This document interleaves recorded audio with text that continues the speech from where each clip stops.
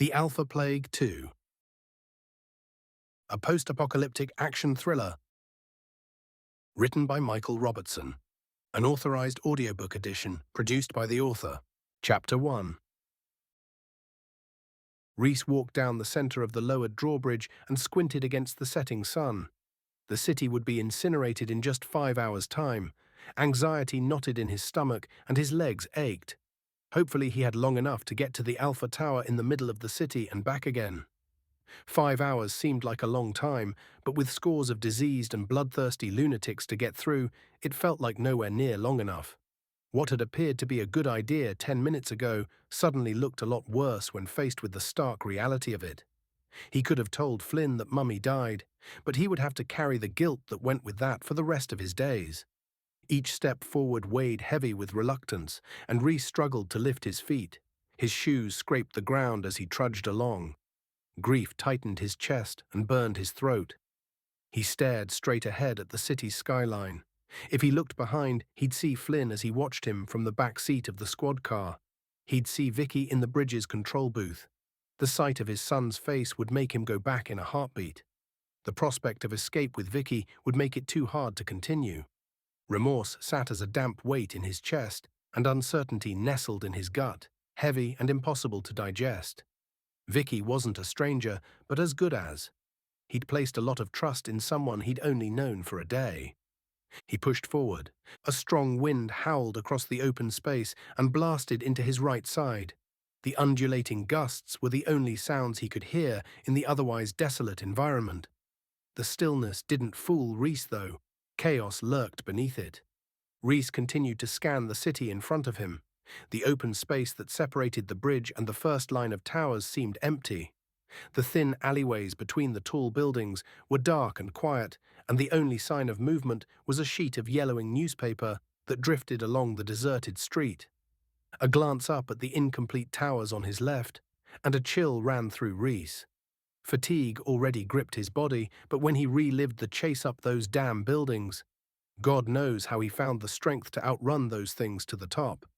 God knows where he would find the strength should he need it again. While he continued to scan around, Rhys moved from the middle of the bridge over to the right side. He looked down to where he and Vicky had dragged the boat into the water. The muddy riverbank had been churned up like a battlefield from the sheer amount of disease that had chased them down there. It may have been quiet at that moment, but the memory of their ravenous screams roared through Rhys's mind. The boat they'd used to get across the river remained tethered on the other side. Not that anyone would want to use it to get back into Summit City, but they should have capsized the thing so no one could even entertain the idea. Another look down at the water, and Rhys stopped dead. His breath left him in an involuntary gasp.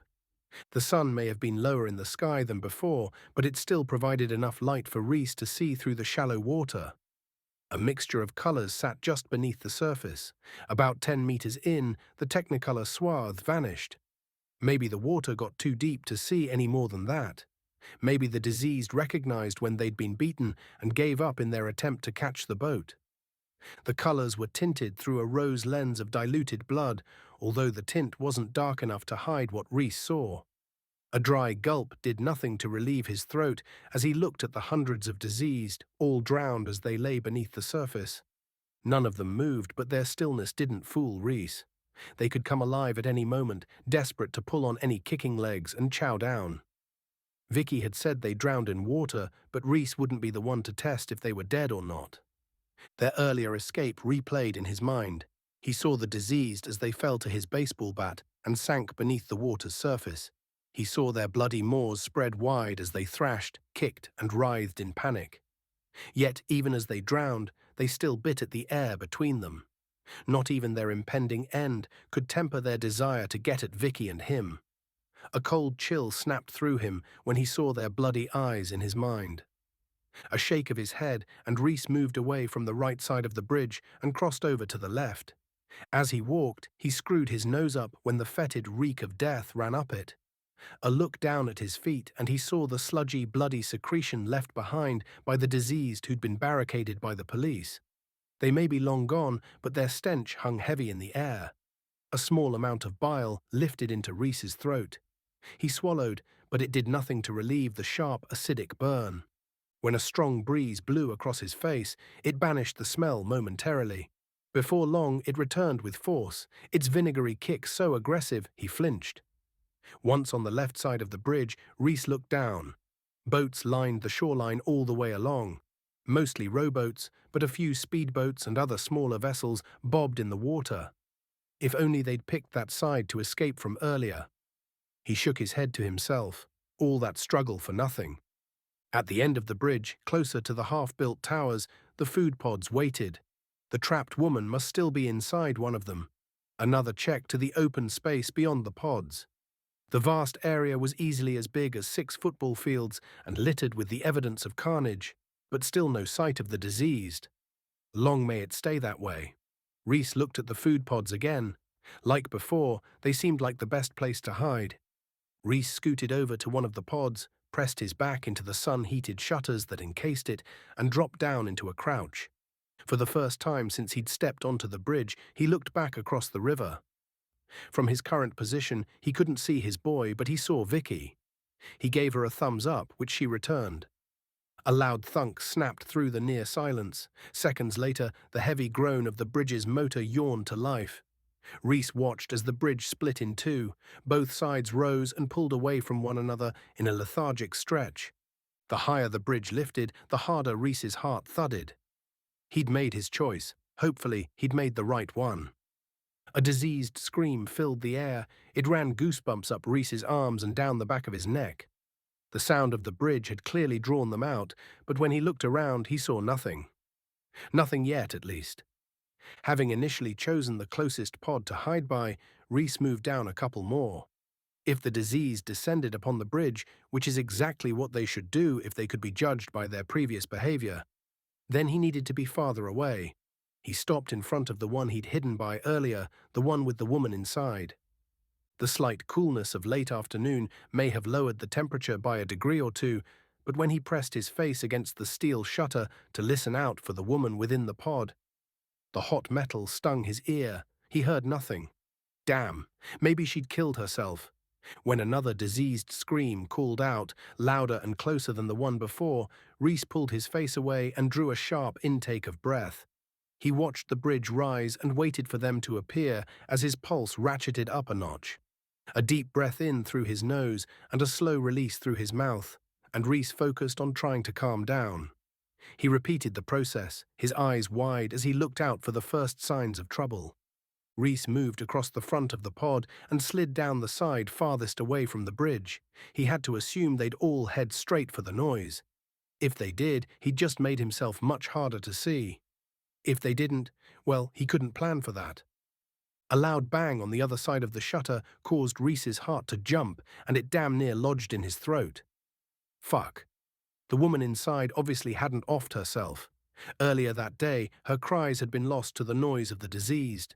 In the relative quiet, she sounded much louder than before, if she gave the game away. Another loud bang, and Rhys pushed his face into one of the small gaps between the metal shutters. The hot steel stung each cheek as he hissed, "Shut up!" When he pulled back, a wide and feral eyeball appeared at the gap. The shadows hid the rest of the person behind it and made the lone organ look like something from a horror film. The woman's voice came out in a wavered whimper. "Help me, please." "Shut up and I might," Rhys said, "but you'll leave me like you did last time." Rhys lost his words. She recognized him. "Help!" "Shut up," Rhys said through gritted teeth. "I'll get you out of there, but you need to listen to me." The woman in the booth sighed but didn't reply. The steel shutters surrounded the food pods in their entirety. Unlike the shops in the city, they didn't have card readers on the outside. "I'm going to the Alpha Tower to release the shutters. The entire city's locked down in exactly the same way as this pod is. There are thousands of people trapped at the moment. I have to activate the central control to free everyone." "Why's everything locked down?" the woman asked. "There's a disease ravaging the city." "What the fuck? It's like a zombie virus." "Zombies?" "I know," Rhys said. "It sounds far-fetched, right? I wouldn't believe it either. Some kind of virus has broken out and has infected hundreds of people in Summit City. In effect, it's turned them into zombies. Except not the slow, shuffling types. These fuckers move like steam trains, and they want nothing more than to sink their teeth square into your face." The woman didn't reply. Rhys wouldn't have in her situation either. His most likely response would have been, "Get to fuck." Not that he had any Scottish in him, he just liked to use the phrase. "The shutters are a defense against them," he explained. "The people who designed this city had quarantining in mind. Looks like we're the lucky ones to be here when the need arose." Another diseased scream, even closer, and Rhys lowered his tone. "Anyway, what I need to do is get to the Alpha Tower, deactivate the city defense system so all the shutters lift up, and then everyone can escape. It may not have felt like it over these past few hours, but you're in a great position. The only way to survive is to get out of this city, and fast. There are boats down on the river in front of you. If you get in one of them, you'll be able to get to the other side and be free. The diseased can't swim." The wide eye continued to stare at him. "Look, you may think I'm nuts, but all I'm going to say is get out of here the second you can. If you hang around too long, you're fucked. Also, bear in mind that most people will be infected.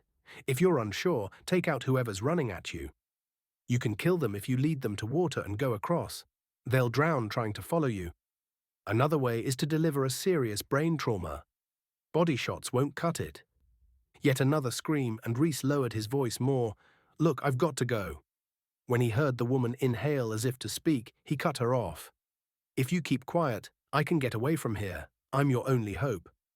Please, trust me. I'll do everything in my power to get the shutters lifted.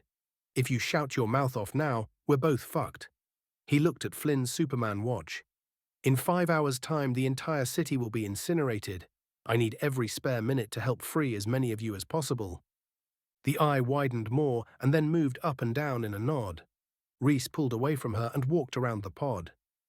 It took him even farther away from the bridge and closer to the open space between him and the sky-scraping hell on the other side. When he looked across at where he had to run to, he finally saw the chaos as it spilled out of the city. Each alleyway vomited lines of diseased. They flooded out at a sprint and lit up the air with shrill cries. The pod threw a deep shadow, which he stayed hidden in as the diseased headed for the drawbridge. They ran with their stumbling gait, faster than most humans, but uncoordinated as fuck. They always seemed on the very limit of their balance. At some point, the flow of diseased would stop. It had to. Then he'd make his move. When he saw the man, Rhys's breath caught in his throat. The guy obviously wasn't infected. He stood in the doorway of one of the tower blocks, clutching some kind of weapon, an axe maybe. With it raised and ready to use, he had his back pressed into a wall as the stream of diseased rushed past. They ran towards the noise of the drawbridge with a single-minded focus. The sound seemed to provide a loud enough distraction to allow the man to remain hidden. Lucky for him that Rhys had chosen to re-enter the city at that point. If one of those bastards saw him, insanity would rain down on the poor guy.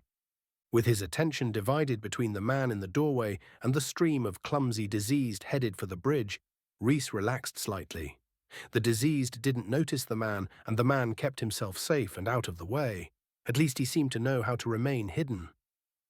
After a few minutes, the sound of the drawbridge died down, and the diseased stragglers stumbled across the open space towards it. A scan of the opposite side, and Rhys saw what appeared to be the last few as they ran up the alleyway closest to the man. If only Rhys could tell the man opposite that he just had a few more disease to hide away from. The man then moved. "Stay there," Rhys muttered. If the guy had a little more patience, he'd be fine.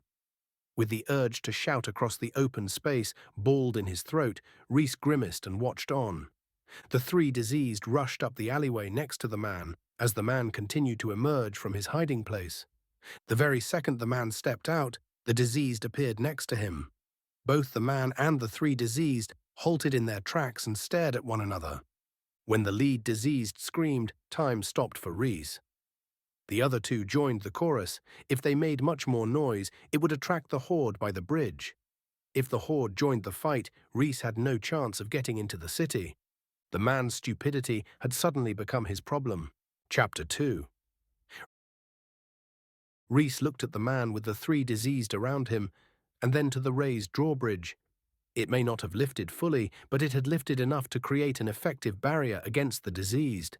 As one, they stood before the rising roadway and screamed and roared. Some punched it as if their fury had to be released. with no way to get across the river to Flynn and Vicky, but occupied by their pointless quest anyway. The mindless mob were in the perfect place to give Rhys an opportunity to slip into the city. First, however, he had to cross the open space to get there and do something to help the man. The distance Rhys had to travel may have been over 200 meters, but it didn't prevent him from seeing the man's size. Both broad and tall, he looked as well built to survive as anyone, and had a good few inches on even the tallest of the three diseased. However, his size meant jack shit if the others at the bridge saw him. The Hulk would have a hard time against that crowd. The walkie-talkie shook in Rhys's trembling hand when he pulled it from his pocket. Two large dials sat prominently on its front, one for the channels and one for the volume. A check across the river, and he saw Vicky in the control booth, the London skyline prominent behind her. He switched the walkie-talkie on and pressed the button on the side. "Vicky, it's Rhys. If you can hear me, give me a thumbs up." Rhys could only see Vicky as a silhouette through the booth's cloudy glass windows, so he couldn't tell if she'd heard him or not. A few seconds later, she stuck her arm out of the side and gave him a thumbs up. "Good," Rhys said. "Don't say anything, otherwise your voice will lead them straight to me. I have a problem. Some idiot was hiding in the entranceway to one of the buildings and is now fighting three diseased. If the others see what's going on, they'll lynch him, and I won't stand a chance of getting into the city. I need you to distract them while I go and help him out." Rhys watched the booth and nothing happened. Of course nothing happened. He'd hardly given her a plan of action, just a big fucking problem. Then she stepped out of the booth and walked off. Because of the raised drawbridge, she disappeared from sight almost immediately. As Rhys stood there, he chewed on his bottom lip. Adrenaline pulsed through his veins and he shook worse than before. A loud, continuous beep then sounded out on the other side of the river.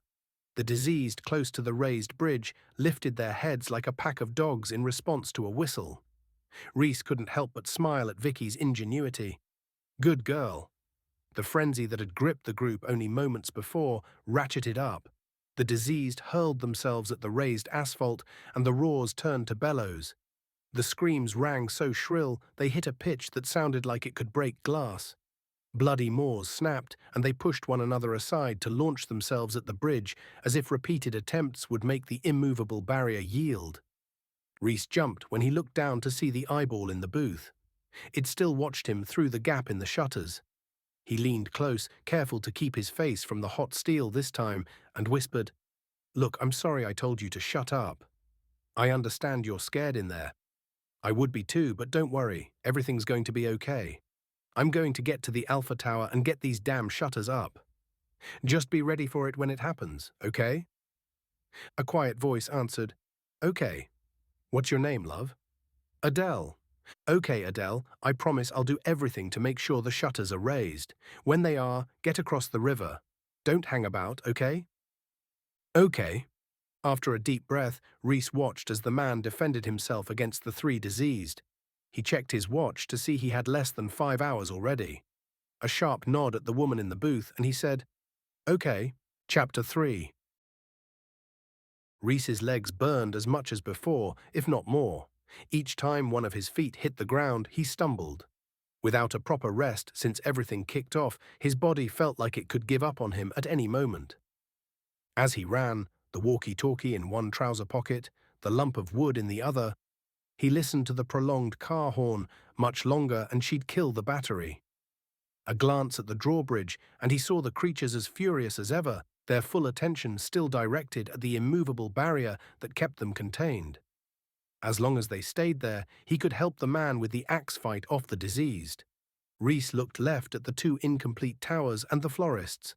The flower shop door remained open, the vibrancy of the stock dulled by huge swathes of red. The memory of when he found the dead woman ran a shock through his heart. Thank God none of that blood had belonged to Vicky. If only he had her by his side now. Now that he'd gotten closer, Rhys guessed the man was at least 6 feet and 4 inches. Broad-shouldered and with thick arms, he stood in front of Building 13 and fended the diseased off with the handle of his axe. Like a piston, he punched sharp jabs at the creatures, driving back the closest one each time with a heavy blow. The same pattern repeated after each hit. The monsters stumbled back, shook their heads as if to discard their dizziness, and approached the guy again with renewed vigor. The man showed no signs of fatigue either. He looked like he could go all day if he needed to. His weapon remained his biggest handicap. If he buried the axe blade into the skull of one of the monsters, he'd be left vulnerable to an attack from the other two. Rhys panted as he ran, lifted his baseball bat in a double-handed grip, and wound back. When he got closer, he swung for the nearest of the three diseased. They didn't see him coming. The bat cracked the thing's skull, and its legs buckled instantly. The creature hit the tiled floor so hard it shook the ground beneath Rhys's feet. It fell lifeless, and blood drooled from its wide mouth. Rhys fought for breath, turned to the other two, and stopped dead. The man had jumped to life, kicked one of the diseased to the ground, and introduced the other one to the business end of his axe. The heavy swing ended in a wet crack, which split the diseased's head in two. It parted it down the middle and sprayed blood up in a jet from its crown. The other one got up and ran at him again. He threw a sideways swing at it, and the axe's head dug into the creature's neck. The second one fell, and its head flopped limp. Despite the dark red axe wound, it kicked and spun on the spot, driven by some semblance of consciousness that spurred it on to reach out at the man. The man's trainers squeaked as he moved across the rapidly dampening floor, and he delivered another blow to the diseased's head. A wet crack, similar to moments before, echoed through the small alcove at the front of Building 13. Then silence. A second later, the man stood up straight and grinned. That put the fucker's lights out. The spilled blood released the rotten smell of the diseased, and hot saliva rained down the back of Rhys's throat. He'd never get used to the reek, especially from creatures that shouldn't have started to decompose yet.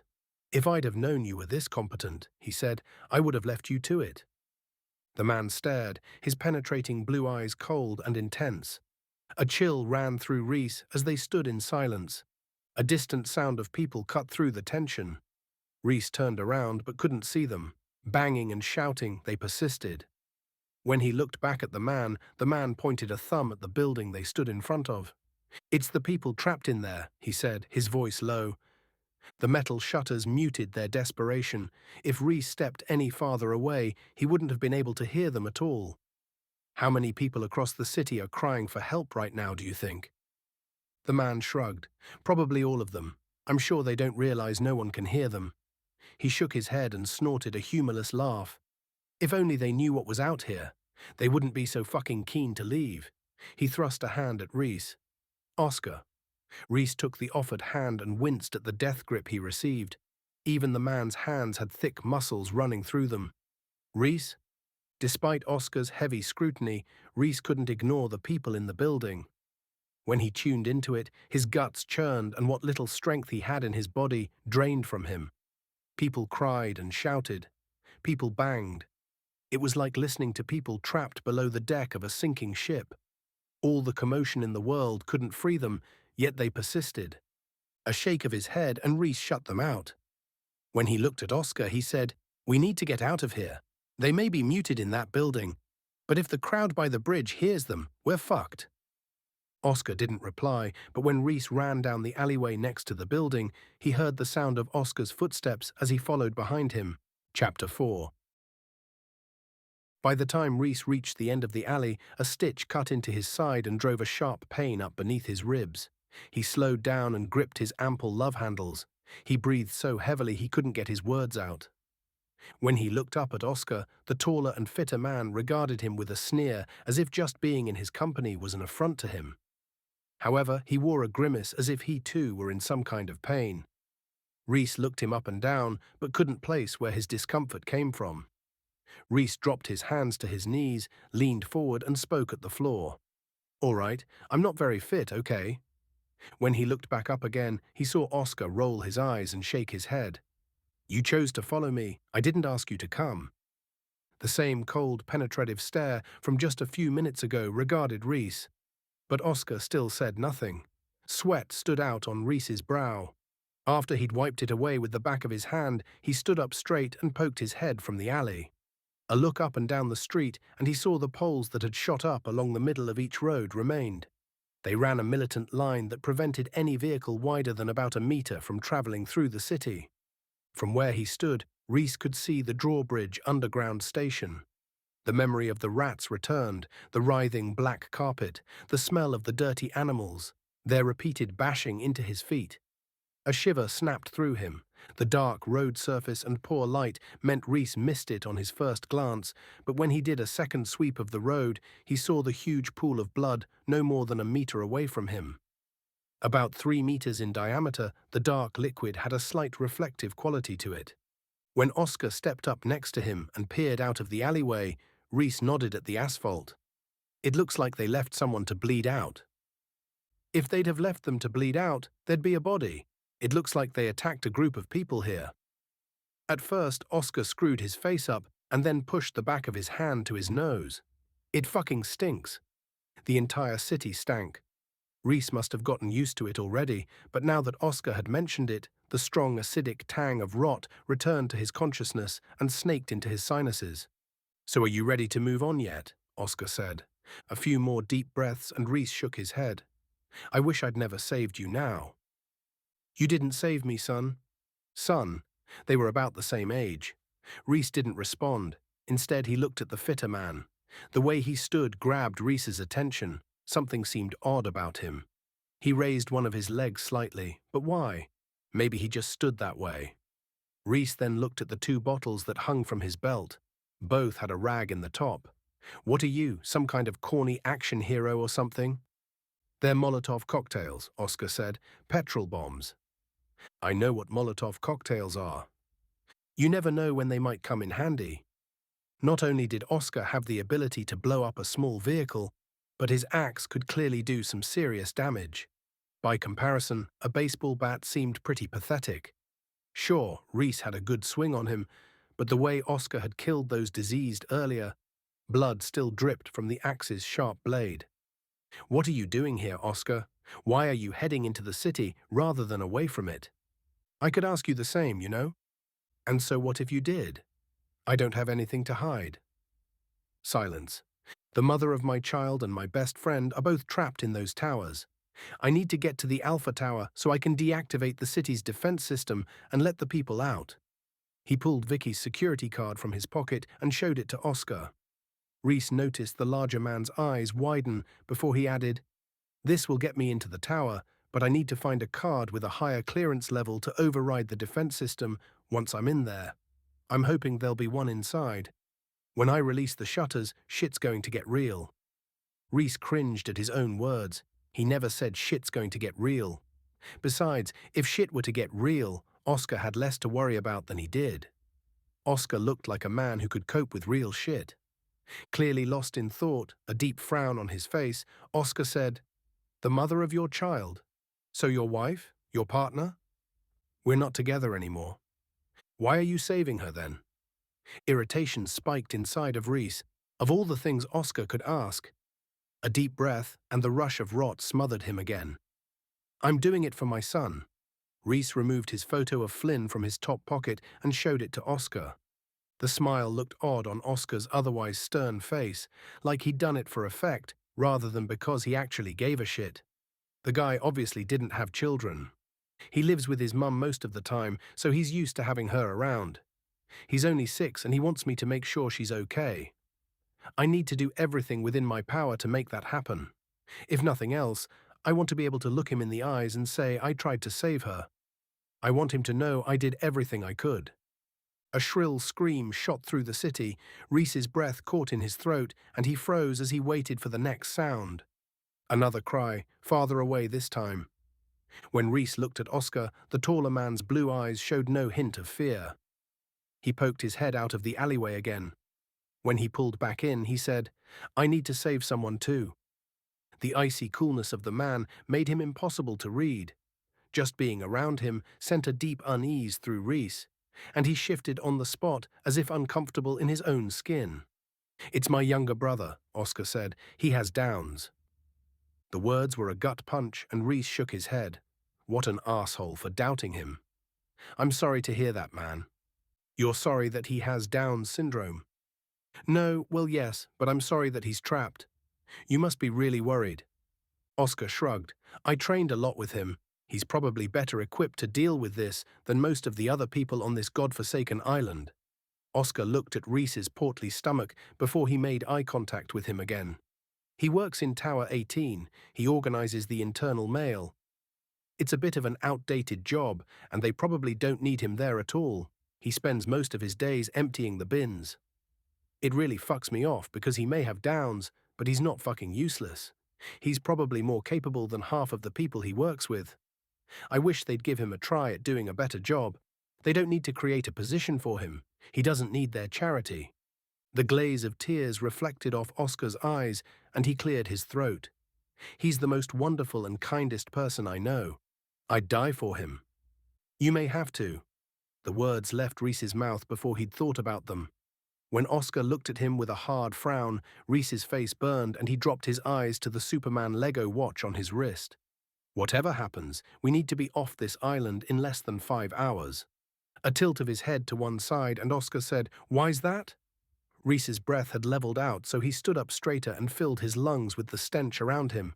He coughed several times and came close to heaving before he said, "This place is set to blow. There's a countdown before the entire city incinerates. There's less than 5 hours left." A deeper frown crushed Oscar's face, and he ran a hand through his short black hair. "Fuck, we don't have much time. I'm coming with you to the Alpha Tower. If you have a way to get inside, then you'll need me. Without me, you won't last more than 5 minutes." The pros far outweighed the cons. The man could fight. In fact, the man was a machine. "I don't want you getting shitty about my fitness, though. I wish I was fitter, but there's nothing I can do about it now, so the last thing I need is you bitching about it, okay? I'd rather go on my own, if that's the case." Oscar's jaw tightened and his eyes pinched at the sides. Crow's feet spread round to his temples. "So if you're doing this for your boy, where is he now?" "Did you hear the car horn when you were fighting the diseased off?" "Yeah. That was my friend. I asked her to make some noise so the diseased by the drawbridge would remain there. The last thing we needed was that mob seeing you. If they'd have run over, there's no way I would have been able to get into the city. Are you trying to give me a bollocking, or is there more to this story?" "No. Sorry, yes, there's more.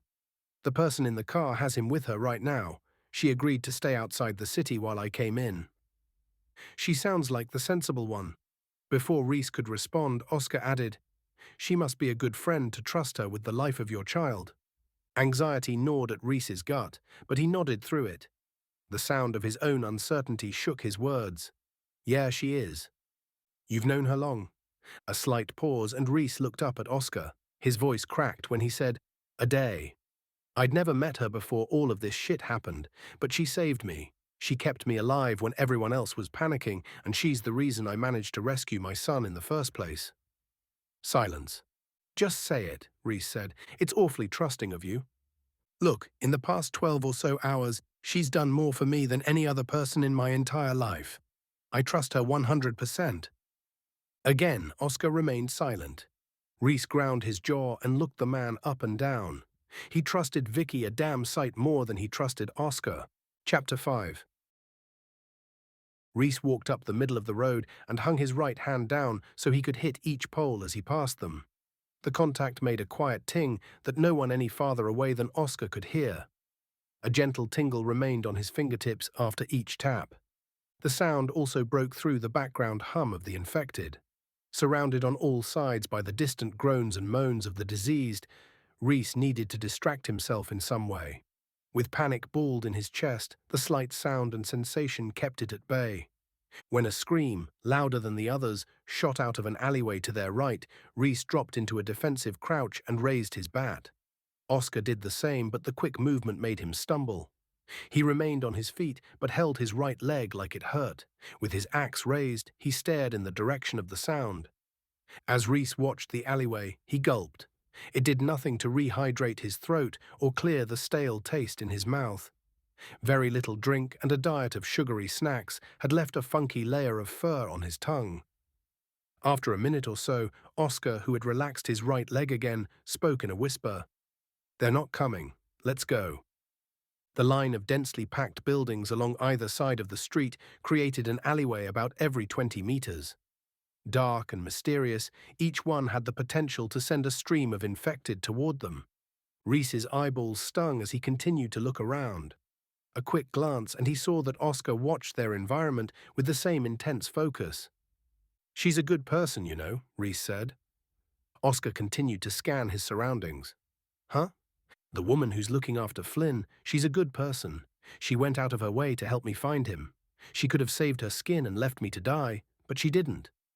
I'm not saying she's a bad person. I was merely observing your trusting nature. It's a quality." "What a condescending asshole." Rhys didn't reply.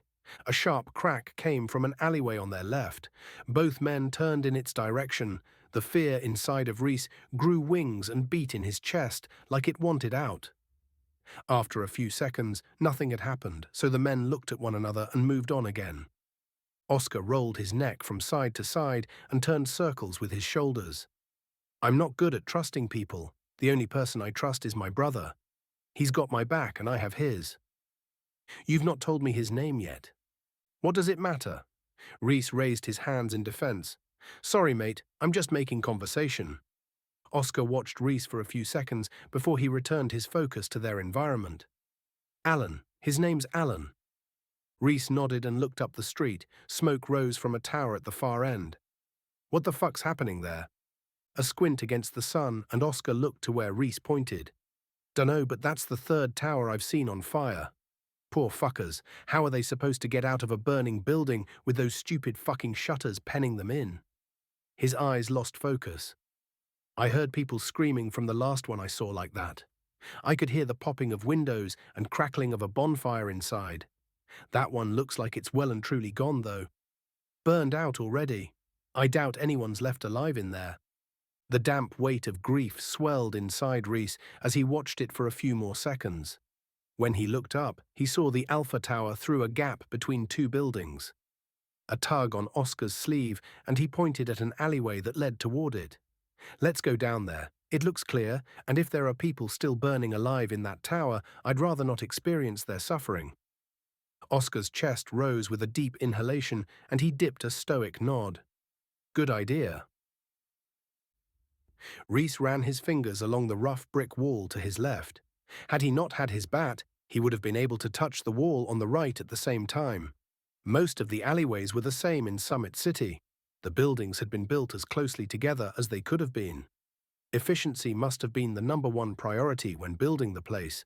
Aesthetics clearly didn't come very high on the list. Rhys should have watched the exit up ahead, but he turned around to look at Oscar and his slight limp. When he made eye contact with the man, Oscar snapped his shoulders up in a sharp shrug. "What are you looking at?" "You look like you've hurt yourself," Rhys said. Oscar replied with the same aggression. "What are you talking about?" Before Rhys could elaborate and maybe ask Oscar to lift his trouser leg, the big man pointed in front of them. "Watch up ahead, yeah? Anything could come down this alley at any second." The guy obviously had something to hide. Was he bit? Surely he would have changed by now if he'd been bitten.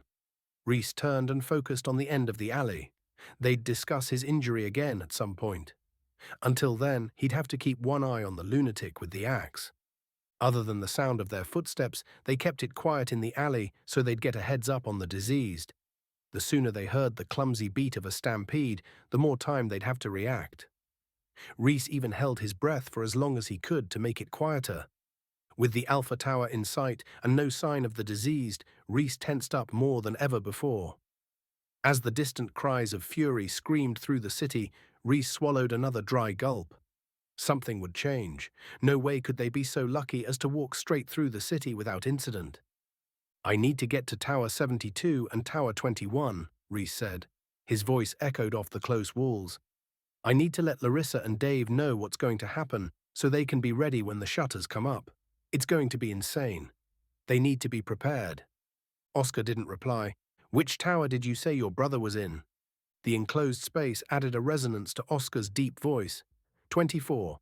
"Although I'm not going to go to him. They treat him like an idiot at work, like he's dumb. I think if I go there, I'll spend all of my time trying to persuade them to let me talk to him. It'll be easier for us to open the shutters first. I'll go and get him afterwards."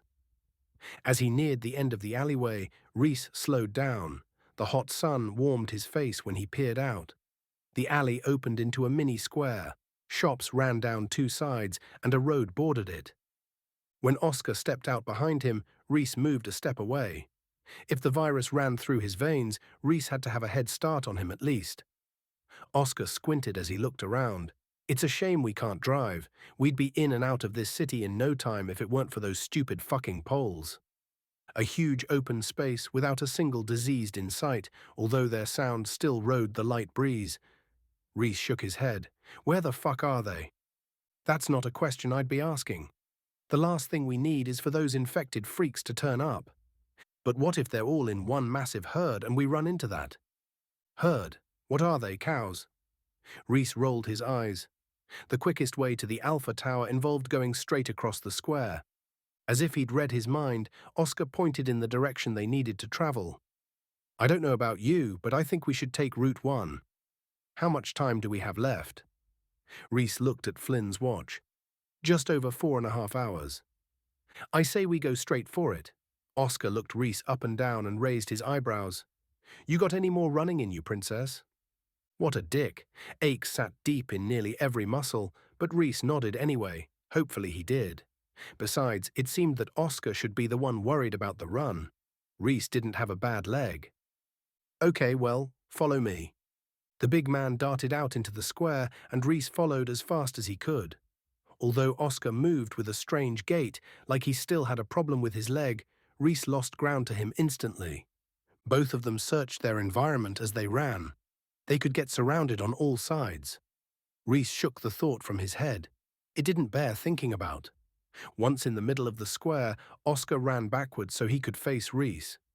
He looked to be in pain, but he tried to smile through it. You okay? Rhys chased his breath. It felt like his lungs had shrunk, but he nodded. At the other side of the square, Rhys rubbed his eyes. It did little to relieve the sting from tiredness and the sweat that had run into them. He blinked repeatedly as he followed Oscar down the alleyway that led in the direction of the Alpha Tower. The sounds of the diseased, even the faraway sounds, had died down. Oscar slowed in front of Rhys, and Rhys seized the opportunity to walk. He took greedy gulps of air as he did so. Neither man spoke as they moved along, and the sound of Rhys's breathing drowned out their footsteps. When they neared the end, Oscar turned to Rhys. How are we doing for time? A check of his watch, and Rhys gave Oscar the thumbs up. A quick smile, and Oscar stepped out into the next street. Rhys followed. Both men froze. In front of them, packing the road from wall to wall, were what looked to be hundreds, if not 1,000, of the diseased milling about. It seemed that with nothing to chase, they'd fallen into a docile state. The acrid smell of them hung so thick Rhys could taste it. Before he had time to dive back into the alleyway, a heave rose up from his guts and came out as a deep retch. As one, the mob snapped their heads in Rhys and Oscar's direction. Chapter 6. Rhys focused on Oscar's broad back as he ran up the alley, away from the mob. The clumsy stampede thundered behind them. Growls, yowls, and cries all headed for the enclosed space. Their phlegmy rattle ran an undertone through the cacophony of fury. When he glanced behind, Rhys saw the start of the pack. So driven to get at the pair, they fought one another to be at the front. The pandemonium created a bottleneck that jammed them tight. It gave Rhys and Oscar the slightest advantage as the diseased shoved and pushed one another to get free of the congestion. Oscar pulled farther away. In his haste, he made no effort to disguise his obvious limp. No matter how deep Rhys dug, though, his legs wouldn't move any faster. He didn't even have the breath to call after him. When Rhys turned around again, the diseased at the front had made it clear of the bottleneck and ran down the alleyway. They crashed into the walls on either side. Many of them fell to the floor and were trampled by the ones behind them. Rhys faced the front again, dropped his head, and gave everything he had to his escape. Seconds later, as the diseased gained on them, their smell hit Rhys. It turned the air sour and stars swam in his vision. He had no choice but to take deep breaths of the rotten air to fill his tight lungs. When Oscar exited the alley and disappeared from sight, Rhys's legs buckled and he stumbled. It didn't matter that he'd see him again in a few seconds. He couldn't see him now. Rhys pushed on and shot out of the alleyway. Oscar ran down the road and Rhys followed him. Hopefully he had a plan. When he got closer to a car park, Rhys saw the big man's intention. He wanted to scream, but he had no breath left. Unlike the other multi-story Rhys had entered with Vicky, this one stood on its own. Oscar ran into it and Rhys shook his head. Fuck. He gritted his teeth, pushed harder and followed him in. It had to be better than going his own way. Rhys lost sight of Oscar again, but he heard the stairwell's door slam shut and headed for it. The low-ceilinged car park amplified Rhys's heavy footsteps as he followed. By the time he'd reached the stairwell door, it had increased the volume of the slathering, moaning mob behind. Rhys turned around and momentarily froze.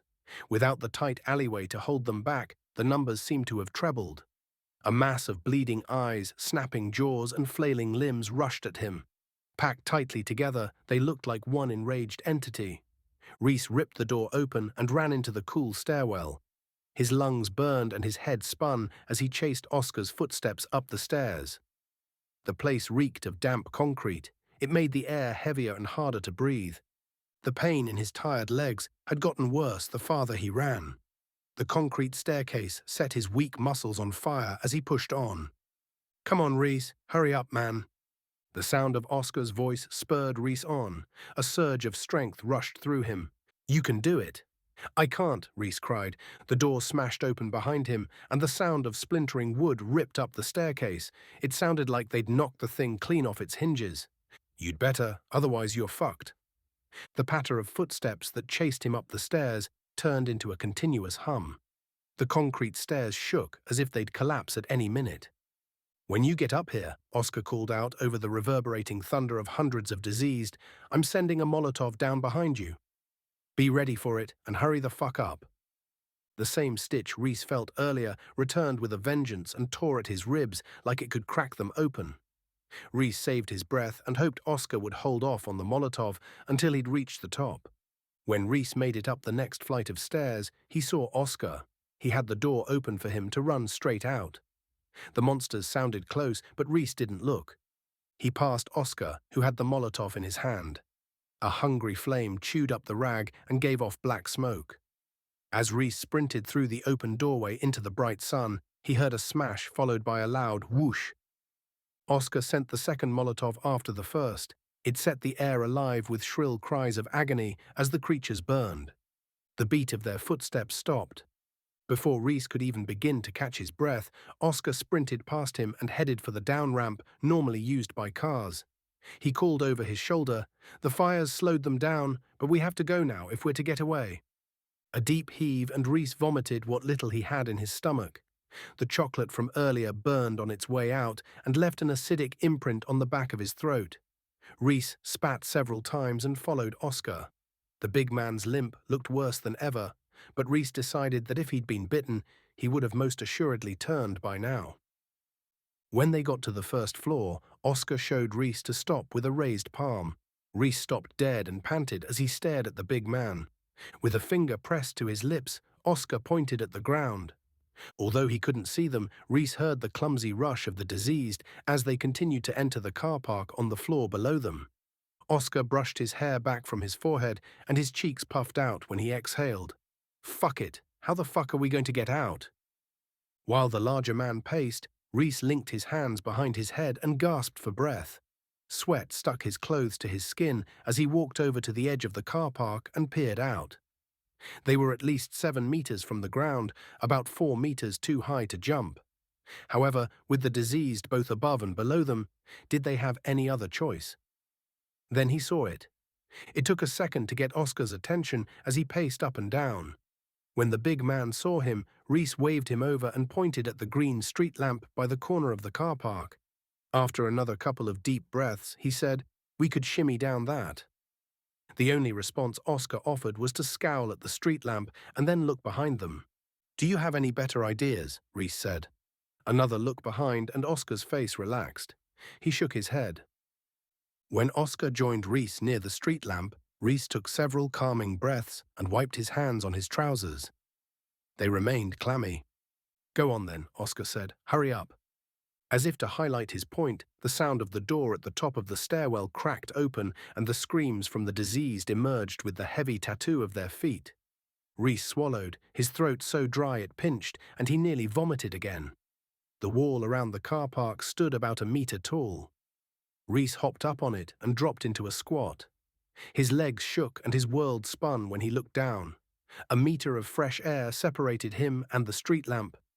He only had one chance to make it. One final deep breath and he leaned forward. His stomach lurched as he fell toward it. The paint on the thick pole coated it like a rubber film. When Rhys caught it, he stopped instantly. He couldn't help but smile when he looked up at Oscar. "I made it. I can see." Oscar glanced over his shoulder. "Now move so I can follow." Rhys wrapped his legs around the pole and started his controlled slide to the bottom. Centimeters at a time, he eased himself closer to the ground. Once he'd gone past the first floor, Rhys looked into the lower level. The diseased continued to rush into the car park, the line of them as dense as ever. In their single-minded pursuit of their prey, all of them concentrated on the stairwell. Even when some of them fell to the floor, they got back up and didn't lose focus.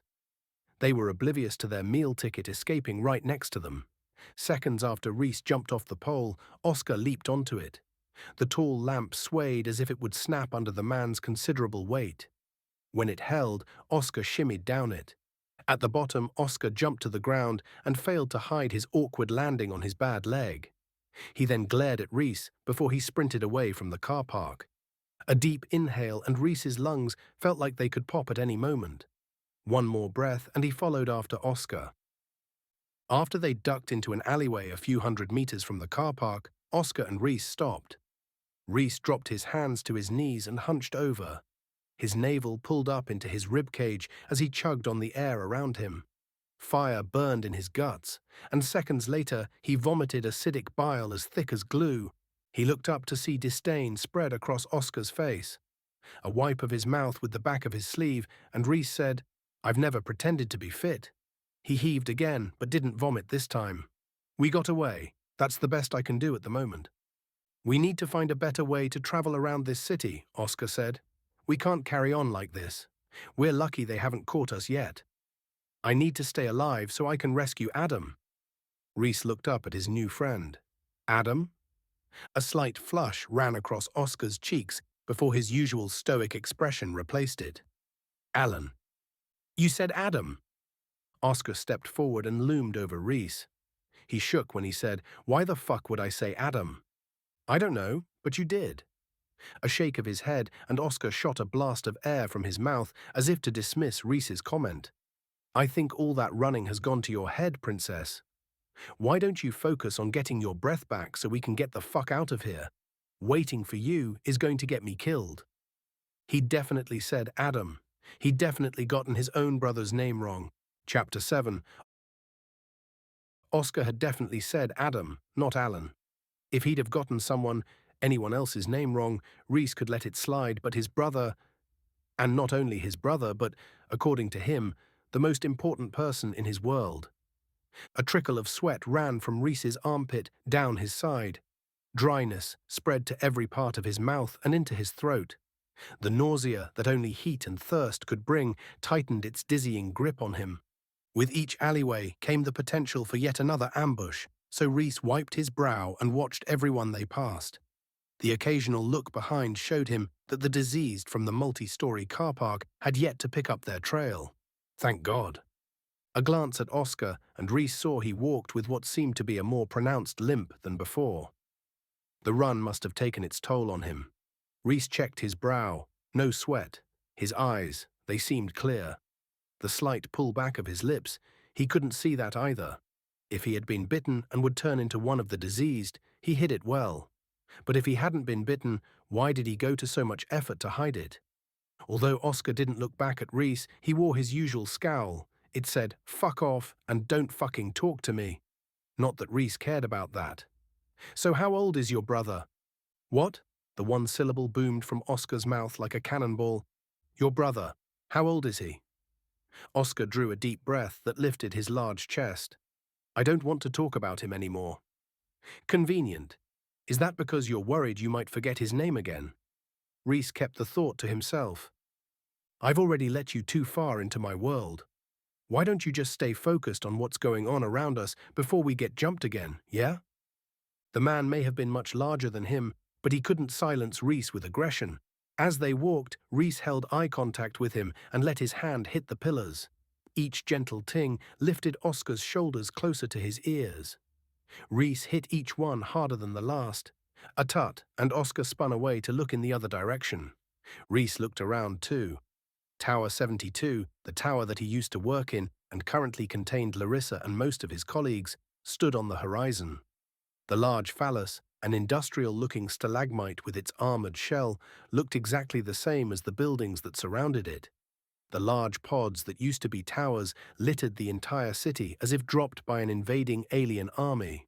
They could almost be huge hives set to open up at any point and release a violent and bloodthirsty race of beings. A distant scream ran ice down Rhys's spine. Maybe aliens would be easier to deal with than those fuckers. Not only did the shutters cast an otherworldly look over the city, but they also muted the sounds of the people contained within the buildings. An eerie stillness hung in the air like low-lying fog. It felt like walking through a graveyard. Rhys hit the next pole a little too hard. The ting rang out and the tips of his fingers throbbed from the contact. Oscar looked at him and Rhys dropped his attention to the ground. Dark bloodstains had sunk into the asphalt. Then Rhys saw something pink and his stomach twinged. He pointed down. A severed ear, look. A small severed ear. It must have belonged to either a tiny adult or more likely.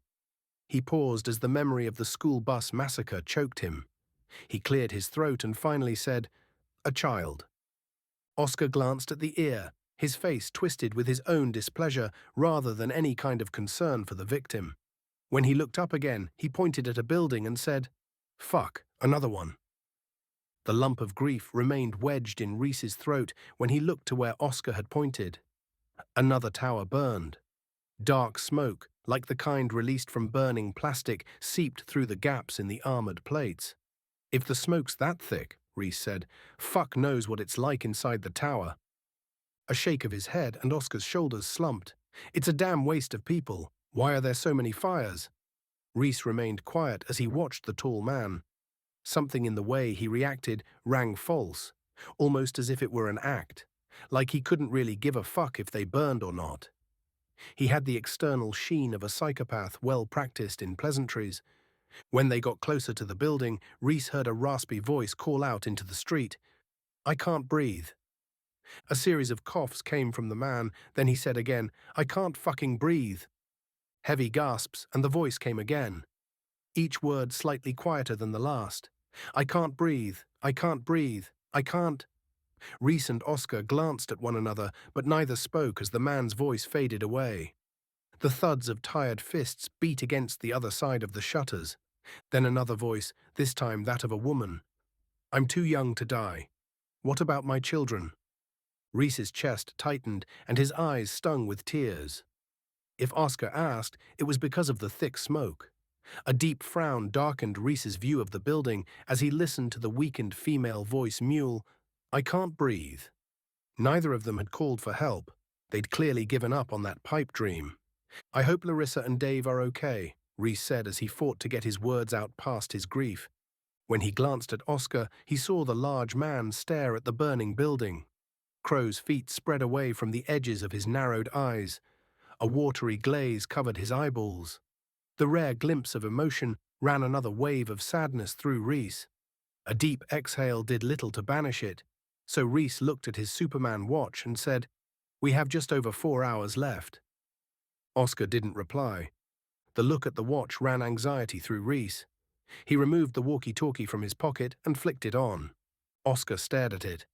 "What the fuck are you doing?" Rhys depressed the talk button on the side. It banished the quiet hiss that came from the speaker. "Hi, it's me. Can you hear me?" After another glance around, Oscar turned back to Rhys. "Turn it off. You'll make too much noise." "I'll whisper." "You'll still make too much noise." Before Rhys could press the button and try again, he heard Vicky's voice. "Hi." Rhys's arm shook and his voice wavered. "How's my boy doing?" He felt Oscar's intense scrutiny burn into the side of his face. Vicky spoke in a soft tone. "He's good. We're both good. It's all quiet here." "Well, I say quiet. The diseased are still waiting on the other side of the bridge, thinking they can get across. Stupid fuckers. Hopefully they'll be gone when you come back. How are things with you?" After a pause to look at Oscar, the man's icy glare coming back at him with interest, Rhys shrugged. I'm doing fine. I'm making good progress. Oscar tutted, shook his head and looked away. Anyway, I don't want to run the battery down. I just needed to check that everything's all right. I'll contact you again soon, okay? Okay, Vicky said. I love you, Flynn. Love you too, Daddy. Grief weakened Rhys as he switched the walkie-talkie off.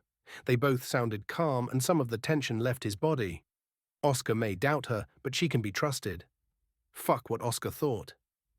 As the pair moved off, Rhys wedged the large walkie-talkie back in his pocket. Once he'd finished, he lifted his head. Oscar still stared at him. I don't know why the fuck I'm doing this, Rhys said. The boy's mum has been a bitch to me for ages now. I should have just left her in the city and got as far away from here as possible. Oscar's words lost their sharpness. Yeah, but every little boy needs his mummy, eh? The moment of sensitivity caught Rhys off guard, and it took a second for him to ask, Do you have kids? Oscar shook his head and looked back at the tower in front of them. No. Rhys looked the tall man up and down, and a deep unease sat in his gut. Everything about him seemed to be covering up a lie. When Rhys saw it, he stopped dead. Oscar stopped too. What? What is it? Rhys pointed to a shop on the other side of the road. For a few seconds, Oscar looked from Rhys to the shop and back to Rhys again. A bike shop, so what? We can't get inside. Rhys removed the card Vicky had given him from his top pocket and waved it in the air. We can with this. A crocodilian smile spread across Oscar's wide face. You fucking beauty, the big man said. He gave Rhys a playful punch on the top of his shoulder. It knocked Rhys back a couple of steps. Kept that one quiet, didn't you? With bikes, we can get to the Alpha Tower and back with no problem. That babysitter of yours has proven to be pretty darn handy. Despite the urge to rub his now sore shoulder, Rhys resisted. She's a good woman. The smile remained on Oscar's wide face. I can't speak to that, but she certainly helped by giving you access to most of Summit City. What did it matter if Oscar could speak to it or not? He didn't need Oscar's approval. Rhys nodded in the direction of the cycle shop. Come on, let's go. Chapter 8. Rhys's hand shook when he held it near the card reader. Reluctance tugged on his muscles as if his body knew something he didn't. He looked over his shoulder at the quiet city behind him. The diseased from the car park would be with them at some point. The longer they waited around, the more chance they'd have of bumping into them. He swiped the card and watched the red light on the reader turn green. Several clicks as the shutter mechanism came to life and the steel barrier rolled up from the top. Made from horizontal strips of brushed steel, much like the metal used to protect the towers, the bottom of the shutter lifted from the ground. Although the process wasn't slow, impatience ran through Rhys, and he tapped his foot as he waited. He chewed on his lip and scanned the city behind him again. Come on, this is taking too fucking long. Oscar ran a more languid surveillance of their surroundings and said nothing. The sun set on the horizon, and Rhys glanced at his watch. Just over an hour had passed since he'd left his boy. He drew a deep breath and exhaled hard. The motors whirred and Rhys cleared his throat as he continued to watch the abandoned city. Maybe we led every diseased in the city to the car park and they're still there. Oscar looked back in the direction of the multi-story and lifted his wide shoulders in a shrug. As long as they stay there. When Oscar spoke, Rhys watched him to look for any chink in his facade. The response seemed natural, but Oscar also seemed well practiced in the art of deceit. When he'd finally worked out Oscar's angle, he'd be much easier to read. Until then, he'd just have to guess. He didn't have a brother with Downs, that much seemed clear. Or if he did, he wasn't trapped in Summit City, and he wasn't called Alan. As for Oscar's injury. When Oscar turned back around, Rhys looked away. After a moment of silence, Rhys looked back at him. The big man's blue eyes narrowed. I've been meaning to ask you, he said and looked down. Why the fuck do you have odd trainers on? Rhys focused on his feet and wiggled his toes. The sweat between them turned the movement slick. The previously new trainer looked far from that now. Both of them had brown stains from old blood and were scuffed from heavy use. A shrug of his shoulders, and Rhys pointed at the new one. I found this one in a sports shop when I was leaving the city a few hours ago. After putting it on, I realized the other one would be somewhere in the store cupboard, and we didn't want to hang around to look for it. The look on Oscar's face said, "You idiot," but he kept his response to himself and turned to look at the shutter. It had lifted high enough for them to enter the shop. A deep breath did little to settle the butterflies in Rhys's stomach, so he pushed through it and ducked under the barrier as it continued to rise. Oscar let him lead the way and followed him in. All of the shop's displays and decor had bike themes. A huge wheel dominated the center of the space. About 2 meters wide, it held at least 30 bikes and spun to allow customers to view the stock. Although they led to a private area, the stairs in the corner of the shop had been made to look like cogs. The counter rested on top of a large set of replica handlebars. Made from glass, it had been filled with fireworks. Even the cycle clothing hung from hangers hooked over wheels suspended from the ceiling like model aeroplanes. The entire place smelled of oil and rubber. Rhys walked to the back of the shop with Oscar at his side. From the corner of his eye, he caught movement beneath a pile of clothes and raised his baseball bat. Oscar did the same with his axe. A girl emerged. Scruffy and no more than about 5 feet tall, she held a firework in one hand and a lighter in the other. The firework shook at the end of her outstretched arm. Rhys stepped forward and then froze when she sparked the lighter at him. "I'll send this firework into your fucking face if you take another step closer." Spittle shot from her mouth as she spoke. Rhys raised his hands. "Calm down, love. We don't mean you any harm." "Like fuck. If you didn't mean me any harm, why the fuck have I been locked in this shitty shop for so long? I don't know what's going on, but you're not keeping me in here any longer." With the fireworks still pointed at the pair, she made her way over to the large cycle display in the center of the shop. All the while, she kept her eyes on Rhys and Oscar. "I expect you to stay there while I get the fuck out of here." When Oscar stepped forward, she thrust the firework in his direction. Her skin flushed red and her eyes widened. "I mean it." "Easy, princess," said Oscar, his voice much kinder with her than it had ever been with Rhys. "All I wanted to say is it's rough out there." She glanced down to where she'd been hiding. "Anything's got to be better than sweating it out in here." Oscar winced. "I'm not sure that's true." "He's right," Rhys said. Another lunge with the firework, and the girl shouted through gritted teeth, "Stay the fuck back or I'll light this thing." Rhys and Oscar looked at one another before Rhys said, "But you need to listen to us. It's dangerous out there." She jabbed the firework at him again. "Back." After he'd stepped back, Rhys continued, "There are zombies out there." The girl stopped and tilted her head to one side. "Do I look like I was born yesterday?" Rhys wanted to argue, but she had the lighter dangerously close to the fireworks fuse. With one hand, she tugged on a bike. All of the other bikes rattled as she fought to liberate the one she'd chosen. Instead of watching the girl, Rhys looked out into the street.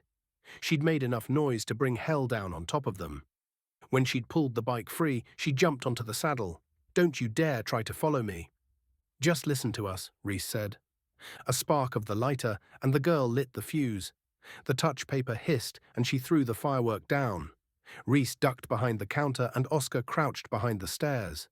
A loud shriek, and the firework shot across the floor before it exploded close to Oscar. Rhys's ears rang from the sound. When he stood back up again, he watched the girl as she raced from the shop. With the bike flick-flacking between her legs, she called over her shoulder, "You fucking assholes. Fuck you and whatever it is you're doing to this fucking city." Rhys looked at Oscar and held the security card up. Oscar nodded. In 3 quick steps, Rhys arrived at the control panel and swiped his card through it. As the metal shutter whirred, he watched the girl ride down the street, his heart heavy for her fate. Before the shutter had closed completely, Rhys ducked down and looked through the gap at the bottom. 6 diseased shot from an alleyway at a full sprint. They must have heard the bang. They crashed hard into the girl, which knocked both her and her bike to the ground. Her scream rang through the quiet city. It was then replaced with a gargled sound as she choked on her own blood. Just as the shutter closed fully, she fell silent and Rhys sighed. "Poor girl." "Stupid fucking girl, more like," Oscar said. "She's better off dead than dragging us down." As much as Rhys wanted to berate the man, he had to agree with him. The girl would have hindered any chance they had of survival. Shame she had to go out like that, though. Chapter 9. The pair spent about the next 15 minutes in the shop. The first thing they did was pick bikes. Before they'd entered, anything with 2 wheels would have done. Once faced with a large choice, they became a lot pickier. Oscar had found a small amount of petrol and turned a water bottle into another Molotov cocktail. He tore a rag off one of the shop's own branded T-shirts that had COGS written across it in capital letters. He stuffed it into the bottle. Rhys had gone on a search for bags to fill with fireworks and found a stash of energy drinks. The disgusting things stank, tasted like bleach, and dehydrated him. On the plus side, he vibrated with so much nervous energy he felt like he could outrun a racehorse. The jagged anxiety seemed like a small price to pay for the renewed vigor. After he'd taken a lighter from the box on the side, Rhys threw one at Oscar. He then slipped his new rucksack, heavy with fireworks, onto his back and wheeled the mountain bike he'd chosen to the card reader that would let them out. "You ready?" Before Oscar said anything, Rhys sniffed the air. The familiar tang of rot hung heavy. He screwed his nose up and pressed a finger to his lips. The cold shutter stung the side of his face when he leaned into it and listened. The rank smell increased tenfold with the slight move forward and sent hot saliva down the back of his throat. His pulse galloped when he heard it. Breathing, nothing more, just the collective rattle of wet lungs. Oscar stared at Rhys with wide eyes, and Rhys shook his head. While he held his breath, Rhys gently leaned his bike against a stand loaded with water bottles. Caffeine and sugar rushed through his system and ran a violent shake through his entire body. His anxiety ratcheted up several notches. Once he'd made sure his bike wouldn't fall, Rhys walked over to the cog-shaped stairs. At the top, he found a thick steel door. A swipe of his security card popped it from its frame. When he pushed it wide, the hinges creaked. The low sun dazzled him when he stepped out onto the roof, and the heat of the day smothered him like a tight blanket. A dusting of light stones lay over the 3-meter square flat roof. Several large plant pots with a couple of dry and ratty stalks poking up from the soil inside sat at the edge as if ready to be toppled onto the diseased below. The stones crunched beneath Rhys's feet when he walked across it with Oscar by his side. When they got to the edge and looked down, Rhys's heart jolted, and the rock of anxiety in his stomach pinched tighter. The sea of diseased stretched so far back that Rhys would have struggled to drive a golf ball over the top of them. As he watched them, he shuddered. Something about the way they stood around slid an itchy discomfort beneath his skin. Many of them shuffled as if in a perpetual battle to keep their balance, yet most of them seemed relatively calm. The bloody eyes looked everywhere but up. It would have been easy to assume the monsters were blinded by the thick secretion, but Rhys had been on the receiving end of their attention. Whatever they could see when they faced him was enough to hunt him down with hawk-like focus. Rhys spoke in a whisper, "They're waiting for us to come out." When Oscar didn't reply, Rhys looked to see him staring out over the crowd. His strong jaw hung loose, and his wide eyes searched the mob. A shake of his head, and Rhys pulled his hair away from his sticky forehead. "We're fucked, Oscar. We're fucked." Chapter 10. Oscar ground his jaw as he looked out over the diseased mob. "I knew I should have broken that fucking girl's neck." A chill ran through Rhys as he stared at the big man who had malice in his cold stare. Sometimes people said things like that and didn't mean it. Oscar's icy tone suggested he not only meant, but he embodied every syllable of it. Rhys stepped back from the edge of the roof. "It looks like every one of the fuckers from the car park found their way here." If he'd have stepped back any farther, he would have been completely hidden from view, but none of the mob had seen him or Oscar yet, and he couldn't resist the opportunity to watch them. They stood patiently, as if waiting in line. It was easy to write these things off as mindless monsters, but they knew what they were doing. They knew Rhys and Oscar were inside the bike shop, or had a sense of it. Maybe they didn't understand why they congregated there, but they had a compulsion to remain there at the very least. A particularly strong gust of wind cooled the sweat on Rhys's brow and drove the strong reek of rot into his face. Rhys screwed his nose up against the tang and continued to watch the crowd of diseased. Some of them caught his eye more than others. A big, fat woman stood near the front. The hole in the side of her neck looked like someone had removed a 10-ounce steak from it. It glistened with a yellowish tinge, as if it had started to ooze pus already. Her loose-fitting shirt had been torn open, and one of her massive, saggy breasts hung from it like an old, half-filled sack. Behind and to the left of the woman, a small boy bit at the air. No older than Flynn, he looked scared and confused, like he needed direction on who to bite. Half of his hair had been ripped off and revealed a dark red, tacky scalp. Blood ran down his arm from a deep bite mark in his bicep. Most of the infected wore suits, but some wore the official uniform of the Summit City Police or Fire Brigade. Wet squelches joined the moans and groans. Many of the diseased existed as animated wounds. The heavy, phlegmy death rattle and click of snapping teeth added percussion to the low-level hum of suffering. It took all of Rhys's energy to hold his gasp in when Oscar yanked him back. "What are you doing?" he said.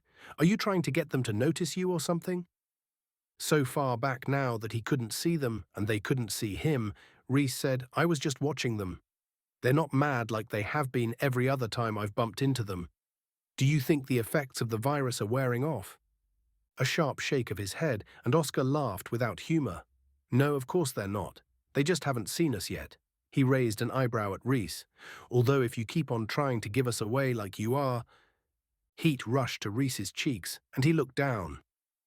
Oscar may have been a prick, but Rhys had no defense for his actions. He could have given them away just because of his curiosity. "What goes through your head, Rhys? Don't talk to me like I'm a fucking child. Stop behaving like one then." "Whatever," Rhys said. Before the big man could reply, he added, "Anyway, it's not like I'm giving us away. They obviously know we're in the shop. Why would they be gathered around outside if they didn't? Of course they know we're in here, but that's no reason to confirm it by showing them. If they don't see something to get wound up about, then they won't get wound up, will they?" "Okay," Rhys said, "so if you know so much about them, what do we do now?" "How the fuck am I supposed to know? Your new girlfriend knew a lot of shit about the diseased. What would Vicky do?" The comment caught Rhys off guard. He watched Oscar through narrowed eyes and studied his features for his reaction. "I've not told you her name yet." The moment of uncertainty Rhys had seen with the whole Adam Allen incident didn't present itself like he'd expected it to. "You've said it about 10 times already. She's all you talk about. I have a good memory for names." A playful smile, and he shook his head. "Clearly much better than yours." The signs may have been less obvious this time, but Rhys hadn't mentioned Vicky by name. It had been a conscious choice. The less he told the big man, the better. But Oscar didn't budge and regarded Rhys with his cool and unwavering glare. There didn't seem to be any point in pursuing the matter. Neither man would budge. Oscar had the fighting skills to help get Rhys to the Alpha Tower. After that, they could go their separate ways and be done with it. In the silence, an idea hit Rhys, and he held a finger in the air. "Wait there." He walked over to the card reader and swiped his card through it. The red light turned green, and he pulled the door open. The hinges groaned again. As he ran down the stairs that represented bike cogs, he listened to Oscar catch the door before it closed. The big man called down the stairs, "Are you trying to leave me up here or something?" Rhys stopped and looked up at the man. "No, why?" "If this door closes, it needs a card to open it from the outside. I'm guessing you still have the card." Of course Rhys did. "I'm going to get some of the bigger fireworks. The ones that wouldn't fit in our backpacks. I think we can use them." Oscar stared at Rhys for a moment before he dipped a slight nod. "Okay, I'll keep the door open while you bring them up." A nod back, and Rhys continued down the stairs. The big man wouldn't be easy to shake should he want to lose him. Rhys dismissed the thought and ran over to the handlebar display case. The glass door to the firework cabinet hung open from when they'd filled their backpacks earlier. When Rhys pulled the tray out, his heart raced as he stared at the huge rockets. They were about to make a lot of fucking noise. He then leaned forward and scooped them up. With so many rockets in his arms, Rhys nearly dropped them as he walked up the stairs. He looked up at Oscar, who remained in the doorway staring down at him. A half smile lifted Oscar's face as he took obvious pleasure in Rhys's struggle. Once Rhys reached the top of the stairs, Oscar remained in the doorway, so Rhys had to pause until he got out of his way. When Oscar stepped aside, Rhys walked out onto the roof and squinted as the bright setting sun stung his eyes. Whatever game Oscar wanted to play, he could play it by himself. Rhys didn't have time for his bullshit. Oscar regarded him with his usual disdain. So what are you going to do with them? And why didn't you use the ones in your backpack? Because I might need those for later. These are the ones we can't take with us. The wooden poles attached to the fireworks clattered against the roof when Rhys put them down. His pulse spiked, and he dropped into a crouch. The movement tore at his tired leg muscles, but better that than the fuckers below see them. With Oscar crouched by his side too, the pair listened to the diseased down below. No worse than usual, the monsters obviously hadn't twigged as to where Rhys and Oscar were yet. A glance at Oscar and Rhys's heart stopped for a second. Ice ran down his back when he saw a patch of blood had seeped through Oscar's blue jeans from his right thigh. No wonder he ran with a limp. When Rhys looked back at Oscar, the big man glared at him. Rhys closed his mouth, took a breath to speak, but said nothing. Had Oscar been bitten?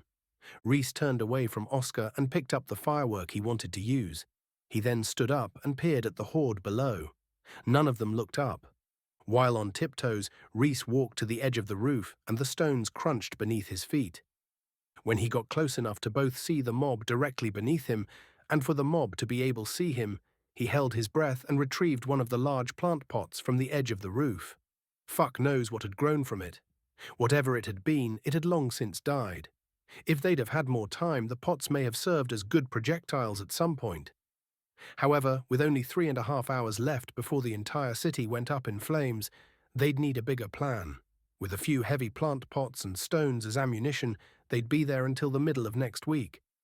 Rhys grunted as he lifted the heavy pot, still full of earth, and his exhausted arms shook from the effort. As he returned to Oscar with it, he made more noise than at any other point up on the roof. A vent protruded from the roof by about 10 centimeters. Rhys leaned the plant pot against it so the top of it angled out over the crowd. When he took one of the smaller rockets and stuck it into the earth, Oscar laughed. "Are you out of your gourd? That's never going to work." Rhys didn't respond, and his eyes dropped to Oscar's thigh for a moment. The blood stain had grown to the size of a dinner plate. Rhys then hunched down, removed a lighter from his pocket, and lit the fuse. The touch paper hissed and Rhys's mouth dried as he waited what felt like the longest few seconds of his life. The firework took off with a whoosh and screamed as it flew a large arc away from them through the air. It left a red trail behind as it sailed between two towers on the other side of the street. After it had vanished out of sight, Rhys waited. Nothing. "Well, that was worth it," Oscar said. "Good job we have you with us."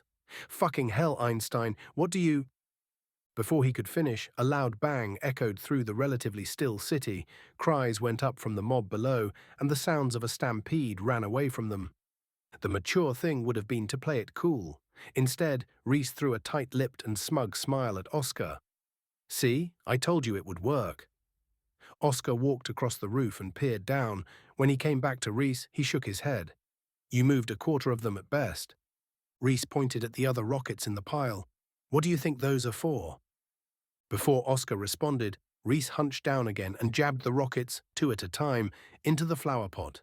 It took about a minute before he had every rocket angled in the same direction. Oscar stood by with his hands on his hips and watched Rhys with a sneer the entire time. The atmosphere between the two had been icy before Rhys called him out about Vicky. Now that Rhys had as good as called him a liar and openly stared at his wound, bite, or whatever the fuck it was, it had turned positively arctic.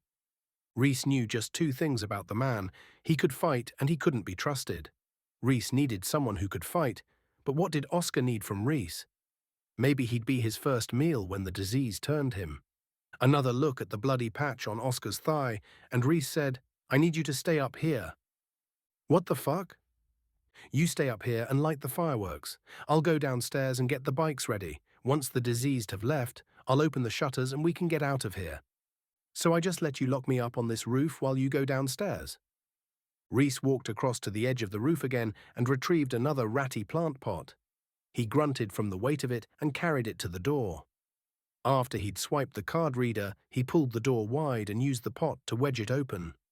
"Better?" Oscar grunted. After a quick scan of the rockets in the pot, Rhys said, "We have 9 fireworks to set off.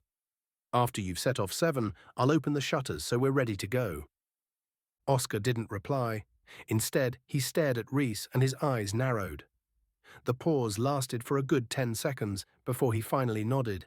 His voice took on a new level of calm that turned the skin on Rhys's arms to gooseflesh. "I swear to you, Rhys, if you fuck me over, I'm going to hunt you down and break your fucking spine. You got that?" The sooner they got to the Alpha Tower, released the shutters and parted company, the better. Rhys spun on his heel and headed downstairs. Chapter 11. The tension left Rhys's body the second he descended the stairs. The short time he'd spent up there with Oscar had wound him tighter than a coiled spring. Whatever the man's agenda, just being around him increased the weight of the anxious lump in Rhys's gut. Not only did he have to keep his eyes peeled for the diseased, but he had to watch for the knife that could be firmly wedged into his back at any point.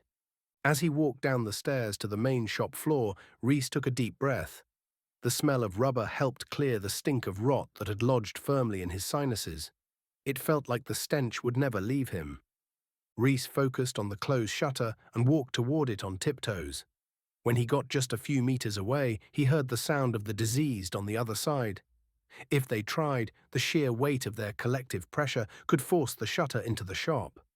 Maybe they hadn't pushed because they didn't know Rhys and Oscar hid inside. The small respite the scent of rubber provided vanished as Rhys moved closer forward.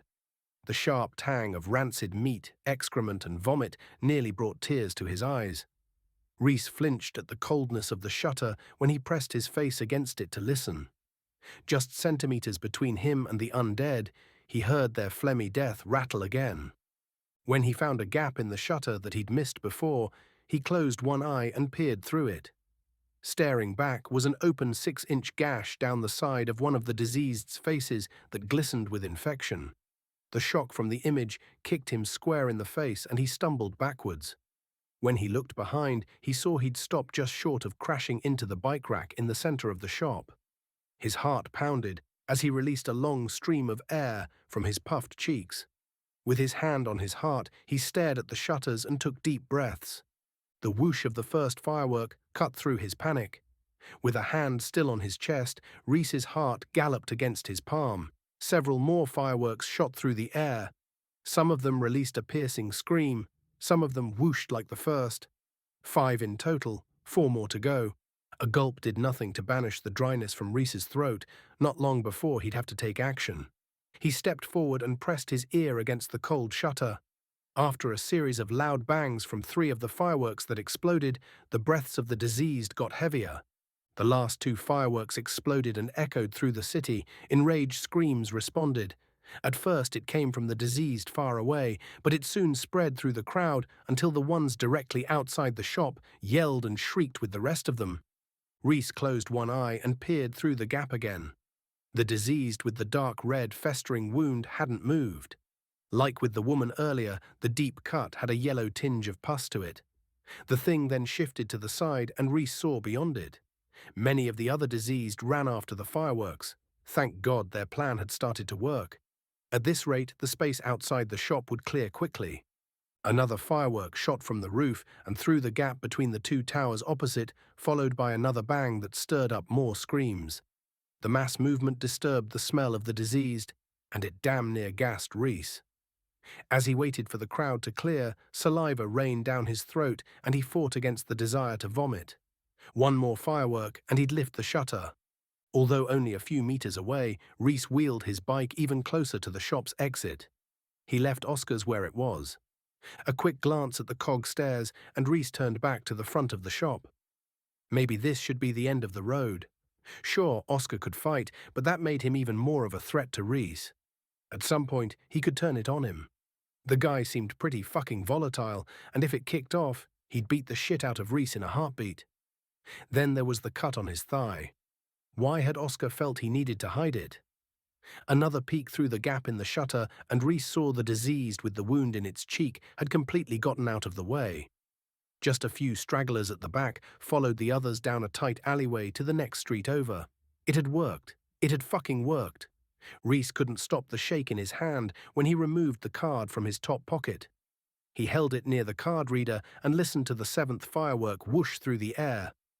A swipe through the reader and the light turned from red to green. The mechanism in the door whirred to life and clicked as it lifted the shutter from the ground. The concrete hurt Rhys's knees when he dropped down onto it. Like the shutters, it had the sting of cold when Rhys pressed his face against it and peered beneath. As what remained of the mob, watched the seventh firework fizz through the sky. Like children, they seemed mesmerized by it and doubled their clumsy, shuffled effort to get to where it landed. Pressed so low down made it impossible to ignore the brown sludge left behind by the crowd. Wherever they went, they excreted a rancid slug trail of gunk. Their wounds seeped constantly, and what they left behind stank worse than anything Rhys had ever smelled. It stank like curdled milk mixed with sewage. It turned his stomach upside down. When the shutter had lifted high enough, Rhys wheeled his bike out. The gentle tick as the wheels turned filled the near silence left by the abandonment of the diseased. One final glance back into the shop, and Rhys looked at the cog stairs again. He spoke beneath his breath as he swiped his card through the reader on the outside, and the shutter closed. "Sorry, Oscar, but I just don't fucking trust you. You're a liability, mate." Chapter 12. Rhys's legs still burned as his muscles strained to match his desire to get away. Despite the reluctance that gripped his exhausted limbs, riding a bike sure beat running. Careful to avoid the large and what looked like slippery patches of blood, he weaved and swerved through the streets on his mountain bike. Oscar had pulled away from him, as usual, but Rhys kept a steady pace and remained focused on his deep breaths. Rhys had gone back for Oscar. He'd gotten no more than about 50 meters from the shop before he turned back around. He couldn't leave him there to perish. If the wound on his leg had been a bite, the man would have turned already. Besides, the lunatic would have found a way out and would have hunted Rhys down like a hound on a scent. No doubt Oscar would have seen Rhys when he came downstairs before the shutter had fully closed. He didn't need that kind of fury on his tail, not on top of everything else in the crazy city.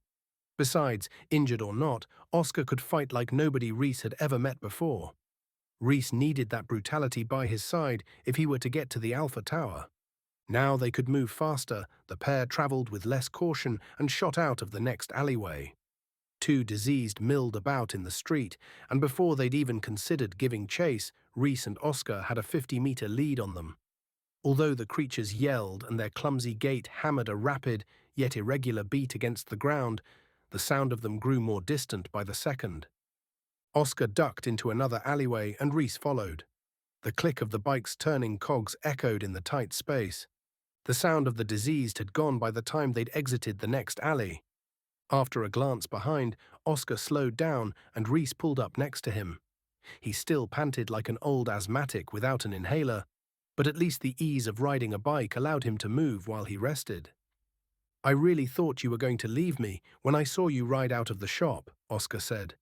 Using the chance to look at their surroundings and anywhere but at Oscar, Rhys cleared his throat and took several deep breaths.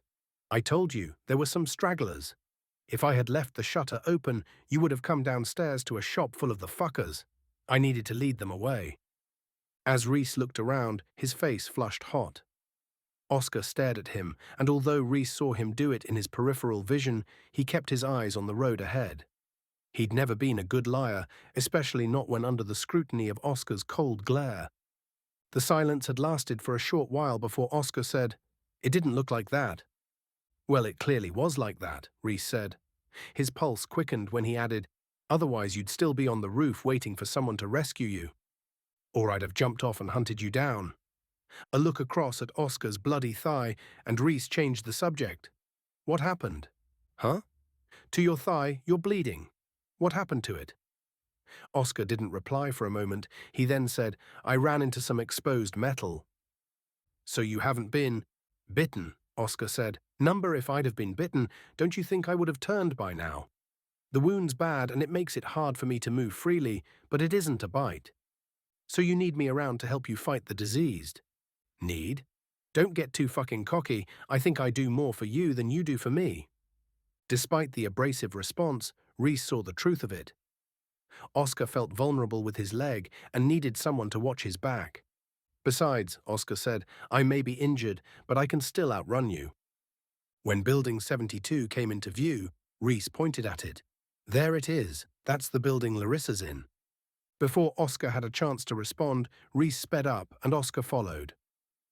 When they arrived at the tower, Rhys got off his bike and propped it up against one of the brushed steel shutters. The entranceway looked exactly the same as the one Oscar had been trapped in when they first met. Of course it did. Every building looked the same except for the Alpha Tower. The black-tiled floor and slight alcove led up to the front door of the building. Everything else had been wrapped in the protective embrace provided by the shutters.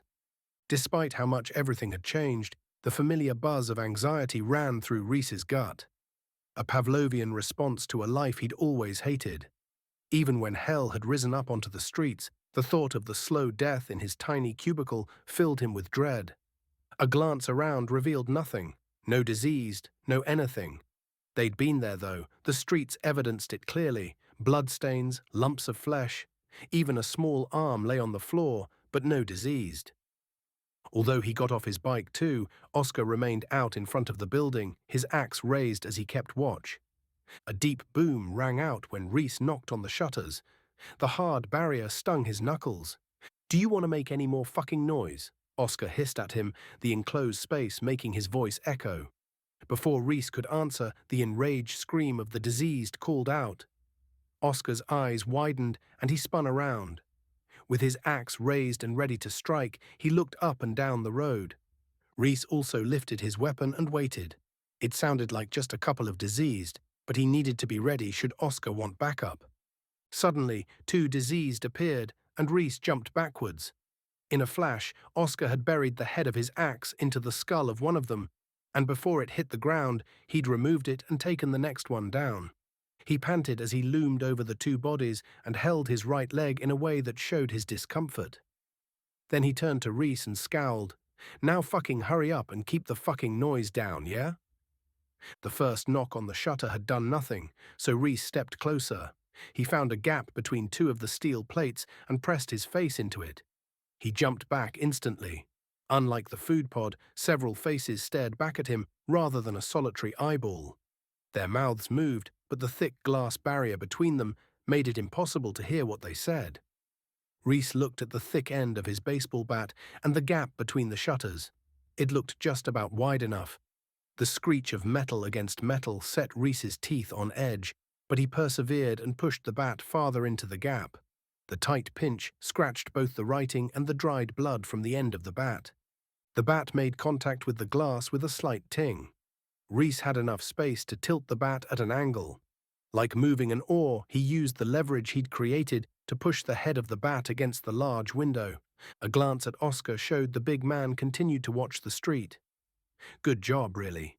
If he saw what Rhys was about to do, he'd go nuts. With extra pressure, the window on the other side creaked and moaned, and Rhys held his breath. He then bit down on his bottom lip and pulled a little harder, just as Oscar said, "What the fuck are you?" The glass on the other side popped and whooshed as most of it fell to the floor. For a moment, Rhys froze and looked at the enraged Oscar. Then the voices of those inside the tower rang out. "Help us! Please get us out of here! Please!" Rhys's heart beat on the edge of a panic attack. He jumped forward and hissed through the gap. "Be quiet! Keep the fucking noise down!" No one listened. If anything, their cries for help grew louder. "If you don't keep the volume down, I'm going to leave you here to rot. I'm trying to help you, but you're not making it easy. There's a lot of shit going on out here, and the noisier you are, the less chance we all have of surviving this." Rhys heard 3 wet crunches and turned around to see 3 more diseased sporting brain-killing head wounds. Oscar kept his large back to Rhys and focused on the street beyond the tower. He used the t-shirt from one of the diseased to wipe the blood from his axe. Good job Rhys didn't leave him at the shop. Liar or not, he needed him. A woman's voice came at Rhys through the gap. "What's going on?" It sounded like Janice, the receptionist. She'd always been the mother hen, the one to get involved in everyone else's business. "Janice, it's Rhys. Can you please get Larissa and I'll explain everything." "What's going on, Rhys?" "Just get Larissa, yeah? I don't have time to repeat myself." "You don't have time? We've been trapped in here for hours. You owe us an explanation." Rhys bounced on the balls of his feet and tapped his baseball bat to keep his impatience at bay. He looked at Oscar, who shook his head. A deep breath, and he said, Janice, please get Larissa. Don't you talk to me like that. I'm not going anywhere until… Look, you stupid bitch, if you take much more fucking time, I won't be able to get you out of this building at all because I'll be dead. Now get Larissa before my fucking time runs out, yeah? A heavy sigh and the click of Janice's high heels marched away from the door. It couldn't have taken any more than a minute, but for Rhys it felt like an age. Left in the open, vulnerable to an onslaught, he paced and twitched until he finally heard Larissa's voice. "I'm here, Rhys." Another scream came from behind them. Although Rhys couldn't see where they were, he checked Oscar, who continued to keep lookout.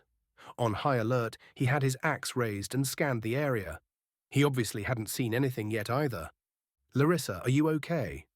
Although she offered a meek reply, she still said, "Yeah, I'm fine. It's getting pretty crazy in here, though. The water's out and it's hot. It's ratcheting up the tension and people are turning on one another. What's going on out there?" "It ain't pretty. There are zombies out here." "What?" "I know, it sounds crazy, but there are real-life, honest-to-God zombies out here. But they're worse than the movie zombies." "Worse?" "It's fucking mental. Look, I've found a way to get the shutter raised on the buildings, but I needed to come and tell you first. When these shutters lift, you need to run for all you're worth and get the fuck away from this city as quickly as possible. I have Flynn." "He's out there with you?" "No, I've left him with someone." "You've what?" A glance at the Superman watch, and Rhys said, "In just over 3 hours, this city is going to go up in a ball of flames. It's been set to incinerate everything. I'm guessing to kill off the virus that made the zombies. I couldn't bring Flynn back into the city with me because I need to get in and out before the place burns. He'd only slow me down. I'm here because he wants his mummy. I couldn't walk away and let this city burn with you in it. A boy needs his mum. The main thing is, he's in safe hands, trust me." Larissa didn't reply, and when Rhys looked over, he caught Oscar as he glared at him. Rhys shook his head and returned his attention to the gap between the shutters. "When these barriers lift, I need you to head for Central Station. I'm going to get Dave to meet me there too. From there, we'll get out of the city together, okay?" Her voice wavered. "Okay. If anything happens and you can't get to Central Station, meet me at the drawbridge at 8:45. This place will go up at 9. Another scream, closer this time, and Oscar called over his shoulder, "We need to leave now, Rhys." Oscar lifted his bike from the ground and straddled it. "Come on." "Who's that?" Larissa asked. "It doesn't matter." "What if I can't get to the drawbridge?" Rhys backed away from the shutter. "You have to. If you don't, you're dead." Her words trembled when she said, "Please don't let me die. I love you. I've always loved you, and I want you back. We can be a happy family again." When Clive said, "Hey, what about us?" Rhys shook his head. The poor guy must have been there the entire time. At least he now understood what a ruthless bitch she was. Thank God Rhys didn't have to deal with that anymore. Rhys jumped onto his bike, but before he could ride out of the entranceway, a line of disease tore across in front of him and stopped. They barred his way like a police blockade. As one, they stood and stared at him through bloody eyes. They breathed heavily and swayed on the spot. They looked like they could fall over at any moment, like the only thing that kept them on their feet was the desire to destroy whatever stood in front of them.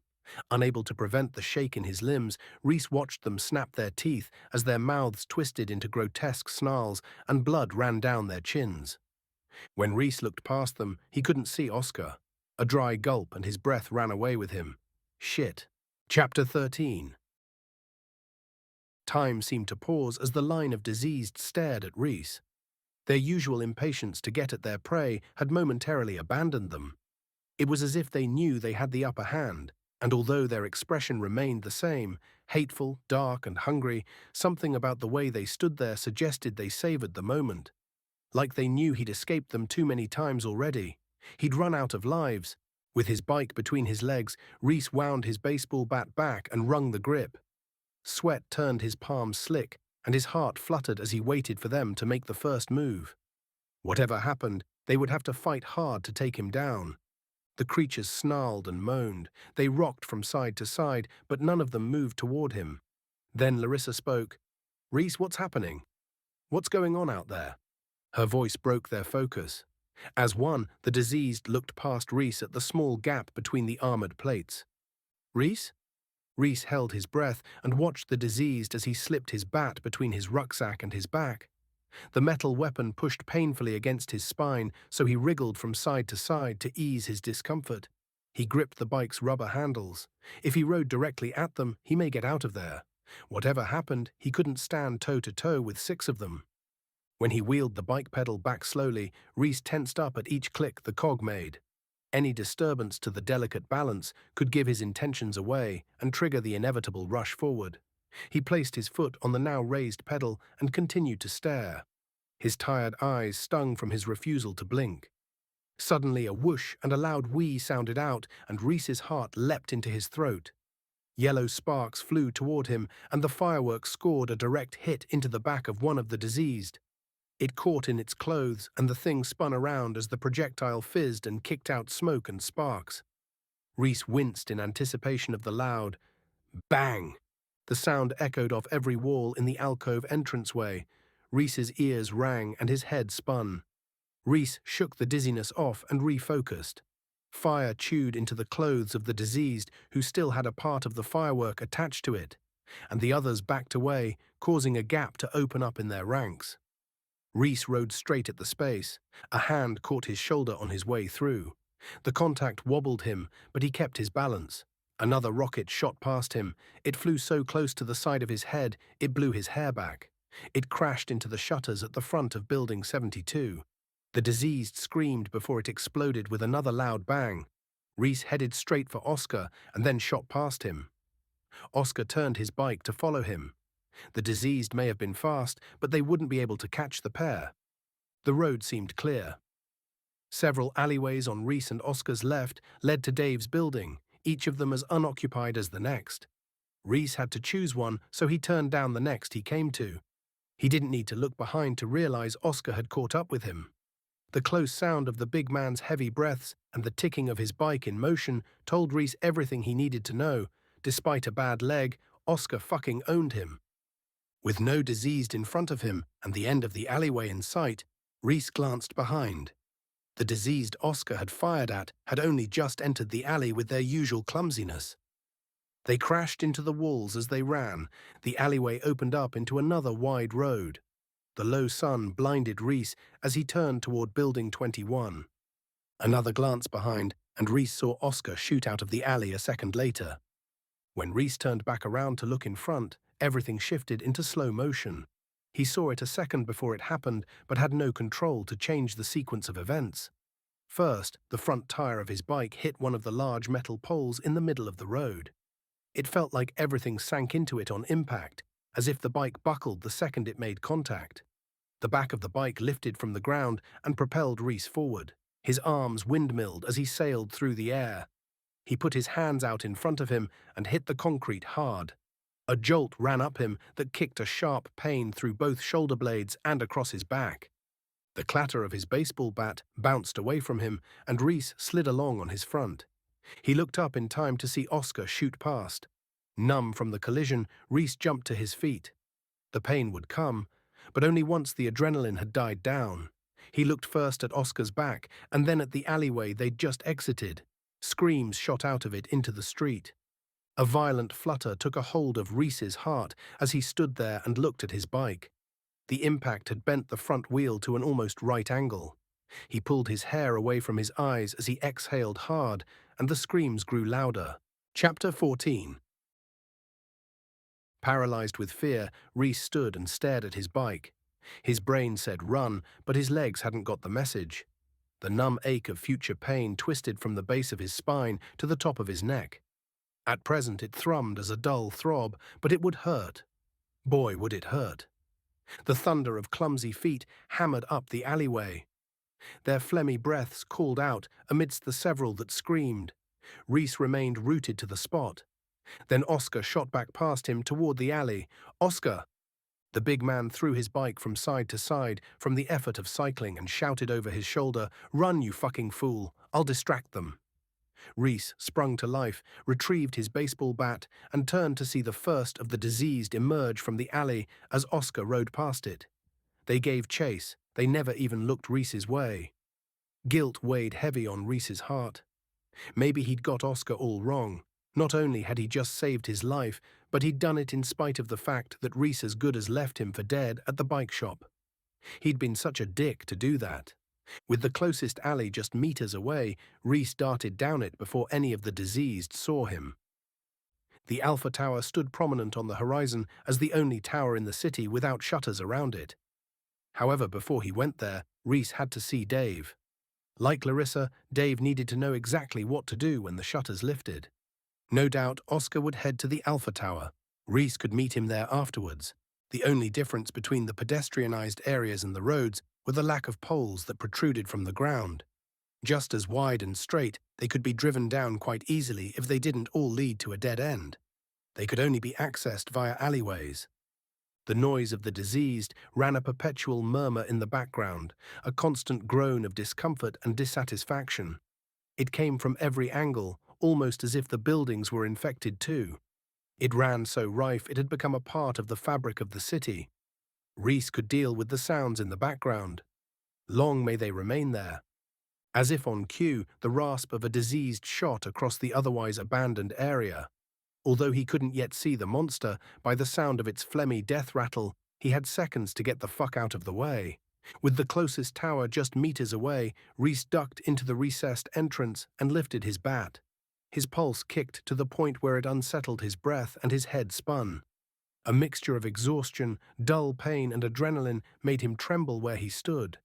The scrape of the creature's clumsy feet drew closer, and Rhys pressed his back into the steel shutter in the tower's entranceway. Despite the lowered temperature outside, the hot metal retained the day's heat. The sound of the diseased got louder, and Rhys watched the space he expected it to fill. Then two of them appeared. They walked down the middle of the pedestrianized area, their uncoordinated shuffle a stumble away from sending them sprawling. Their docile state stood in stark contrast to the fury-driven monsters on the tail of a scent. The smell of the diseased wafted Rhys's way, so rich it made his eyes water. He fought back his retch. He continued to shake as he watched them pass. It was a man and a woman, not that gender mattered to them anymore. The bite mark in the man's cheek ran so deep that Rhys saw a white flash of bone beneath it. He couldn't see how the woman had turned. Maybe a hideous gash ran down the other side of her face, or a huge tear in her flesh that revealed most of her skull beneath. They could have looked over and seen Rhys at any moment, but they didn't. Listless and damaged, they shuffled along without a glance his way, their focus ahead of them, and jaws hung loose. When they left Rhys's sight, he released a heavy sigh. Then he waited to give them time to move on before he stepped out into the street again. After a few minutes, Rhys checked Flynn's Superman watch. 20 minutes since he'd last looked. In less than 3 hours, the accursed island and everything on it would be burned to a crisp. Rhys wriggled the walkie-talkie free from his trouser pocket and turned it over to inspect it. It seemed to have survived the crash intact. After a quick check that the volume remained low, Rhys flicked it on to call Vicky. She answered almost instantly. "Hello? Hi, how are things?" "We're all good. You?" A deep breath, and Rhys said, "I'm hanging on. I've met a person who also wants to rescue somebody, so we've teamed up. We're keeping each other alive, although there's something I don't trust about him." "Oh? He knew your name." Vicky's reply snapped back. "My name? Yeah, I'm sure I didn't tell it to him, but he knew it all the same." The sharpness left her tone. What's his name?" "Oscar, at least that's what he told me it is. The fella's handy in a fight, though. He's saved my arse on more than one occasion already. I'd be dead by now if it wasn't for him." Silence. "Vicky? Yeah, sorry, I'm worried about you, Rhys." "Don't be. I'm fine. Can I talk to Flynn?" The small voice of his son came out of the speaker. "Hi, Dad." Rhys's eyes burned with tears, and he started to tremble. He cleared the lump from his throat. "Are you okay, mate?" "I'm fine. When are you coming back? Have you found Mummy?" "I won't be long now. I've spoken to Mummy and she's going to be coming out of the city with me. Just hang on there, yeah?" "Okay, Dad. I love you, mate." "I love you too, Dad." By the time Vicky came back on, tears ran down Rhys's cheeks. "Just be careful, yeah?" she said. She still sounded distant. Knowing that Oscar used her name had clearly unsettled her. Before Rhys could say anything, she said, "I'll see you before 9." Rhys nodded for a few seconds before he cleared his throat again. It did little to take the warble from his voice. "See you then." He flicked the walkie-talkie off and took a deep breath. Rhys then poked his head out and saw the place looked clear. A couple of cautious steps later gave him a better view of the pedestrianized area. The diseased had gone for now. Before anything else could come, he crossed the street. With the slightest twist at the base of his back, he ran awkwardly like a lizard over hot sand, before he disappeared down yet another alleyway. Prior to the lockdown, the city had been so light Rhys never noticed the tightness of the walkways. Now the reflective windows had been covered, half the city became a shadowy maze. The constant moan of torment that rode on the back of the breeze didn't help the mood either. Summit City had turned from a shining bastion of commerce into a gloomy, hellish, labyrinthine nightmare. When Rhys came to the end of the next alley, he poked his head out and saw Dave's tower. His heart sank. Thick clouds of black smoke squeezed through the armored shell and rose into the sky like an ominous flare. Instead of asking for help and attention, it seemed to mark the building as a place that had been lost. Chapter 15. When Rhys got to within 10 meters of Dave's tower, the smoke hung so thick in the air that every inhalation stimulated a rasping cough. Each deep bark not only called out to any diseased in the area, but also threw stars across his vision and made his head spin. Anyone other than Dave and Rhys would have written them off as dead. Everyone in the tower had surely been killed by now. With the Alpha Tower so close and time running out, he would have made a beeline straight for that, but he owed it to his best mate. He couldn't write him off before he'd checked to be certain. Rhys pulled his hand inside his shirt sleeve and clamped it across his mouth. The thick fabric did little to filter the smoke, and he found it nearly impossible to breathe through. He freed his hand and used that to breathe through instead. God knows if it helped or not. No matter how many times Rhys blinked, the thick smoke burned his eyes, and tears streamed down his cheeks. He only found the shutter at the front when he crashed into it. It felt warm to touch. With so much smoke around the building, it must have been the fire rather than the sun that heated it. Like on Building 72, it had the same gap between the sheets of steel. Smoke poured through the gap. Rhys looked around and saw nothing. Even if his eyes had remained clear, the dense and noxious cloud would have prevented him seeing any farther than a few feet. The crackle and roar of the fire inside the building drowned out everything else, even the call of the diseased. After a deep breath, Rhys pushed his face into the gap. The glass had already been smashed, and the smoke burned his eyes worse than before. It felt like he'd poured detergent into them. Rhys pulled away, rested his hands on his knees, and coughed to the point where he heaved. Several gulps cleared the taste of plastic, and after pulling in another breath, he pushed his face into the gap again. He spoke on the exhale, "Hello?" and then turned away so he could press his ear to the gap and breathe more freely. No one answered. Of course they didn't fucking answer. Everyone had died in there. One more try for Dave's sake. Another deep breath, several body-flipping coughs, and he called again, "Hello? Is there anyone there?" A pair of bloodshot eyes appeared at the gap, and Rhys jumped back. Wild and streaked with tears, they almost looked like they had the disease. Almost. They weren't coated with a film of blood. "Help us," the man said as the eyes widened. "There's not many of us left in here. The smoke and fire has killed so many already." A deep wheeze and he coughed. His voice faded. "Please, help us." Rhys strained his ears and heard the sobs and cries of a handful of people behind the man. "Is Dave Martin still in there?" The person on the other side of the shutter paused for a moment. Yes, he is." He turned away from Rhys. "Dave, this guy's asking to speak to you." While he waited, Rhys looked behind and rubbed his eyes to try and clear his vision. It didn't help. If the diseased wanted to rush the front of the building now, they'd find an exhausted, gassed, and blinded sitting duck. When the damp eyes of his best mate appeared, Rhys's lip buckled and grief wedged as a hot lump in his throat. It tightened his words. "Dave, thank God you're okay." Dave spoke with a croak in his voice. "I won't be for much longer. You need to get us out of here, brother." "I will, I promise. What the fuck happened anyway? This isn't the first building I've found on fire. Is it some kind of electrical fault?"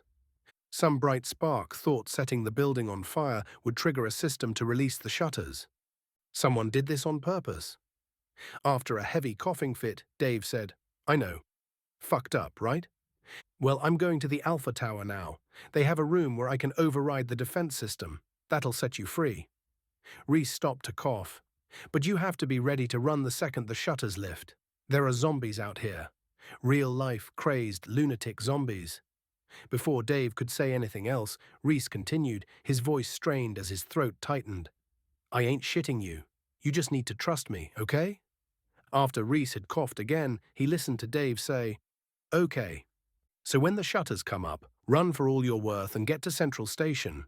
I'll meet you there as soon as I can, and we'll get out of this godforsaken city." Uncertainty hung on Dave's words. "Okay, please hurry, Rhys." Rhys nodded. "Hang on in there, mate. I'll be as quick as I can. I love you, man." It came out as another feeble croak, but Dave replied, "I love you too." Chapter 16. Although he currently saw the world through blurred vision, Rhys ran as fast as he could from Tower 21. With such poor sight, every step could trip him, but his head spun and he couldn't breathe. He had to get away before he collapsed. His eyes burned from the smoke damage. Tears moistened his cheeks, and he had a thick lump stuck in his throat. Maybe grief played a large part in blinding him. Just the sight of Dave's face. His friend's usual self-assurance had gone, robbed from him by his dire situation. Rhys had never seen him so vulnerable. A heavy sniff, his sinuses clogged, and he wiped his runny nose with the back of his sleeve. Dave needed him, and Rhys would make damn sure he got him out of the tower. If Larissa died, so be it. At least he'd tried for his son's sake, but if he lost Dave, it didn't bear thinking about. Once he was free from the thick smoke, Rhys stopped. He leaned on his knees and coughed at the ground. The heavy barks bucked through his body and aggravated the ache at the base of his spine. While he fought for breath, the taste of burned plastic at the back of his throat, he stood up straight and looked around. Although his eyes still watered, distance from the smoke made it easier to see. The area seemed free of the diseased. The alleyway across the street led to the square with the Alpha Tower in it. When Rhys inhaled again, his lungs felt like they had half their capacity, at best. He glanced at Flynn's Superman watch. 2 hours and 45 minutes until the streets were flooded with fire. Another look up and down the street, and Rhys ran across it. Rhys panted when he arrived at the end of the alleyway and looked into the square. He rubbed his face. His tears had driven some of the smoke from his eyes, which helped him to see clearer. The square seemed vacant, but looks meant nothing with the city in its current state. Another couple of deep breaths, and the tightness in his lungs eased. After several more blinks, his misty vision cleared some more. The chaos of just a few hours ago had gone, although the memory remained burned into Rhys's mind in high definition. His heart raced as he looked at the open space. The lowering sun lit up the square. When they opened the shutters, they'd be unleashing chaos on the city, but at least the shiny windows would return light to some of the dark crevices. If he never ran down a gloomy alley again, it would be too soon. A final round of forced blinks, and Rhys rubbed his eyes yet again. When his vision cleared, he lost his breath. The vast expanse of concrete that paved the square glistened. Spilled blood covered what seemed to be every inch of it. The sun reflected off it, the blood deep enough that it hadn't dried yet. Not only had it painted the pavement red, but blood also coated the stone benches, and several of them had been broken clean in half. It must have taken a serious whack to break them. They looked like they could withstand a lightning bolt. Thank fuck he got out of the square when he did. Every part of the open space had been stained or damaged by the diseased. Everywhere except the Alpha Tower and, his heart skipped, the fountain. The almost white concrete wall remained immaculate, even in the sea of blood that surrounded it. Jake wasn't in the water anymore either, although how the fuck he went anywhere with broken shins. The only difference between the fountain in front of Rhys now and the one he'd left earlier that day was the water. The pump worked fine, it recycled the water as it should have. The water itself, however, had been dyed bright red.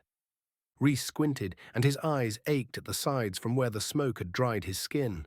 A look back at the ground again, and he saw chunks of flesh scattered across it.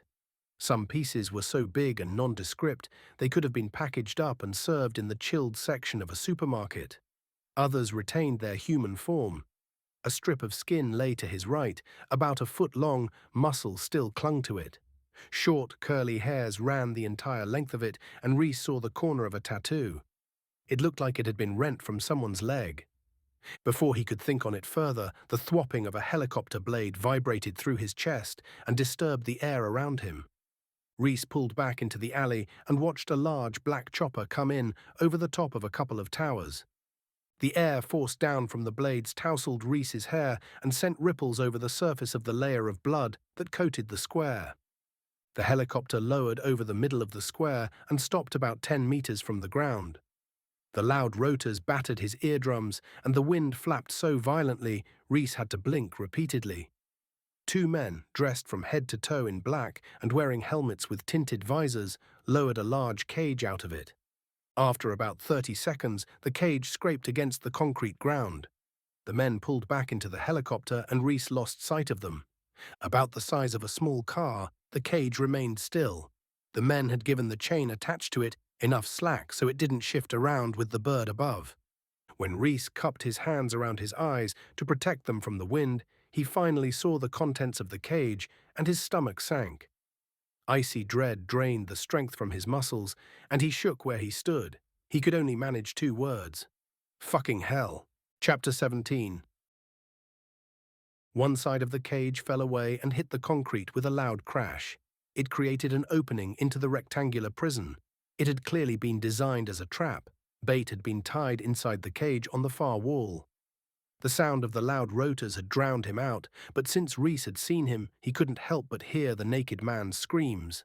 He yelled so loud his voice cracked and wavered. Rhys gulped against the taste of plastic in his own throat as he watched on. In a matter of seconds, the scream of the diseased joined that of the man. A glance across the square, and Rhys saw the pack. Clumsy in their desire to get at the man, they sprinted straight for the cage. They ran like they always did, heavy-footed and right on the edge of their balance. One misstep and they'd crash flat on their faces. Rhys did a quick head count. 7. 7 diseased, all of them male. It hadn't seemed possible, but when the man saw them, he screamed louder still. Rhys's sight cleared with every passing second, and he now saw him thrash more violently than before. His exposed penis shook. Lacerations covered his body. Maybe the disease would be a relief from what he'd evidently been through already. At no more than 25, this man's short life had reached a torturous conclusion. As the diseased closed in on him, their roars grew louder. The man's screams changed into violent shaking sobs. With his hands, feet and neck tied to the cage, he fell limp like a hung puppet. Hope had obviously left him.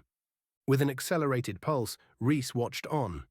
In a perfect world, he would have done something. They didn't live in a perfect world, though, and he had too many people he loved that needed him. One of the diseased had broken away from the pack. With no more than about 10 meters between him and the entrance to the cage, it seemed to speed up. The man looked at him. His mouth moved, but nothing came out, almost like he screamed on a new frequency, a frequency that could only be heard in hell. When the lead diseased entered the cage, the metal bars rattled as they bounced against the concrete ground. The other diseased entered behind him, just as the one in the lead reached the naked man.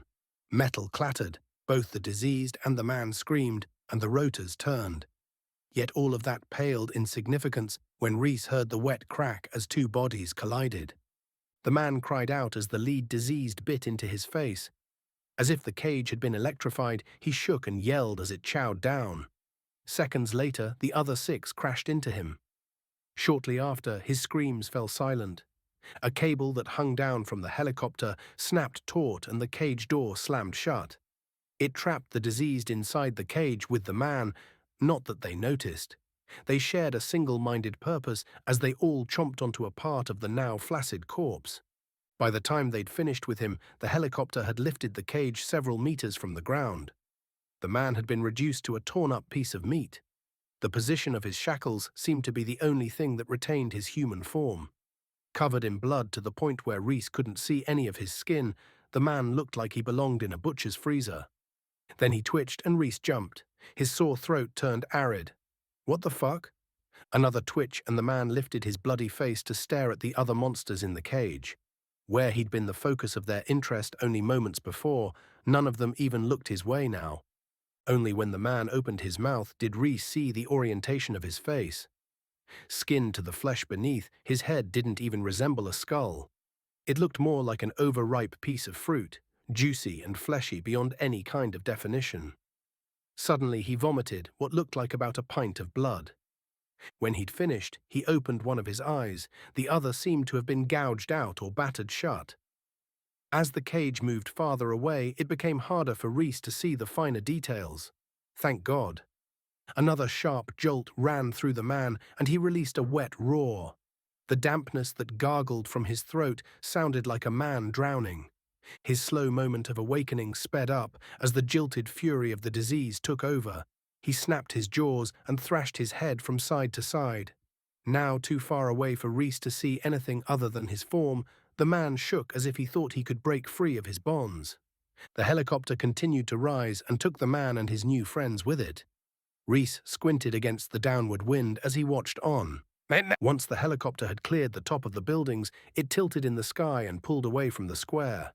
A few seconds later, the thing had disappeared from view. Rhys glanced at his watch. Only 2.5 hours left. Whatever the people in the chopper were doing didn't matter. Rhys had to keep on. At least the helicopter had drawn the diseased in the square out of hiding. Hopefully it would be clear for him now. The Alpha Tower stood shutterless and as indomitable as ever. He focused on his breath, but it did little to combat the tension that twisted his intestines, and his lungs continued to ache from the smoke that came from Dave's tower. He checked around one last time. It looked clear. A nod to himself as he focused on the tower, and Rhys ran out into the square. Chapter 18. Rhys slipped several times as he sprinted across the open square. Blood covered every inch of the ground, although, from what he could tell, all of the diseased had gone from the area around the Alpha Tower. Not that he could be sure of much in the fucked-up city. The low sun forced Rhys to squint as he ran. When he reached the other side of the square, the Alpha Tower blocked the sun's glare, and he saw Oscar for the first time. He'd obviously been there all the while and had watched Rhys run toward him. The large man leaned against the wall by the entrance and had propped his bike up next to him. He seemed almost relaxed, like someone waiting for a bus or something equally as trivial. He'd only get a blank stare from Oscar until they were close enough to speak, so Rhys focused on the tower instead. He'd gotten so close that on a normal day, security would have shooed him away by now. The Alpha Tower stood as the only skyscraper in the city that hadn't been surrounded by steel shutters. Its white walls and blacked-out windows seemed even more imposing, surrounded by the huge grey pods that had once been government administration offices and were now prisons. Rhys looked for signs of smoke and saw none. Good fucking job. It would take a lot to persuade him to enter a building on fire. Grief twisted in his chest. He had to hurry for Dave's sake. When Rhys caught up to Oscar, both his low level of fitness and smoke-impaired lungs prevented him from speaking to the man. His throat stuck when he swallowed, and he continued to gasp for air. He pointed back across the square and finally managed, "Did you just see that?" Oscar stared at him. "The helicopter, Oscar. The huge fucking helicopter with the trap beneath it." A glint sparkled in Oscar's eyes. Yeah, fucked up, wasn't it? Words abandoned Rhys as he stared at the man. He looked like he knew something Rhys didn't, almost like he got some kind of twisted pleasure from what he'd just witnessed. What were they doing? A sharp shrug, and Oscar said, "How the fuck would I know?" He looked around. "I've been standing here like a lemon waiting for you to turn up. I feel like zombie bait. So if you don't mind, how about you open this fucking door and we get into the tower?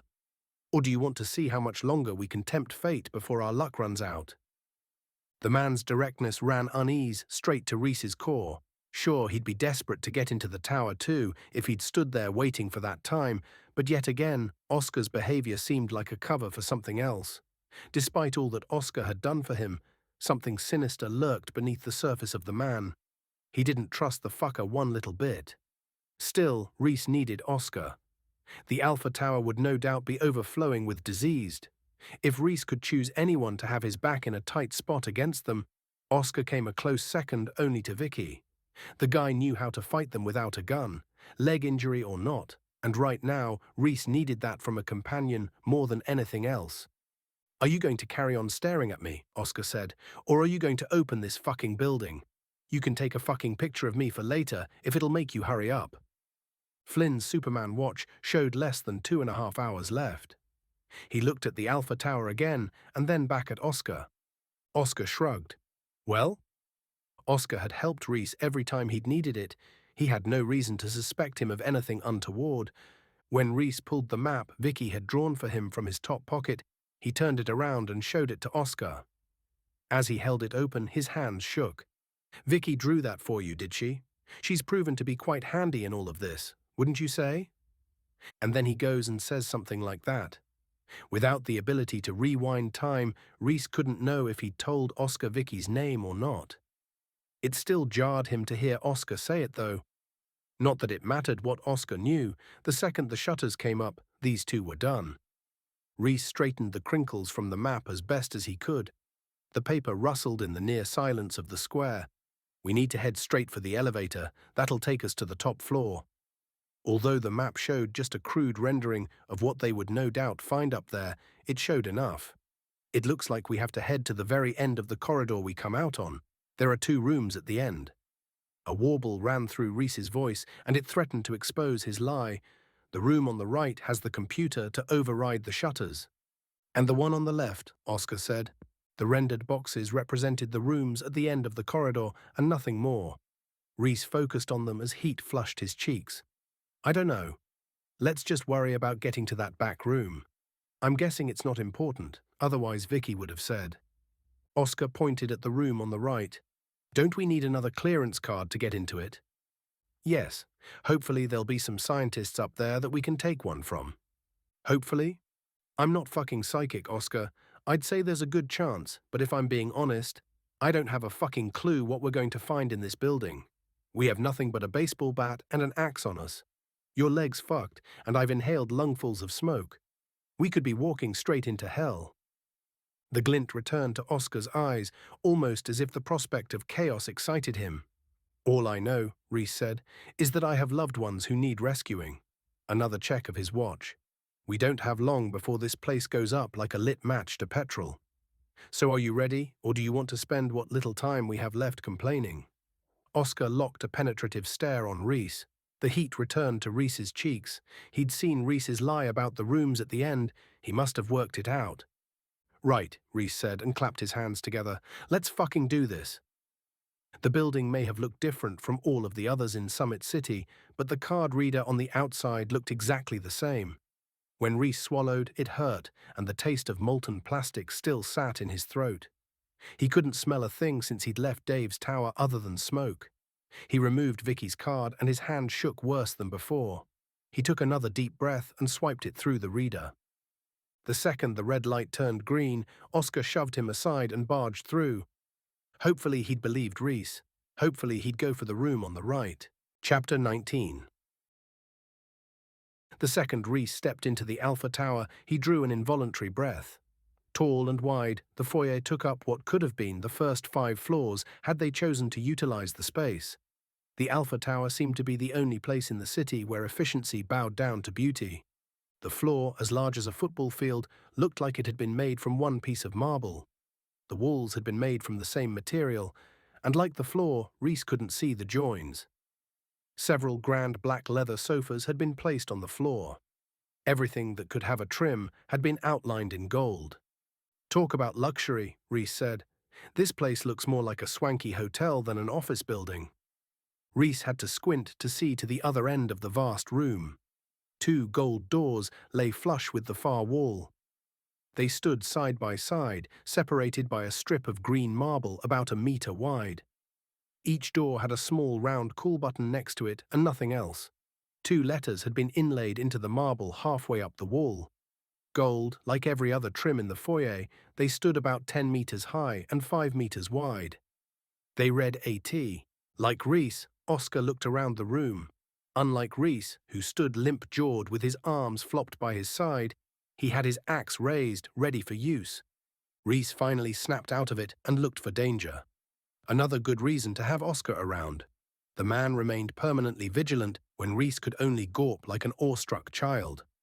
Rhys leaned close to Oscar and said, "See anything?" "No, it looks—" The roar of the diseased echoed through the cavernous reception area. The shrill call bounced off the hard walls, which made it difficult to pinpoint its origin. Rhys spun on the spot, and his heart pounded in his neck. Although he swallowed, his throat remained dry. Where the fuck did that noise come from?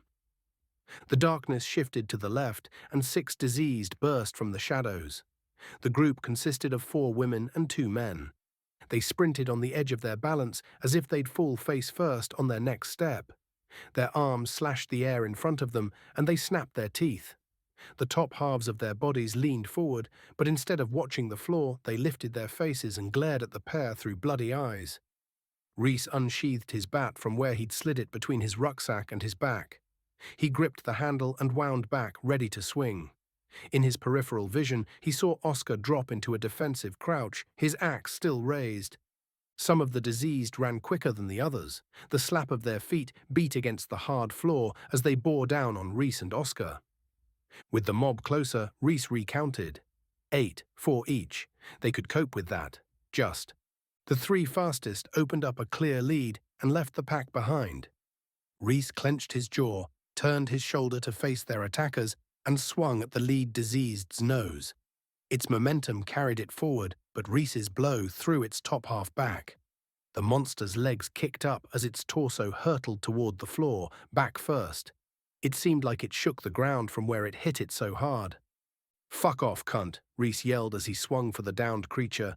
The thing's skull damn near popped from the blow, and a puff of rot and vinegar rushed up and smothered Rhys. Rhys heaved, drew several heavy breaths, and looked up at Oscar. 2 quick strikes let Oscar drop both of his diseased in quick succession. Both had died before they'd hit the ground. As they lay there, limp and lifeless, their wounds leaked across the marble. Before he had time to dwell on it, the other 5 descended on them. Rhys took 3 this time. He swung for them one after the other. All 3 of them fell to the ground. As he rushed over to them, he heard Oscar behind him. The big man's deep grunts followed by a wet squelch for each diseased, and then silence. His mechanical efficiency unsettled Rhys. What would he be like without an injury? Rhys gripped the handle of his bat with both hands and let the thick end hang down as he stood over the first diseased. He drove a sharp jab straight into the center of its face. When he moved onto the next one, he screamed and forced the end of the aluminium bat down again. The last kill, a blonde woman, no older than about 25, stared up at him through blood-red eyes. Her mouth worked slowly. The blow had only stunned her. Rhys clenched his jaw and drove the bat straight into her dainty nose. Out of breath, Rhys stared at Oscar. For the first time since he'd met him, he saw the large man had broken a sweat, and breathed heavily too. "You ready to go?" Rhys said. Oscar nodded. The pair of them ran across the foyer toward the lift at the far side. Their footsteps echoed as wet slaps through the large open space. With the power still on in the Alpha Tower, Rhys saw the pools of blood as he ran through them. "I know it's forcing us to look at this mess," Rhys said as they both ran through a particularly large pool, "but at least the power's still working in here." Oscar nodded. "I'm guessing it runs from its own backup." "Good job, really." Rhys pointed at the gold elevator doors. "We need one of these lifts powered so it can get us to the top floor." Chapter 20. Once inside the lift, Rhys pressed the button for the 15th floor. Nothing. He pressed it again, harder and repeatedly. He pressed it to the point where it stung his finger, but still nothing happened. He stared out through the open doors into the foyer. If a group ran at them now and pinned them in the elevator. The buttons for floors 12, 13, 14, and 15 all looked the same. Embedded in the large gold plate like all of the elevator's controls, the top 4 glowed red instead of green. When Rhys reached up to press the button again, Oscar grabbed his wrist and squeezed hard. "Ow," Rhys said. Sweat beaded Oscar's brow, and he looked pale when he pointed at the card reader below the buttons. He struggled to get his words out. "I'm guessing they're red for a reason. Maybe you should use your security card and see if that helps." A glance out into the foyer, and Rhys fumbled for his security card. A need to hurry made his hands shake. His cheeks flushed as he felt Oscar's cold glare on him. Of course, the card reader would give them access to some of the other floors. It made perfect sense. It wouldn't be there otherwise. He'd looked like a complete idiot for the entire time he'd been around Oscar. No wonder the big man treated him with such contempt. That and the fact that Oscar was clearly a dick. As happened with every card reader he'd come across, Rhys swiped Vicky's card through it, and the small red light turned green. Not only did the light on the reader turn green, but the buttons for the higher floors changed to the same color. Oscar pressed the button to the 15th floor, and the lift doors closed. Just before the doors had shut out Rhys's view of the foyer, another diseased scream tore through the open space. The hairs lifted on the back of Rhys's neck when he saw a solitary diseased appear. Its jaw hung so loose it swung as the creature jerked its head around. Blood streaked its pale cheeks, and it had a deep gouge that ran down the side of its face. When it turned to the lift, its mouth stretched wide and it screamed again. The thud when it collided with the other side of the closed doors made both Rhys and Oscar jump back. Seconds later, the lift rose. Rhys shook his head. "Great, we've got to come back down to that." Oscar cleared his throat, but didn't reply. The act of riding in a lift together seemed to quash any idea of conversation. Rhys nearly conformed to that social convention until he looked down at Oscar's thigh. What the fuck? The patch of blood had been large before, but now the entire top half of his trousers had turned red. After he'd looked down at his leg, Oscar lifted his head again. Sunken eyes stared back at Rhys, and he shrugged. The fight in the foyer must have torn it open farther. "Take your trousers off," Rhys said. "Huh?" Oscar's skin turned paler with every second that passed. "Take your trousers off now." Although Oscar looked like he wanted to argue, he undid his belt buckle and dropped his trousers. Rhys balked and turned away from the fleshy, deep red sight. "Fucking hell, mate. I've seen some bad wounds today, but fuck." Oscar stared at Rhys but didn't reply. After he'd placed his baseball bat and bag on the floor, Rhys retrieved Oscar's trousers. A quick check of the controls, and he saw they'd passed the 4th floor. Rhys then turned the trousers inside out and folded them over so one leg lay on top of the other. He pulled them taut and kneeled down. Pushed the wound close together. When Oscar forced both sides of the deep gash together, dark blood oozed from the wound. The large man shook and breathed heavily as he held it in place. A look up at Oscar's sweating face, and Rhys nodded. "You ready?" Oscar nodded back. Rhys found the cleanest patch on Oscar's bloody trousers and pressed that against the wound. He then pulled both sides of the trousers around the back of Oscar's thigh and tied a tight knot. A glance behind, and Rhys saw they'd passed floor number 7. When he looked back up at Oscar, the big man breathed heavily and his face glistened. "It'll have to do," Rhys said. "I think it'll hold for the time being." With a stoic nod, Oscar fell against the lift's wall. As the lift continued to rise, Rhys retrieved his bag and bat. He slipped the rucksack on and squirmed beneath the discomfort of it. It sat lopsided on his back, so he tugged on the right strap to adjust the weight of it correctly. Still out of breath from the exertion of the day, Rhys panted and looked at the lift's control panel. They'd reached the 10th floor. He removed the map from his top pocket, and the wrinkled paper rustled when he unfolded it. The drawing said what it needed to. It left out one important detail, however. It didn't reveal which room had the controls in it. Oscar would have to believe whatever Rhys told him. Oscar could clearly see the map over his shoulder, so Rhys lifted it to give him a better look. "When these doors open, we'll be at the end of a long corridor." The map shook in his hands, and his palms sweated more than before.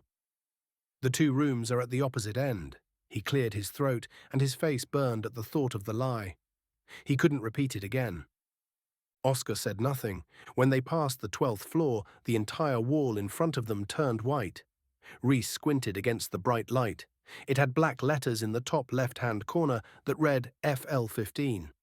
"That's where we're heading," Rhys said as he stared at the wall and waited for the screens to show him something more.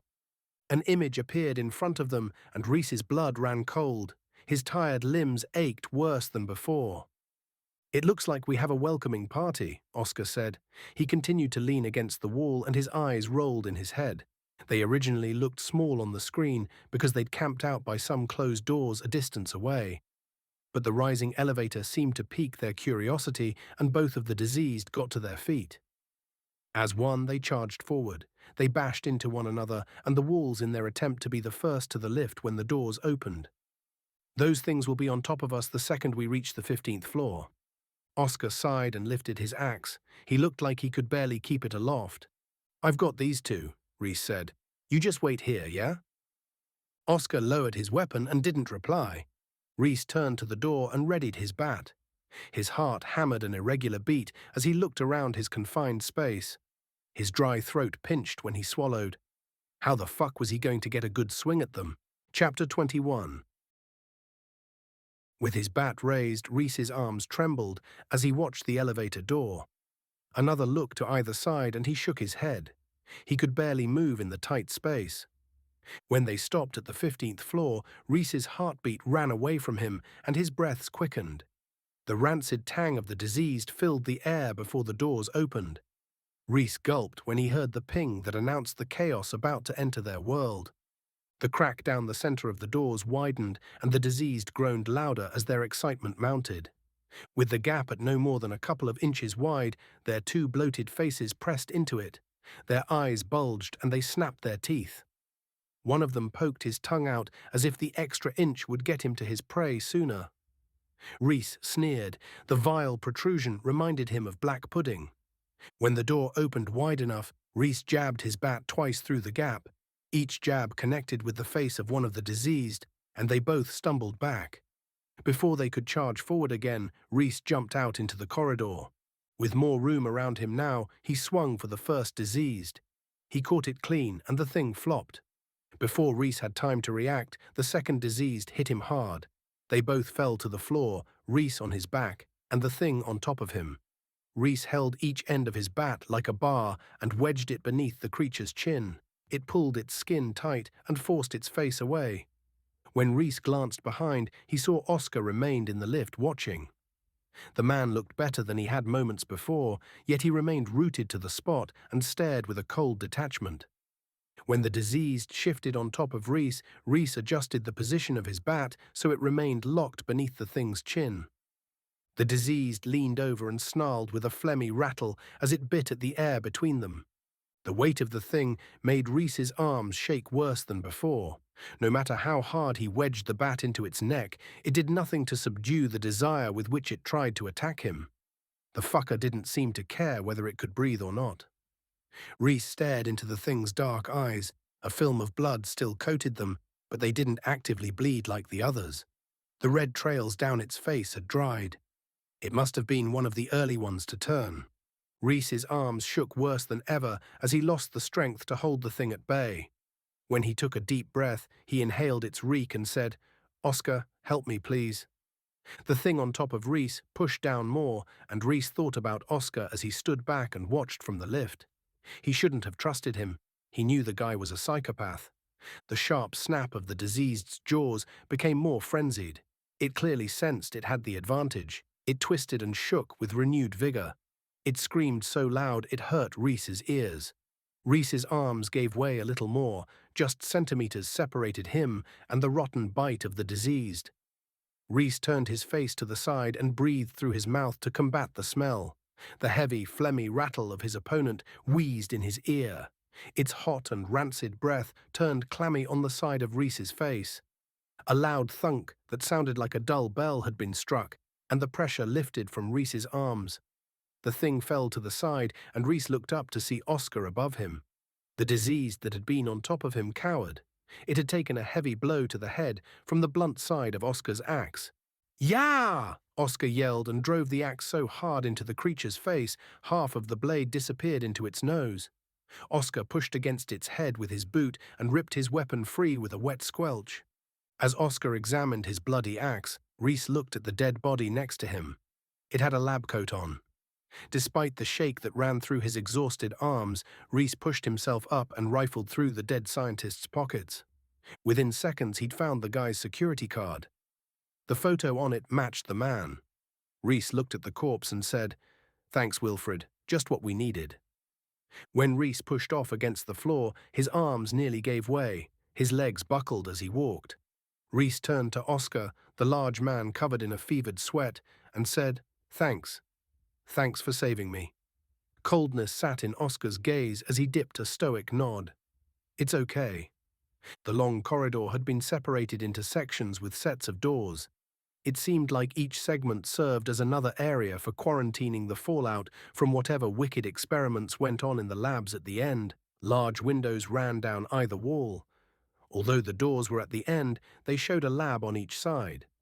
"So this is it," Rhys said as he looked from one room to the other. "This is the place where it all started. Rather underwhelming when you've seen the severe consequences, wouldn't you say?" Oscar didn't answer. Instead, he held his hand out. "You found a security card. Can I have one?" Rhys gave him Vicky's card. For a second, Oscar stared at it. "This is lower security than the scientist's one." "Is it?" "You know full well it is. Take the better card, fine, but don't mug me off." Oscar may well have just saved Rhys's life, but the fucker took his fucking time about it. "Come on," Rhys said. "Let's do this, yeah?" He walked up to the first security door and swiped his new card through it. The light turned from red to green, and the door slid open. Although he didn't move at first, when Rhys stepped into the next section of the corridor, Oscar followed him. Chapter 22. The long corridor had been broken up by 4 sets of sliding doors. It created 5 sections that they needed to pass through. This much precaution to prevent the disease getting out, and it still spread, Rhys said. He shook his head as he swiped Wilfred's card through the reader at the second set of doors. They opened with a whoosh. "You could have given me that card, you know," Oscar said. Rhys moved onto the third doors and didn't reply. When he got to the card reader, he swiped the card and turned to look at Oscar. The tall man grimaced as he walked with a limp. Rhys waited and looked through the doors. The corridor beyond, a brilliant white, had been splattered with blood. The dark red stood in stark contrast to the sterile walls and floor. Despite the warmth from the hot day, Rhys shivered. The place reminded him of a hospital. No matter how warm the actual buildings were, he always felt cold in hospitals. "I've saved your arse on more than one occasion," Oscar said when he caught up with Rhys. "So who made you the boss of me?" "I'm not saying I'm the boss of you, I'm just not giving you this card." Although Oscar still stood as an imposing form, Rhys had seen the wound on his leg. If it kicked off between them, a quick blow to his thigh, and Oscar would go down in a flash. As they walked to the 4th set of doors, Rhys listened to Oscar's heavy breaths and staggered steps behind him. Rather than look at him, Rhys looked at the labs on either side of them. The one on the right looked like it hadn't been used in some time. Empty beakers, test tubes, scales, and other scientific equipment sat on the sides. The one on his left, however— "Have you seen this, Oscar? It looks like the place has been turned over." "Everywhere looks like it's been turned over." "Yeah, but we're at ground zero now, aren't we? Somewhere on this top floor, the virus was created and unleashed." Rhys looked at the table toppled over in the middle of the room. 2 chairs lay on their side as if thrown away from it. One of the worktops had been swiped clean, like someone had run an arm across it. Then Rhys looked down and froze. Oscar walked up next to him. "What's up?" Rhys pointed to a thick lump of flesh on the floor. "It looks like it's been cut out of someone on purpose." "It has been cut out of someone on purpose?" Rhys gasped and turned to the pale man. "How do you know?" "It's a steak, Rhys, and that someone's a cow. Jesus, what's wrong with you? Are you fucking new or something?" Rhys looked at it again. "They must have used that to start this hot mess. I bet the steak was infected and someone was tricked into eating it." "So what if they were? What does it matter now?" Oscar said. "It's happened. Some scientists played God and it backfired on them. Fuck, it backfired on all of us." A look at his watch and Rhys said, "We're down to nearly 2 hours left. You're right, we don't have time to worry about where it's come from." At the final door, Rhys swiped his card, the card that belonged to him now and would always belong to him regardless of what Oscar said, through the reader. He stepped through and Oscar limped after him. The tall man needed Rhys more than he needed him now. "You may not be saying you're the boss of me, Rhys, but you're showing it by not giving me that card." Rhys ignored Oscar and looked at the 2 rooms in front of them. For a crude and quick rendering, Vicky's representation of the corridor was functionally accurate. A set of double doors led to each room. In one of those rooms sat the computer that could free the city. Each set of doors had large handles that needed to be pulled to be opened. The small windows on the front of each didn't reveal much of the room beyond. It was a good job, really. If Oscar found out about Rhys's lie too early... Rhys' throat dried again, but before he could say anything, Oscar barged into him on his way past. Rhys rubbed his shoulder where Oscar had collided with him and watched him head for the room on the right. The large man pulled the doors wide and marched straight in. Rhys slowed down as he waited for the doors to close. The second they did, he slid his baseball bat through the two handles. He watched through the small windows as Oscar, oblivious to what he'd just done, spun on the spot to look at the room. As he walked back to the door, he shook his head at Rhys. "There's nothing in here." The doors muffled his voice. "It must be the room next." When he pushed the doors, they moved only slightly before the aluminium bat snapped tight and rattled against the handles. Oscar looked down, and his face fell loose when he saw the bat. His cheeks glowed red and his eyes widened. "What's going on, Rhys? What are you doing?" Despite the physical barrier between them, a surge of adrenaline hit Rhys. He shook and stepped back a pace. His voice wavered. "There's something about you that I don't trust." The larger man turned a deeper shade of red, bit down on his lip, and shoved the doors. The bat snapped tight again. Spittle sprayed the window when he pressed his face into it. "Let me the fuck out of here. I mean it, Rhys." Rhys shook his head. "There's nothing in that room of any use. The only reason I told you there was is because I didn't trust giving you all of the information. It looks like that was a good idea from the way you just barged through. It's the room on the left where all the controls are." The baseball bat rattled again as Oscar kicked the doors. He stopped to take a deep breath. The action had clearly hurt him. "This isn't funny. Let me the fuck out." Rhys shook his head again. The anger turned into desperation when Oscar threw his arms up in the air. "But I've saved your ass so many times. Were it not for me, you'd have been infected a long fucking time ago. You saved me because it gave you what you needed, not because you wanted to save me. Although, I've yet to work out what your angle is. Do you want to tell me now, Oscar? If that's what your name is." "What the fuck's that supposed to mean?" Rhys didn't reply. "Look, I don't have an angle." "Bullshit. You talked about a brother whose name and building number you couldn't remember." He pointed at Oscar. "Don't think I didn't notice when you gave me a different building number for him the second time around." Oscar glared at Rhys. "You didn't want to go and see him to give him a heads up on what's going to happen. That ain't right. You used Vicky's name, yet I've never mentioned it before. You watched the diseased attack me in the corridor. I intervened. At the last minute. And you fight like a fucking Marine. Something's going on with you, and I have too many things riding on this to let you fuck it all up. Too many people I hold dear are relying on me to get this right." Oscar's eyes narrowed, and he lowered his voice. "Maybe you should think twice about who you hold dear."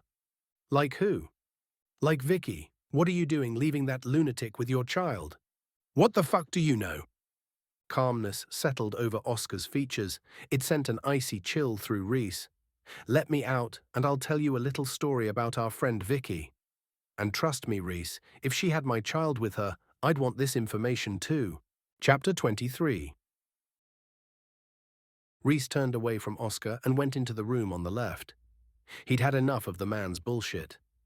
The two rooms had a thick window between them, and although Rhys could still hear Oscar as he walked up to the main control computer, he chose not to look at him. "You're making a mistake, Rhys." When Rhys touched the screen, it came to life and prompted him to insert a security card. "Vicky's bad news, trust me." Rhys spun around and stared at the man. About the same width as the brick wall it nestled in, the window between them looked like it could withstand a lot more than even someone as big as Oscar could give it. "That's the thing, mate. I don't trust you. That's our problem, isn't it?" Rhys looked at the graphic on the screen that explained the card was being read before he looked across at Oscar again. The man paced like a tormented dog. Rage twisted his features as if his fury intended to writhe free of his body. A button appeared on the screen that asked Rhys to press it if he wanted to deactivate the defense system. He pressed it. It then gave him three choices: the shutters, the order to incinerate, or both.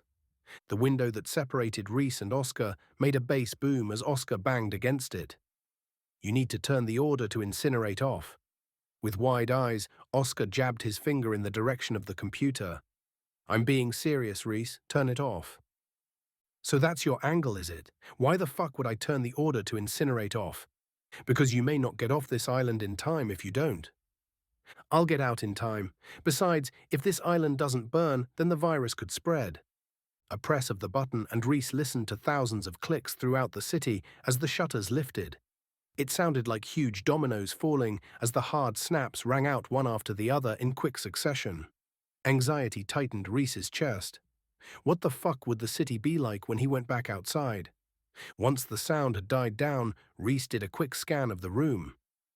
A white lab coat had been tossed over the back of a chair. Rhys took it and walked back out into the corridor. Without a look at Oscar, Rhys proceeded to thread the thick garment through the two handles above his baseball bat. He tied the two ends of the coat together and slipped his bat free before he tested the door. It held. When he looked back up at Oscar, his stomach pulled tight and his jaw fell loose. Fuck.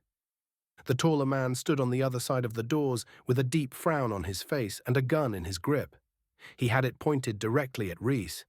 He spoke slowly when he said, "Open the fucking door, now." Chapter 24. Every muscle in Rhys's body fell limp as he stared at the gun. He moved his jaw several times before he got the words out. How did you get a gun into the city? Where the fuck did you hide it? Oscar threw his head back and laughed so hard it echoed in the small room. When he looked back at Rhys, all of the humor had left his face. A sneer of derision lifted his top lip. The thick doors muffled his voice. You don't think they can actually tell when people are using or carrying guns, do you? A shake of his head, and he snorted a humorless laugh. You poor deluded man. Panicked breaths ran through Rhys, and he held back his reply. All I had to do was strap the thing to my back, so no one could see it.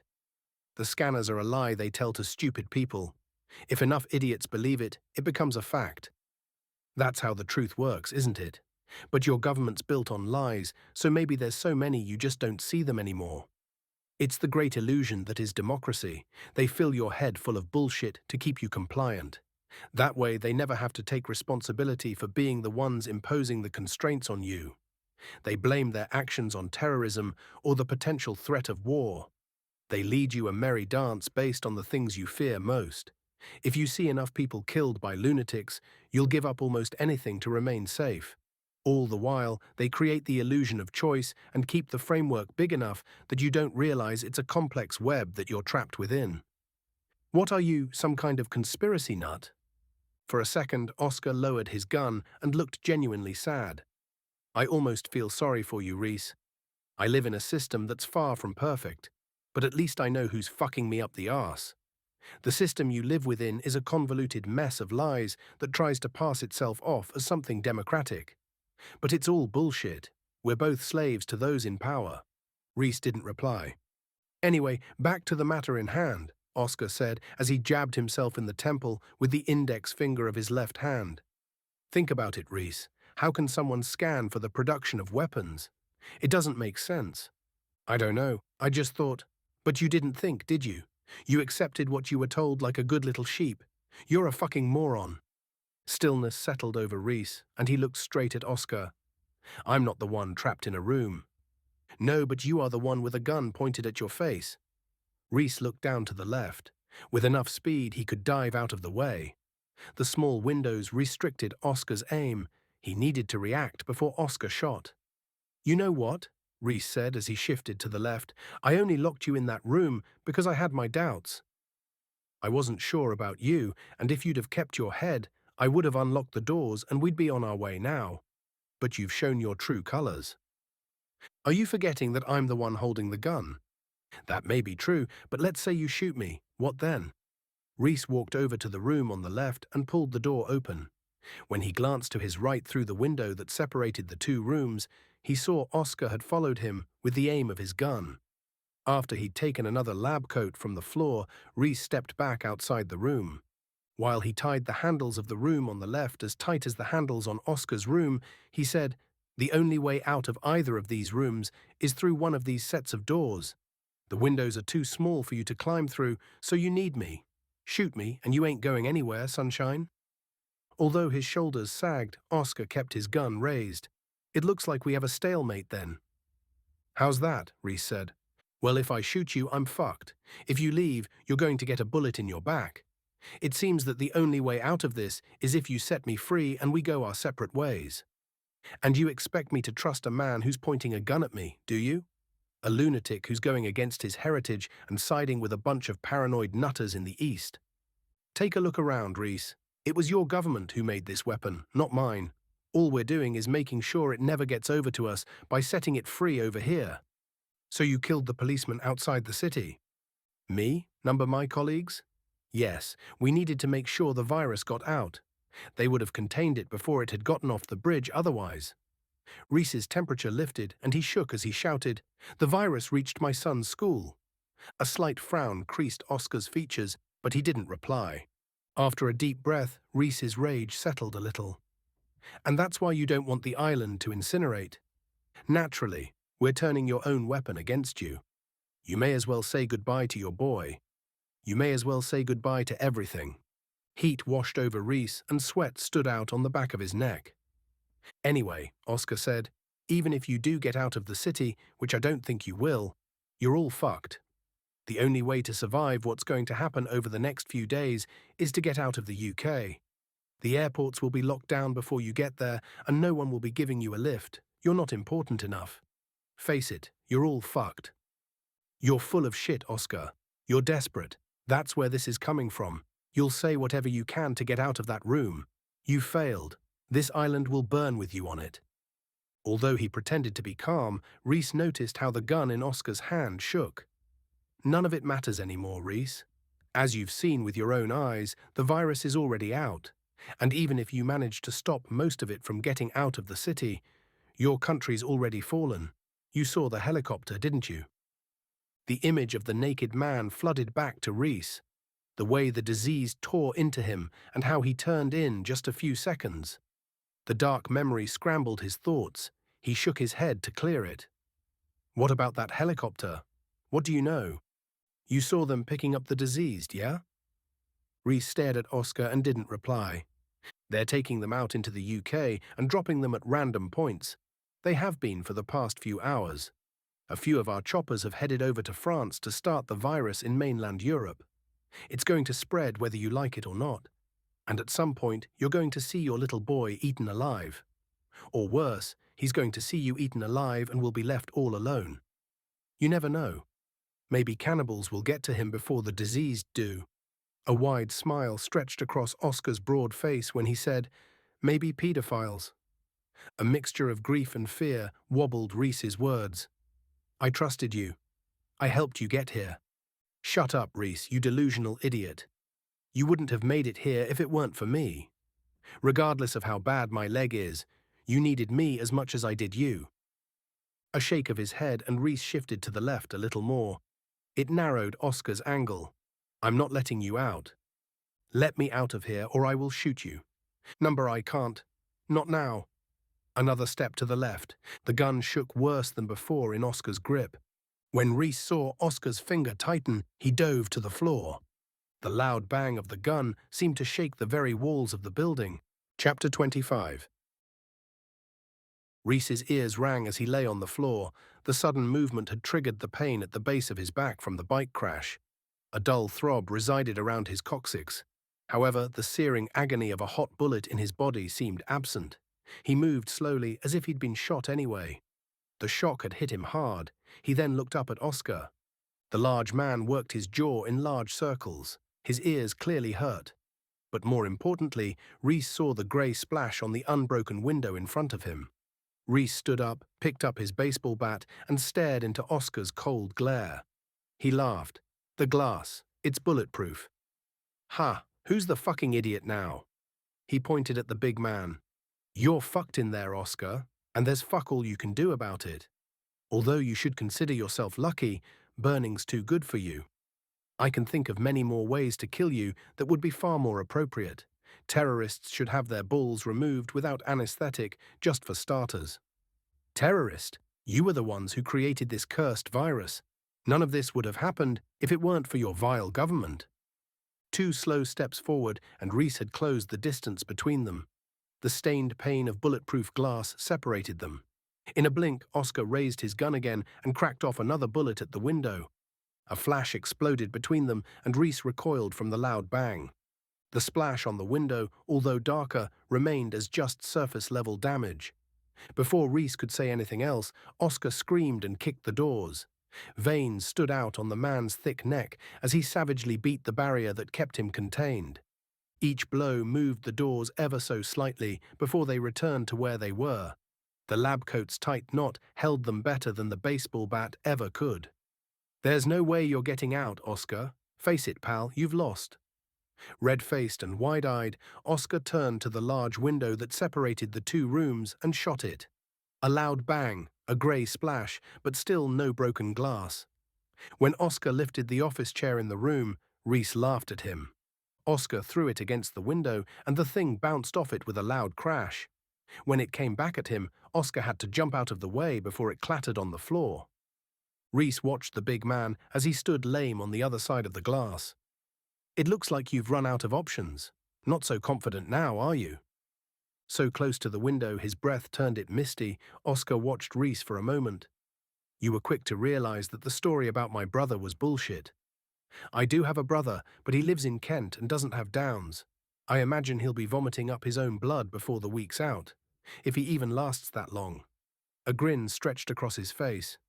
"You'll see the same happen to your boy soon, and when you do, think of me saying, 'I told you so.'" Rhys wrung the handle of his bat, but didn't reply. "You fucked up by leaving him with Vicky, you know?" "Oh, and you were right about that, too. You never told me her name. I've known Vicky for some time now. We go way back. She's not who you think she is, and you trusted her with your child. Pretty fucking dumb, if you ask me." Rhys's breath quickened. "What are you talking about? Turn the order to incinerate off and let me out?" "No. I'm not telling you anything then. Let's just hope your boy's okay when you get to him, eh? Not that you're going to make it back through the city." Rhys shook as he retrieved his walkie-talkie from his tight pocket. He took a deep breath to calm himself before he switched it on. Static hissed out of the small speaker. No signal. Rhys pressed the button anyway. "Vicky, it's Rhys. Can you hear me?" Nothing but static. Oscar laughed. Poor little foolish Rhys, the man who trusted too much. "You're right, I did trust too much. I knew you were a bad egg from the start, but I ignored my gut feeling, and that's on me. I should have cut you loose immediately, Oscar, you fucking prick." "Brendan," Oscar said. "What?" "My name's Brendan. Tell Vicky that Brendan says hi when you speak to her. Watch her reaction." Rhys frowned so hard it hurt. "She was a good fuck, you know." While he backed away, Rhys shook his head. He had to get out of there. Time spent with Oscar ate into the time he needed to escape. He looked at Flynn's Superman watch. Just over 1 hour and 45 minutes before the city burned hotter than hell. Oscar grinned and waved at Rhys as he backed away. "Bye-bye, Rhys.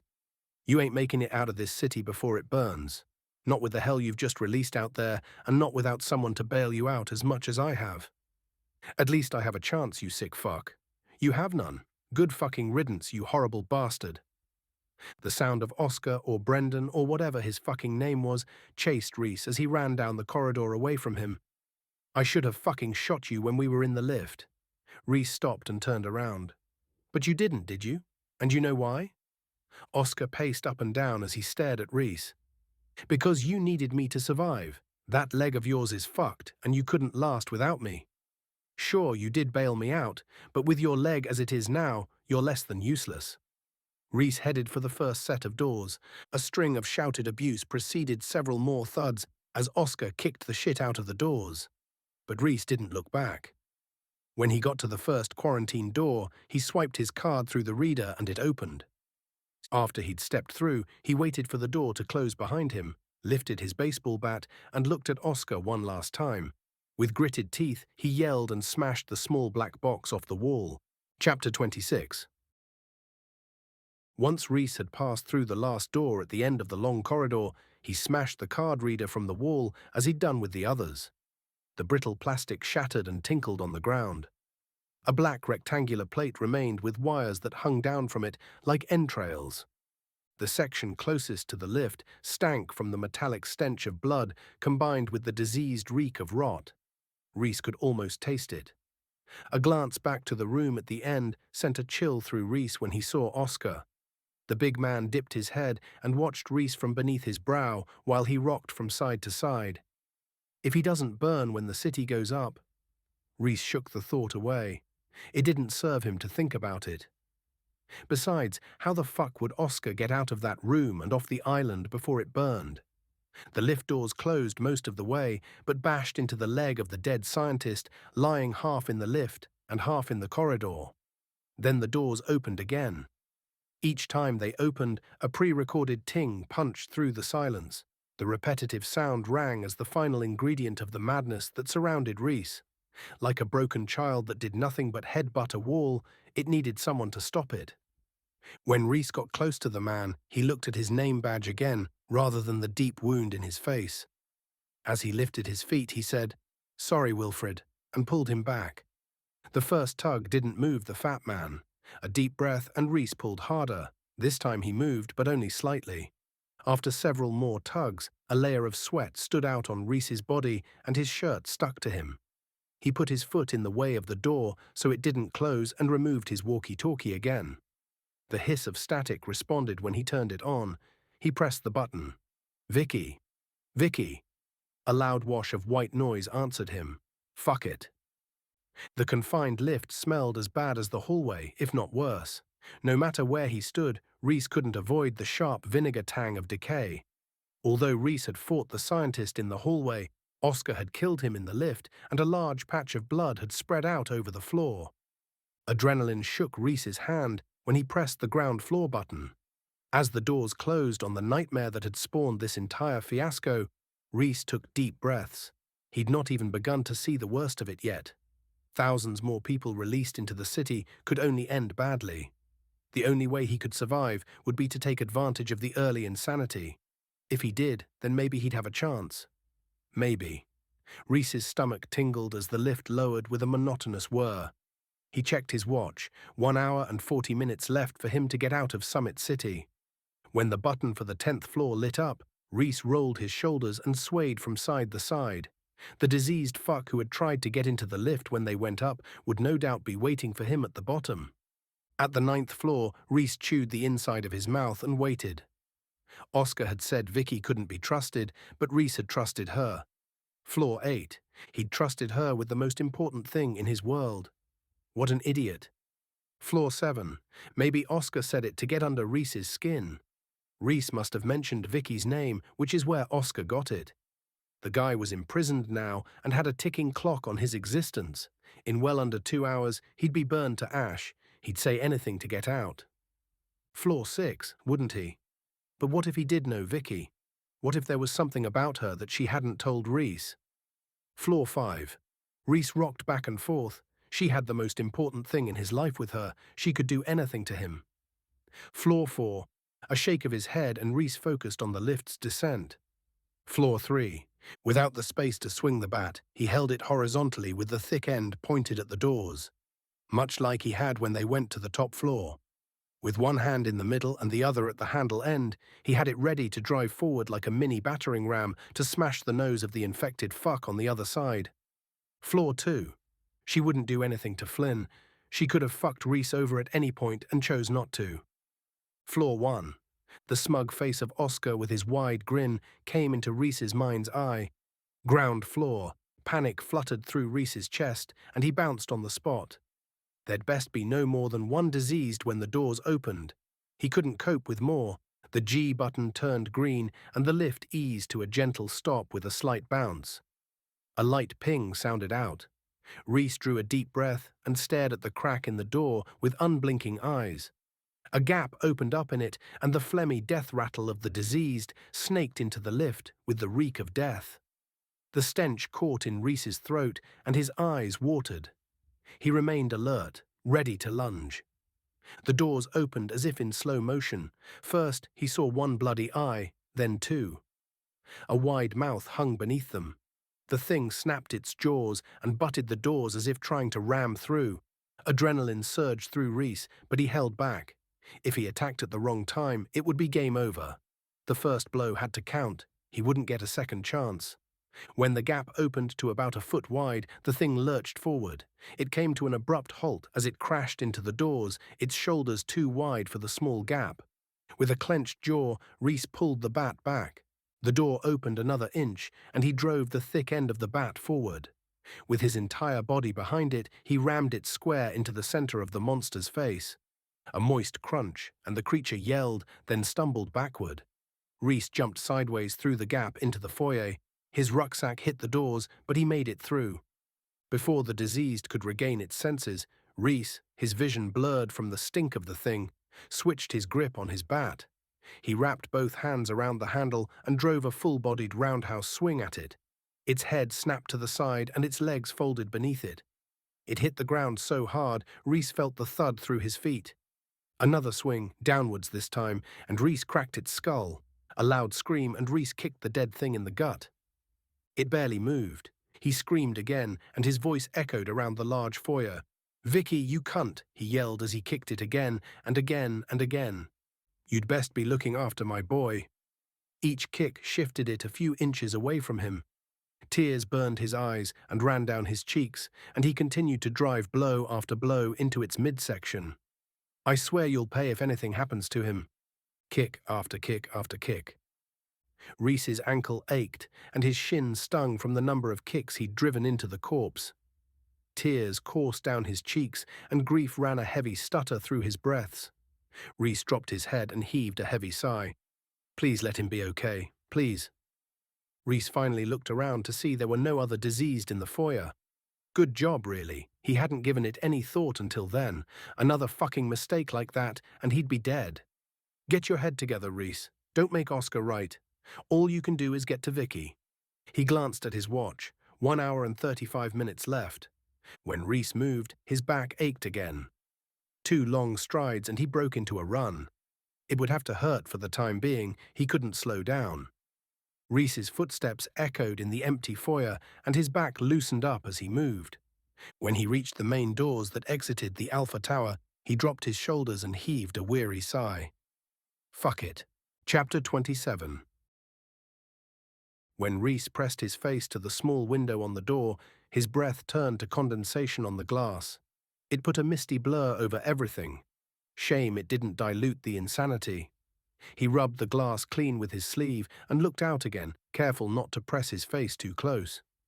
Chaos tore through the square exactly as it had earlier, but on a grander scale.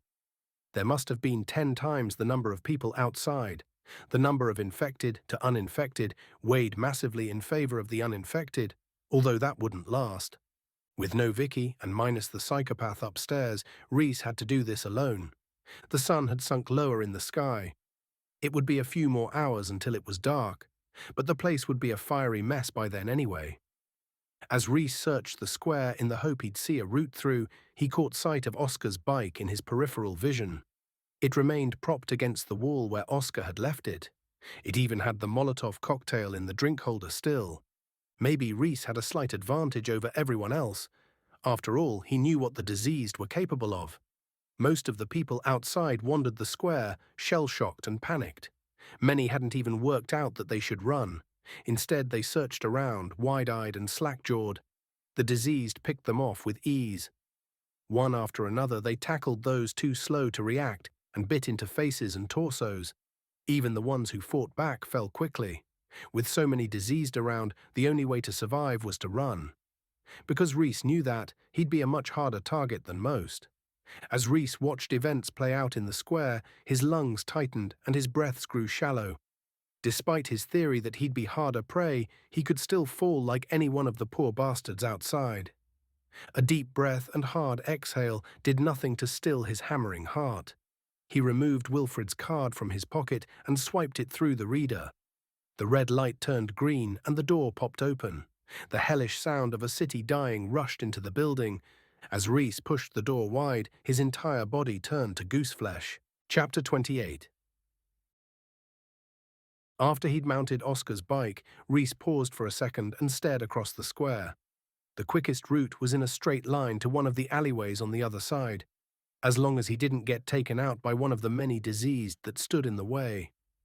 A tilt of his wrist, and he looked down at his Superman watch.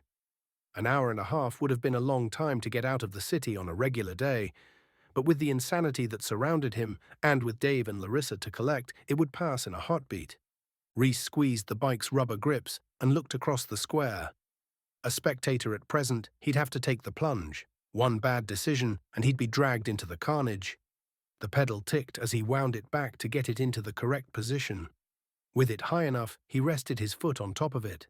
Before one of the diseased had the opportunity to see him, Rhys gulped a mouthful of warm, arid air and pushed off. Although he had the alleyway as his final goal, Rhys focused on the next gap in front of him. He could only take one step at a time. Two people screamed as they ran across his path and narrowly avoided a collision with his front tire. Before Rhys could react, they were gone. His heart beat a frantic rhythm in the aftermath of his panic. Rhys had to swerve to avoid three people who fell in front of him with a heavy thud. Two diseased had taken down an old man. His screams fell silent almost instantly. When another diseased ran straight for Rhys, he lifted his foot from the pedal and kicked out hard. He connected with the monster's chest. It drove it back and diverted Rhys on a wobbly path, but he remained upright as the diseased fell. With the shutters gone, the low sun bounced off the reflective windows and lit up Summit City. The blood on the ground shone like a layer of molten wax.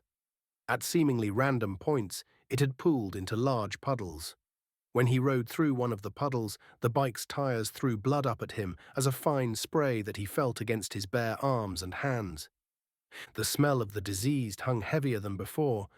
It damn near choked Rhys as he rode. If it had leveled out, maybe he would become used to it. But with every passing minute, another person became infected, and it smelled worse than before. Rhys's weak legs burned as he pushed on, his jaw clenched hard, his eyes stung from his refusal to blink. On the next sharp turn, Rhys hit a particularly slimy patch of blood and flesh. The back wheel of the bike kicked out, and Rhys's pulse spiked as he entered a wobbly battle to regain control. With a jerk, he brought the bike into a straight path and focused on the alleyway out of the square. Any more sharp turns, and he'd be on the ground with the diseased on top of him. The wet slap of thrown punches joined the roars, screams, and cries around him. Rhys shut off to it as best as he could and kept his tunnel vision focus on where he wanted to go. He'd travelled about 20 meters and had about 50 left to the edge of the square. Knocked down by a pack of crazed diseased, a woman crashed to the ground in front of Rhys.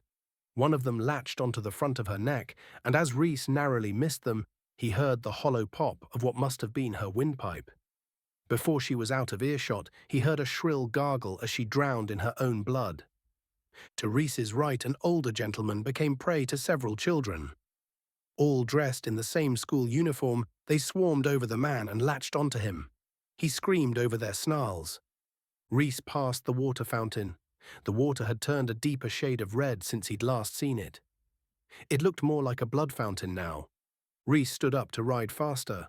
The bike stung the inside of his knees as it whacked against them. Wherever he looked, he saw someone taken down by a diseased. The ratio of infected to uninfected seemed to have changed.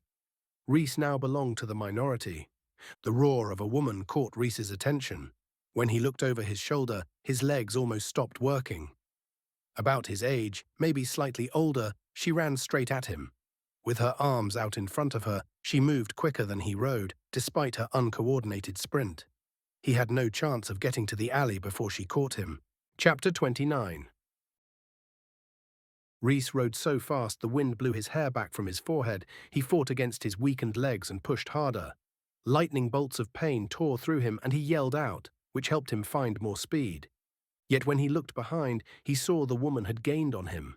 Every ounce of his energy went into his escape, but she moved faster than he did. He had no chance against her. The effort turned nausea over in Rhys's stomach, and no matter how hard he breathed, he couldn't pull enough oxygen into his tight lungs. When the quick slaps of the woman's feet against the ground stopped, Rhys turned around again to look. In mid-flight and with her hand stretched out, she jumped straight at him. So close her fingers brushed his shirt, the woman failed to grab him, fell, and clattered into the bike's back wheel on her way to the ground. The bike flick-flacked, and Rhys fought to keep a hold of the handlebars as they snapped from side to side. So caught up in his attempts to remain on his bike, Rhys didn't see the diseased in front of him until they'd collided. The shoulder barge into the creature ran a shock through him that sent a sharp pain across the base of his skull. The diseased he'd crashed into stumbled away from him. The impact rescued Rhys, and he straightened out. When he looked to see the diseased slowly get to its feet, he pedaled harder and focused on the alley. As Rhys got closer to the edge of the square, the chaos thinned out a little. Although still surrounded by diseased office workers, taxi drivers, and even a builder in a high-visibility vest, he could see more space than before. A route to the alleyway opened up in front of him. 10 more meters separated him and his escape. With his focus on his exit, Rhys saw the pool of blood too late. Before he'd had the time to react, the back wheel spun and his legs slipped. Rhys grabbed both handles again and managed to both hold on and remain upright. His pulse sped. "Focus, Rhys." A meter or two from the alleyway, and Rhys checked over his shoulder one final time. As if from nowhere, a horde of about 20 diseased, led by the man in the high-visibility jacket, had gathered and chased him. Fuck it! A glance into the dark alleyway and a rock sank in his gut. Something wasn't right. He should go down the next one, but he didn't have time. Rhys rode straight into the tight space. The tick of the bike's chain and his own short breaths bounced off the hard surfaces that surrounded him. Maybe he could outrun those behind. Then Rhys looked up and wedged his brakes on. The bike came to an abrupt halt with a loud screech. About 15 diseased had blocked his exit from the alley. Each one looked freshly turned. Their eyes bled and their wounds gaped as each one focused on him. A look behind, and the pursuing horde flooded in on his tail. They brought the roar of hunger with them. Rhys looked at the crowd in front again. As if inspired by the furious mob behind, they set the air alight with their screams and ran straight at him. Chapter 30. The alley may have been long, but the pinch of onrushing diseased from both ends narrowed it down fast. Despite the extra light that reflected off the thousands of exposed windows in the city, the onslaught turned the place dark. With his hand pressed against his chest, Rhys's heart boomed as he divided his attention between the diseased, both in front and behind him. The slathering fury reverberated off the tight walls, and the stench closed in. He'd come all this way to get taken out in a fucking alley. He should have listened to his gut and gone to the next alleyway along. With both of his feet on the ground and the bike balanced between his legs, Rhys leaned down and pulled the Molotov from the drink holder. His hand shook as he fished his lighter from his pocket and lit the rag. The flame ate into it and gave off black smoke. A glance in front, one behind, one in front again, and Rhys threw the bottle behind him. They seemed closer. The glass smashed seconds before a loud whoosh of petrol roared through the tight space. A ball of heat then rushed at Rhys and lifted the hair on his head. A layer of sweat stood out on Rhys's brow as he watched the flames force back the diseased behind him. Several of them screamed and raised their arms in front of their faces. The blood on their skin, and even their skin itself, hissed as the flames ate into them. The stench of rot mixed with that of charred flesh and the clothes of the diseased as they caught alight. The diseased behind engaged in a fiery dance. Rhys shook his head to pull his attention away from the burning figures and turned to face the pack in front of him. As the mob closed in, he pulled his bag from his shoulders and rested it on the crossbar of the bike. A violent shake made it hard for him to even pinch the zip, let alone undo the bag. The diseased in front drew closer. He finally got his bag open, and in one fluid movement, he removed one of the rockets, lit the fuse, and held it away at arm's length. He pointed it straight at the diseased in front of him. The sparks from the back of the firework stung his hand like ant bites, and the smell of gunpowder overpowered the stench of rot and seared flesh. He turned his head away and closed his eyes. The sound of the enraged diseased closed in on him. The firework bucked, and a loud whoosh shot away from him. Rhys opened his eyes to see a line of fiery color run straight at the creatures. It stopped dead when it hit the first diseased directly in the chest. It caught in her clothes and kicked out a kaleidoscope of sparks. The other diseased backed away from it. As Rhys removed another 2 rockets, the loud bang of the first one made him drop one of the fireworks. His ears rang and his head spun when he leaned down to retrieve it. The diseased in front of him backed away as one. He held both of the rockets in one hand and lit them. 2 kicks in quick succession, and they hurtled down the alley. One of them bounced off the close walls, but they both scored direct hits. Not that a direct hit was hard with the amount of diseased in front of him. One of the diseased had taken a firework to the face, while the other took one to the groin. As the rockets fizzed and hissed on the floor, the mob backed off quicker than before. 2 more loud bangs sounded out. The ring in Rhys's ears made it hard to hear anything else, but he already had 4 more rockets lit and pointed at the monsters. 2 went off at the same time, the other 2 shortly after. All of them whistled as they shot down the alley. The pack had already backed off to the point where they'd virtually cleared his way. The 4 rockets pushed them clear of the alley. The flames from the Molotov had died down enough for the diseased behind to find their courage again. Rhys removed 1 more rocket from the bag before he threw his backpack, with the remaining fireworks still inside it, into the flames behind. Bangs, fizzes and pops issued from the bag, and Rhys lit the last rocket. The diseased behind backed away, some of them tripping over their own clumsiness in the haste of their retreat. After he'd laid his baseball bat along the handlebars of his bike so it pointed straight at the diseased, Rhys then laid the rocket on top of the bat. As he rode down the alley, the angry hiss of the rocket culminated in a sharp buck that sent the firework off in front of him. His hand throbbed from the shower of sparks. Rhys pedaled harder than before and dipped his head as he put everything he had into his escape. He shoulder-barged a couple of diseased on the way out. A weak hand tried to grab him, but he broke free of the confined space with no more than a slight wobble of his bike before he regained his balance. The wide road on the other side of the alley didn't have the poles in the middle anymore, and although infected and uninfected fought in the streets, Rhys had more space to ride through than he'd had in the square. Hopefully Larissa and Dave had made it through. Rhys couldn't wait in the city for too long. Trying to avoid the diseased was one thing, but he couldn't outrun instantaneous fire. Chapter 31. When Rhys arrived at Central Station, he couldn't see another soul. Infected or uninfected. The closest tower block was a few hundred meters away, and the insanity hadn't spread this far, yet. But the possibility was that neither Dave nor Larissa had made it either, and with the clock ticking towards incineration, he couldn't wait long. Regardless of its apparent emptiness, Rhys rode over to the entranceway to the station and peered in. The escalators that led down into the seemingly abandoned tube station sat motionless, like they had earlier. If Dave or Larissa wanted to hide, they could have gone down there. Before Rhys could venture any farther, he heard his name hissed from a dark corner. Rhys! Dave stepped from the nearby shadows. 2 tear lines streaked his filthy cheeks, and he stared at Rhys through bloodshot eyes. The fire had clearly fucked him up. "Are you okay, mate?" Rhys said. Instead of offering a reply, his friend barked a deep cough into his hand and nodded. As he continued to walk toward Rhys, he searched around with wide eyes and kept his voice low. "Why's it so quiet here?" It did seem odd. "Dunno, I'm guessing we're too far away from any of the tower blocks for the carnage to have made it here yet. I think that's going to change pretty fucking soon." Another look at his watch. Although the city might be ablaze before that happens. Besides, the station areas are never busy unless it's rush hour. Who uses the trains at any other time? Dave looked far from convinced and continued his assessment of their surrounding area.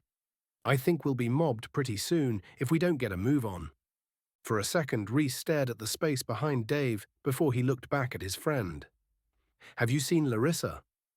While he continued his perpetual search of everything around them, Dave shook his head. "No." The whites of his wide eyes flicked from side to side, as if unable to settle on any one thing.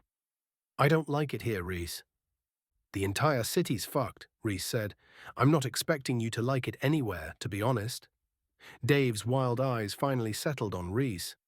"Where do you think she is?" "Fucked if I know. She's probably turned into one of them." "What are the chances of both of you making it here unscathed?" "But how can I go back to Flynn without his mum? I promised him I'd bring her back." Rhys looked at his watch again and shook his head. but we can't wait for her. If we do, we'll die, and I wouldn't mind betting that burning to death feels a whole lot fucking worse than being infected." When Dave didn't reply, still clearly shell-shocked as he continued his wide-eyed assessment of their environment, Rhys removed the walkie-talkie from his pocket. A twist of the power button and loud static hissed from the small speaker. Rhys jumped and shook in his panic to lower the volume. Fuck. When he saw Dave stare at the loud device, he shrugged. "All I want to do is get a hold of Vicky." "Vicky?" A wave of his hand to dismiss the conversation, and Rhys said, "I'll explain later, but basically, Flynn's with her." "You've left Flynn with a stranger." A look back to where he'd come from, and the shrill call of the diseased ran a cold shiver down Rhys's back. "Now's not the time, Dave." Before the conversation could go any further, a solitary figure rounded the corner. It ran at a full yet clumsy sprint. Rhys got off his bike and leaned it against a wall. With his bat raised, he turned to Dave and said, "You need to learn how to kill these things." "But they're people." "They ain't people. Very fucking far from it, in fact. They're monsters. If you think of them as human, you'll be one of them in a heartbeat." Rhys stepped forward when the infected woman got closer. She ran with her head dipped as if she were about to fall forward.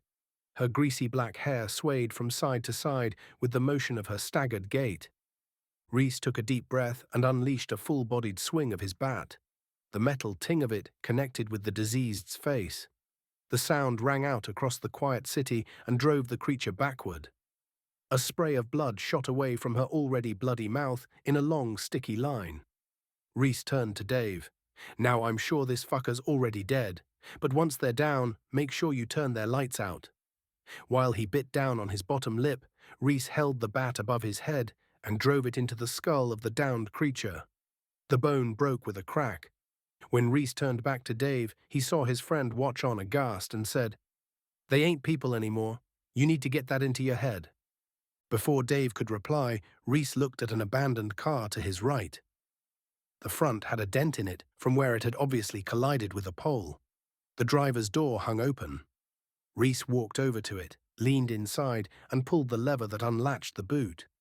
A pop sounded out before Rhys walked around to the back of the car and opened it up. After he'd pulled the carpeted board away and tossed it aside, Rhys looked down at the spare tire. He then pulled the silver tire iron out and handed it to Dave. "Here, use this." Another heavy bout of coughs, and Dave took the weapon. He bounced it up and down as if to test the weight of it before he stepped forward and hugged Rhys. He gripped him so tightly that Rhys struggled to breathe. "Thank you, man. Thank you for coming back for me. You didn't have to. I really appreciate it." With his arms pinned to his side, Rhys nodded and moved his face away from the strong smell of smoke on Dave's clothes. "It's cool, honestly. But you need to give me my arms back, dude. I'm no good without them." Dave let go and stepped back. "Just promise me one thing," Rhys said. "Anything. Don't freeze, yeah? I need to know you can kill these things if you need to. I need to know you have my back. Otherwise, you're putting both of us at risk. Do you understand? They ain't people anymore." Dave nodded. Rhys left his bike propped against the entrance to the station and said, "Come on, mate. We can't wait for Larissa. We don't have any time left. I just hope she's made it to the drawbridge." Chapter 32.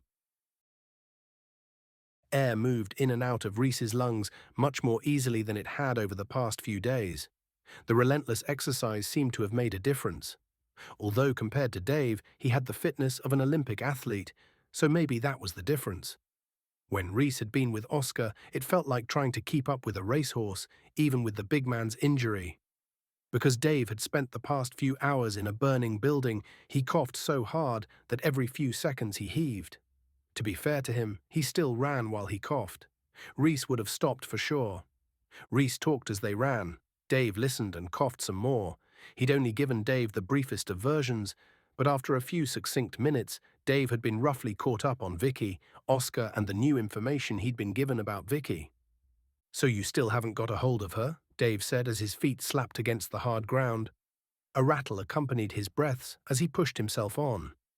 Rhys shook his head and swallowed an arid mouthful of hot air. All he wanted was to stop and rest, but they had to keep going. Besides, if Dave didn't need to stop, then Rhys certainly didn't need to either. He glanced at the Superman watch. In under an hour and a half, the entire city would burn hotter than hell. With the drawbridge close, the pair pushed on. They'd made good time, and they'd be on the river before the place went up. Hopefully Larissa would be there too.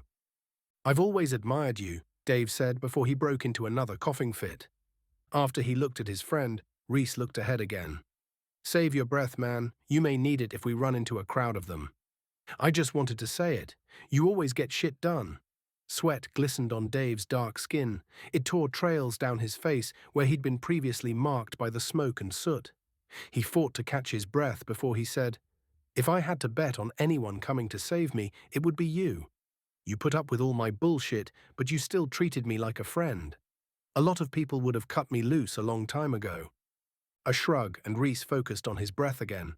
On a loop, he inhaled for 4 and exhaled for 2. His lethargic steps played the beat by which he ran to.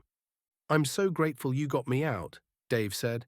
"Thank you. You've always been the strong one, level-headed. We'd go out on the piss, but you always kept your wits, no matter how drunk you got. And that's the thing. You never got wasted like the rest of us. You've got more class, man." Dave's voice wound tighter with each word until the inevitable coughing fit cannoned from him. "Save your breath," Rhys said again. Dave shook his head as he coughed. "You never got in fights, never got so pissed you couldn't stand up. I was always a mess and you always held it together. And you know what? Even when you weren't out drinking with us, just seeing you in the morning kept me on a level. You always made me want to be a better person than I was." Because Dave sounded on the verge on a panic attack, his breath so out of control he wheezed like a broken dog toy. Rhys tried to cut the conversation off. "Thank you." But Dave drew another breath to speak and coughed harder than before. Before Dave could say anything else, Rhys stopped and grabbed Dave's arm. Rhys pushed a finger to his lips and pointed up ahead. Dave looked up the road and got it straight away. When Rhys pulled him over to the side into the shadows, Dave moved without resistance. As they waited, Dave still gasped for breath and Rhys watched him. He looked like he could cough again. Out of breath too, Rhys kept his finger pressed to his lips. He sniffed the air, the reek of rot hung around them. When Dave did the same, he screwed his face up at the smell. Rhys pointed to the end of the street. Dave looked like he did his best to stifle his cough and tucked in behind Rhys. If his cough gave them away, Rhys didn't need to think about it. One step at a time, only deal with the issues directly in front of him.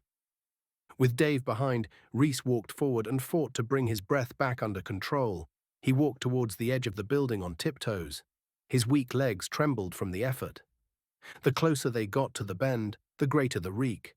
The familiar stink of rot and excrement choked Rhys, and it felt harder to breathe than it had a few seconds previously. It didn't help that his throat had dried to the point where he felt sick. A funky taste of morning breath and bile sat as a furry layer on his tongue. With the bend no more than a few meters away, the static hiss of Rhys's walkie-talkie cut through the silence. Fuck. He'd left it on from when he tried to call Vicky. Rhys' heart leapt and he fumbled to remove the device from his pocket. When he'd finally managed it, he turned the volume completely down. It had been quite low anyway, so maybe nothing heard them. He looked at Dave to see him chew his bottom lip as he stared at the black device in Rhys's hand. The guy still held his coughs back. The pair stood in silence, stared at one another, and listened. Rhys watched the corner. One of the diseased would surely tear around it at any moment. He'd been worried Dave might give them away, but he'd left the fucking walkie-talkie on. But it was Vicky on the other side. He had to talk to her. Rhys led a retreat from the bend. He had to speak to Flynn too. A quick conversation and they could head to the drawbridge. But he had to have that conversation. When they'd pulled back far enough, Rhys turned the volume of the walkie-talkie up again. A press of the talk button cut through the quiet hiss of static. Rhys's voice croaked. "Vicky, it's Rhys, come in." "Rhys?" Her voice crackled through the small speaker. "Why would someone from the East know your name, Vicky? What have you done?" I don't know, Rhys. I don't know what you're talking about." "Why do you sound so fucking nervous then?" Dave's mouth hung open as he watched on. Vicky didn't reply. "Brendan told me to say hi." The hiss of static answered Rhys. "Vicky, what the fuck's going on? What aren't you telling me?" "I'm sorry, Rhys. I'm truly sorry. If I'd have known it would have come to this, I wouldn't have done anything, I swear. I'm so sorry. Adrenaline surged through Rhys. It accelerated his pulse and pulled his guts tight. Just before he could respond, he saw Dave raise a shaky hand and point up the road. One of the group they'd smelled appeared from around the corner, but Rhys needed answers. "What have you done, Vicky? Where's my boy?" "We've got a split, dude," Dave said. "Vicky? Nothing. Vicky, where's Flynn? What have you done to him?" The walkie-talkie shook in his tight grip, and Rhys's blood boiled. It took all of his effort not to smash the black handset on the ground.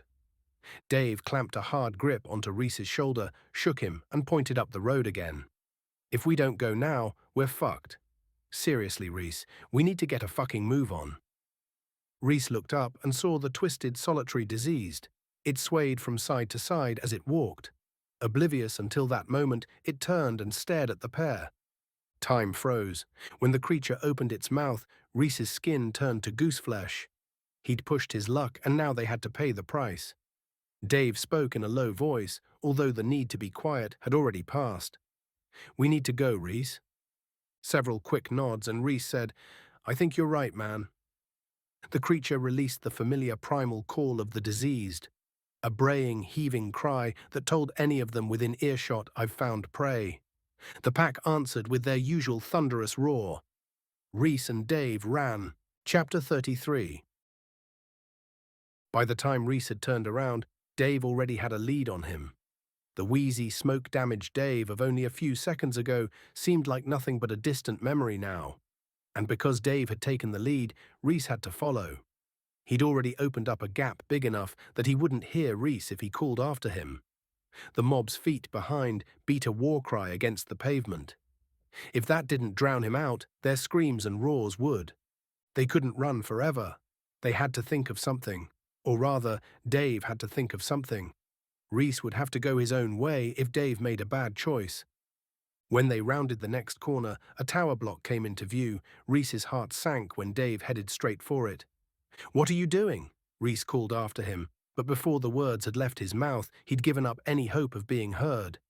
Instead, he ran and debated as Dave ran across the road to the other side. Rhys's gut told him to run past the building. The tower block would be full of dead ends and nothing else. Unless Dave knew better than Rhys, that is. After all, the guy did run the building management for his last tower. Rhys often joked about him being no more than a janitor, but maybe Dave's knowledge would save them. Dave would trust Rhys's judgment in this situation. A shake of his head, and Rhys crossed the road after him. Like all of the other towers, Tower 18's front doors had been flung wide open from the mass exodus. Rhys entered the building about 10 seconds after Dave. The large open foyer amplified both their hasty getaway and their heavy breaths. Dave barked a deep cough as he ran. The front reception desk sat empty, the floor all around littered with blankets, cushions, cups, mugs, and other paraphernalia associated with a long fucking wait. After the initial fear had subsided, it must have been so dull to be locked up in one of the towers. Unless you watched hundreds of people burn to death, that is. Dave undoubtedly would have chosen dull over what he saw. Dave looked like a man with purpose as he headed straight for the double doors on the other side of the room. A tilt to the side, and he barged into one of them with a loud bang. The door closed before Rhys got to it, so he did the same. The heavy door stung his shoulder from the collision and ran a shock to the base of his still sore back. But Rhys forgot the pain in an instant when he crashed into his stationary friend on the other side. "What the fuck, man? Why did you The drawn look of horror that hung from Dave's face robbed Rhys of his words. Before he looked past Dave, he caught the rancid reek of rot. He heard the disgruntled murmur of what sounded like perpetual pain. He felt the combined focus of their collective attention. All of the hairs on his body lifted. At the end of the long corridor, aimless and restless, stood a herd of about 15 diseased. "Oh fuck," Rhys said. As one, their dark mouths stretched wide, and they released the hideous braying call Rhys had come to think of as their war cry. Being the closest to the door, Rhys spun on his heel and ran back into the reception area. He heard Dave follow but didn't turn around to check. His attention had locked onto the mob that had rushed in through the front door. A door just next to the reception desk led down to the basement. Rhys ran straight for it. As the mob descended on him, Rhys grabbed the handle and yanked it open. He checked to see Dave close and ran through. A second or two later, Rhys heard Dave open the door behind him. When he turned and looked up the long flight of stairs, he saw his best friend slam the door shut and lock it. He then followed Rhys down. The dark concrete basement reeked of damp. Humid and cold, it felt like they'd just locked themselves in a fucking dungeon. Rhys pushed on regardless. Although Rhys had worked in an exact replica of this tower for years, he'd never seen the basement. A loud bang, and Rhys stopped to look up at the door again.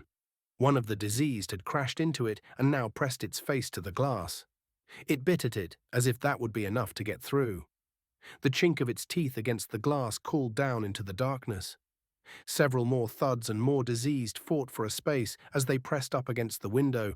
Soon the thuds turned into hammered fists against the door. They echoed and boomed like tribal drums, like some kind of frenzied death ritual. Rhys made it to the bottom of the stairs and looked at his watch before he looked back up at Dave. It doesn't matter if that door holds or not. What matters is getting the fuck out of here. Where does this basement lead? With his attention on his feet, Dave descended the stairs. Dave, Rhys's raised voice echoed in the enclosed space. Where does this fucking basement lead? Dave still looked down when he said, "How the fuck should I know? Because you ran a building before everything went to shit. That doesn't mean I've been in the basement. I never had any need to go down in one. And no one went down into one when your building was on fire. Number, we were too scared to get trapped down there." Well, that's fucking great, isn't it? When Dave made it down, Rhys looked back up at the small window in the door. The glass had turned red with infected blood. Why the fuck did you lead us into a building? Dave fought to catch his breath and coughed several times before he said, "I thought we could hide from them." What the fuck? I don't know. I was scared. The tower seemed like the best place to run to. You were the one who led us down here. A shake of his head, and Rhys threw his arms in the air. Well, thanks, Dave. After all I've been through, and I get fucked because I trusted your judgment. Rhys pointed up the stairs. If those fuckers don't bust through, then the fire will get us. Dave didn't reply. Instead, he stared at his friend, his eyes glazed with tears. Rhys turned his back on him and watched the diseased at the top of the stairs. After a minute or so, Rhys said, "Look, mate." But when he turned around, Dave had vanished. Dave? A moment later, Dave poked his head up from a dark corner. A wide grin spilt his face. "What are you so fucking happy about?" "Come and take a look at what I've found." Chapter 34. If I follow you, who's going to keep an eye on them up there? Not that Rhys could see the disease through the window anymore. Instead, he watched the blood currently smeared over it shift and change as faces, hands, and whatever fucking else rubbed against it. We need to be ready when they get through. While he continued to grin at him, Dave shook his head. "No, we don't, Rhys. Just come and look, yeah?" Another look up the stairs, and Rhys shook his head while he walked over to Dave. The basement was so poorly lit that he only saw the stairs when he got close to them. Not as long as the ones they'd just descended, they ran a steep drop into an even darker space. Rhys shook his head. "What the fuck? Where do they go?" "Follow me," Dave said, and coughed several times before he ran down the stairs. Rhys's legs ached as he followed his friend. The smell of damp increased the lower they went. The air grew teeth as the coolness nipped at him through his thin shirt. When they reached the bottom, a huge space opened up. About the same dimensions as an Olympic swimming pool, the concrete area had very little to offer. "What are you so fucking excited about?" Dave looked across at the far wall. When Rhys noticed it, he drew an involuntary gasp. The wall had a door in the center of it. "Where does it go?" "Fucked if I know." After he'd coughed into his hand several times, Dave said, "However, I did just open it. It's more than a cupboard. Anything's better than going back the way we came, isn't it?" Rhys tilted his head so his ear pointed up the stairs.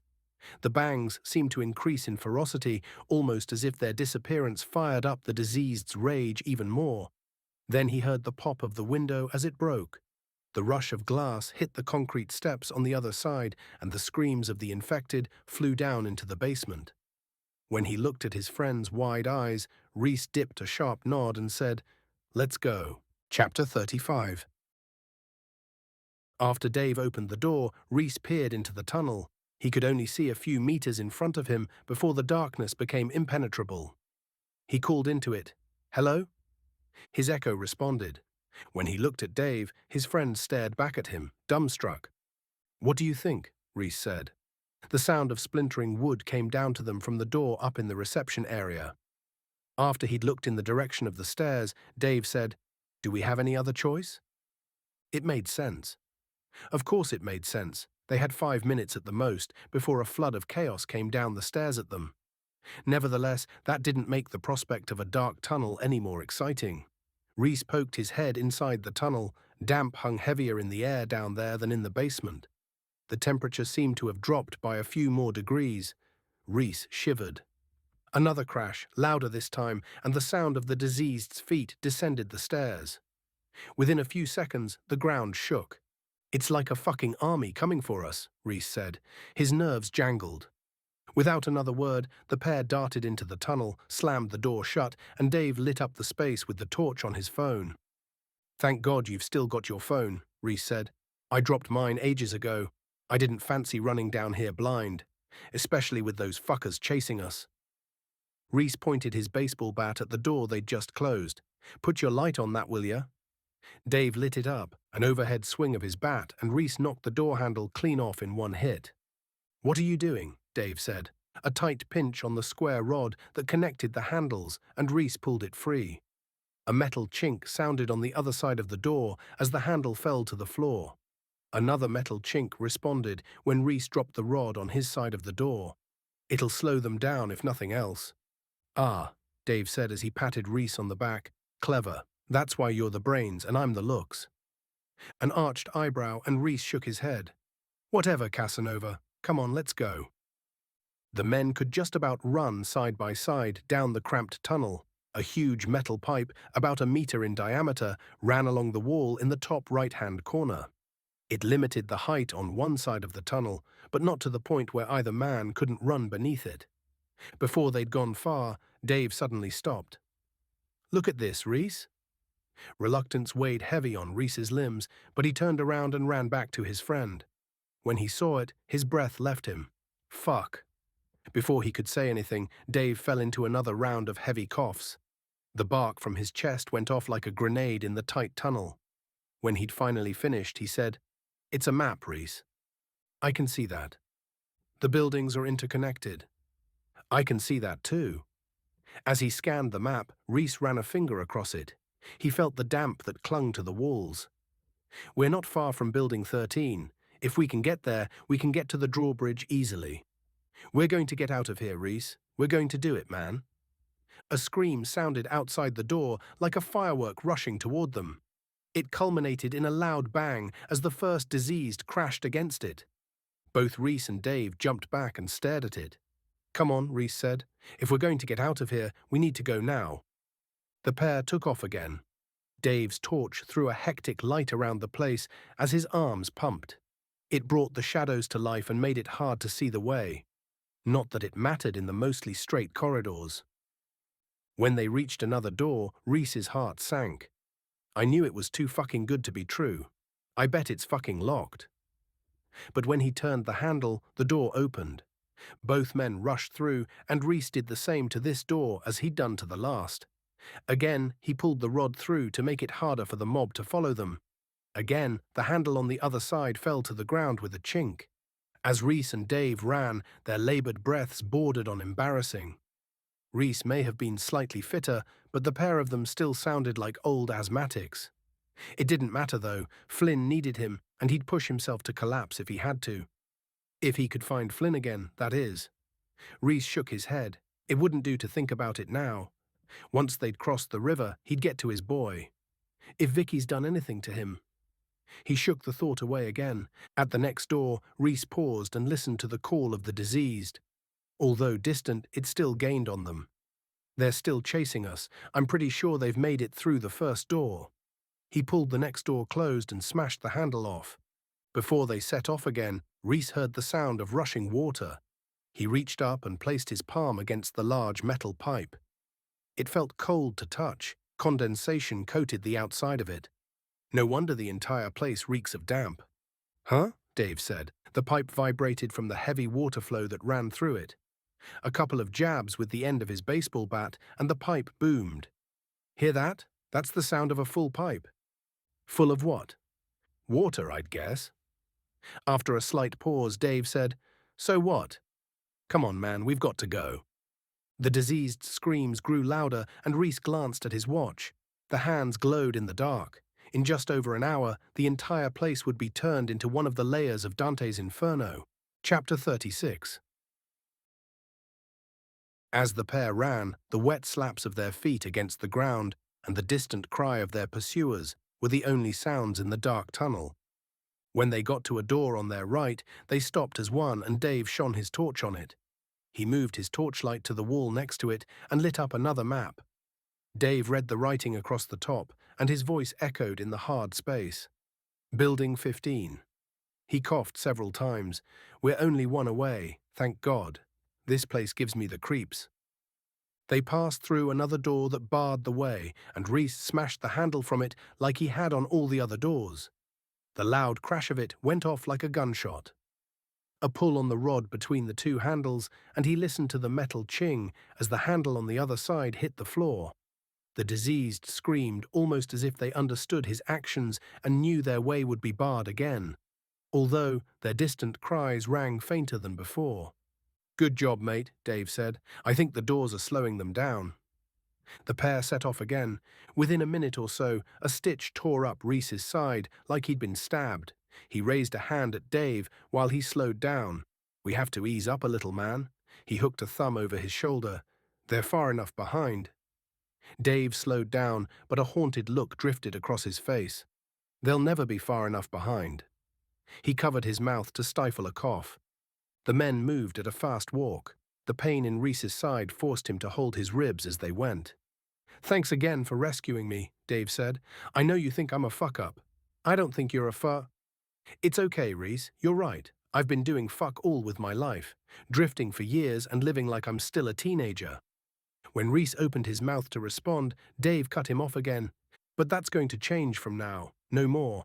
I'm not going to be that loser who's always up for a night out and doesn't get out of bed on the weekends until after dark. What's fucking wrong with me? I'm an adult, so I need to start behaving like one.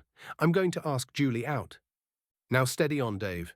I'm serious. I want to settle down, start a family. I want to try on some responsibility, engage with my emotions rather than get wasted so I don't have to.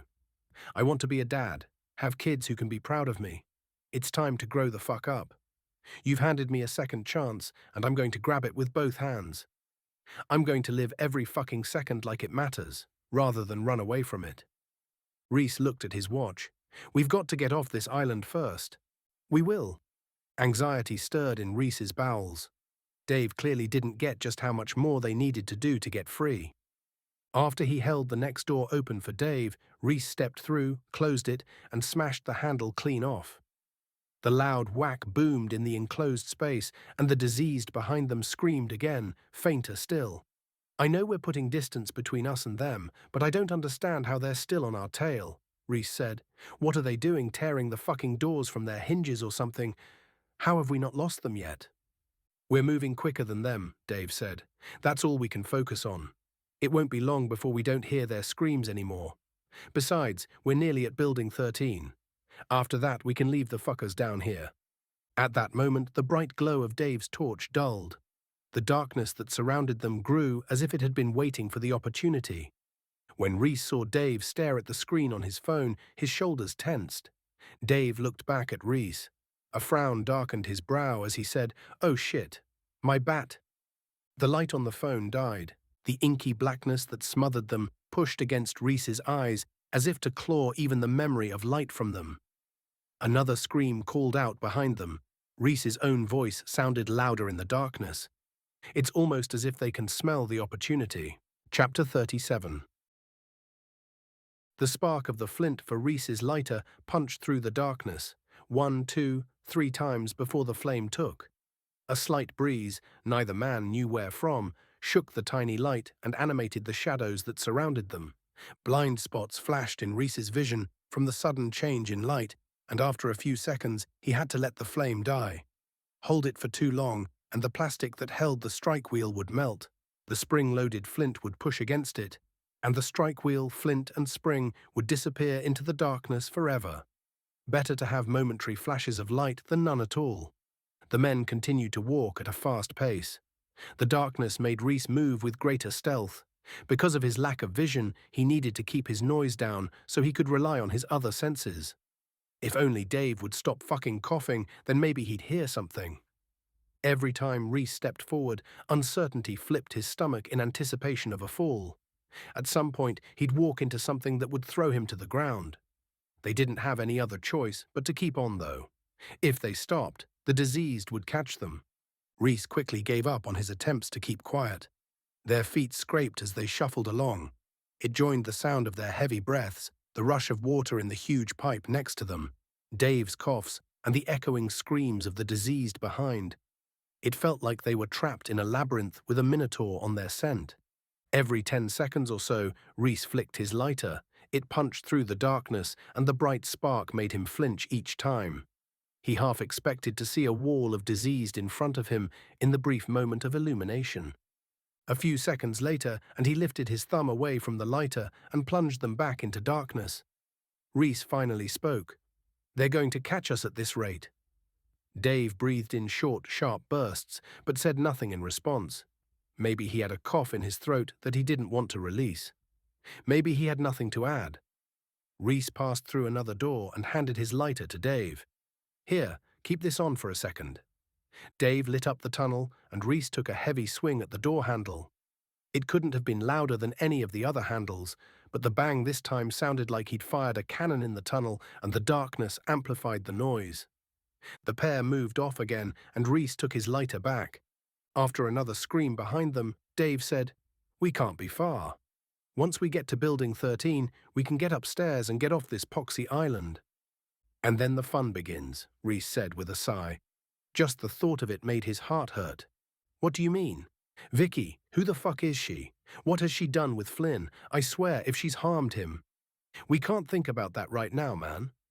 "It's all I can think about." Dave's hand landed on Rhys' shoulder and squeezed it. He didn't say anything else. Rhys fished his walkie-talkie from his pocket and flicked it on. For what good it would do. The sharp hiss of static bounced off the hard and close walls. Rhys depressed the button. "Vicky? Vicky?" Nothing. He put it back in his pocket. When Rhys flicked his lighter on again, he saw another door barred their way. Like with all of the other doors, they stepped through it. Rhys gave the lighter to Dave again to light up the handle while he bashed it off. A quick sweep of the area with the tiny flame, and they saw another door. This time it was in the wall rather than in front of them. The pair walked over to it, and Dave handed Rhys his lighter back yet again. When Rhys flicked it on again, he smiled. Dave looked at the door to Tower 13, and the sound of panic that had ridden his words abated as he said, "We're here, Rhys. We've done it." Another distant roar called after them from way behind. After he'd looked back in that direction, Rhys sighed. Thank God. Rhys held the light up while Dave snapped the handle down and pulled the door open. Before Rhys could look in, the scream of the diseased rushed out. In one fluid movement, Dave slammed the door and brought his tire iron down on the handle with a sharp crack.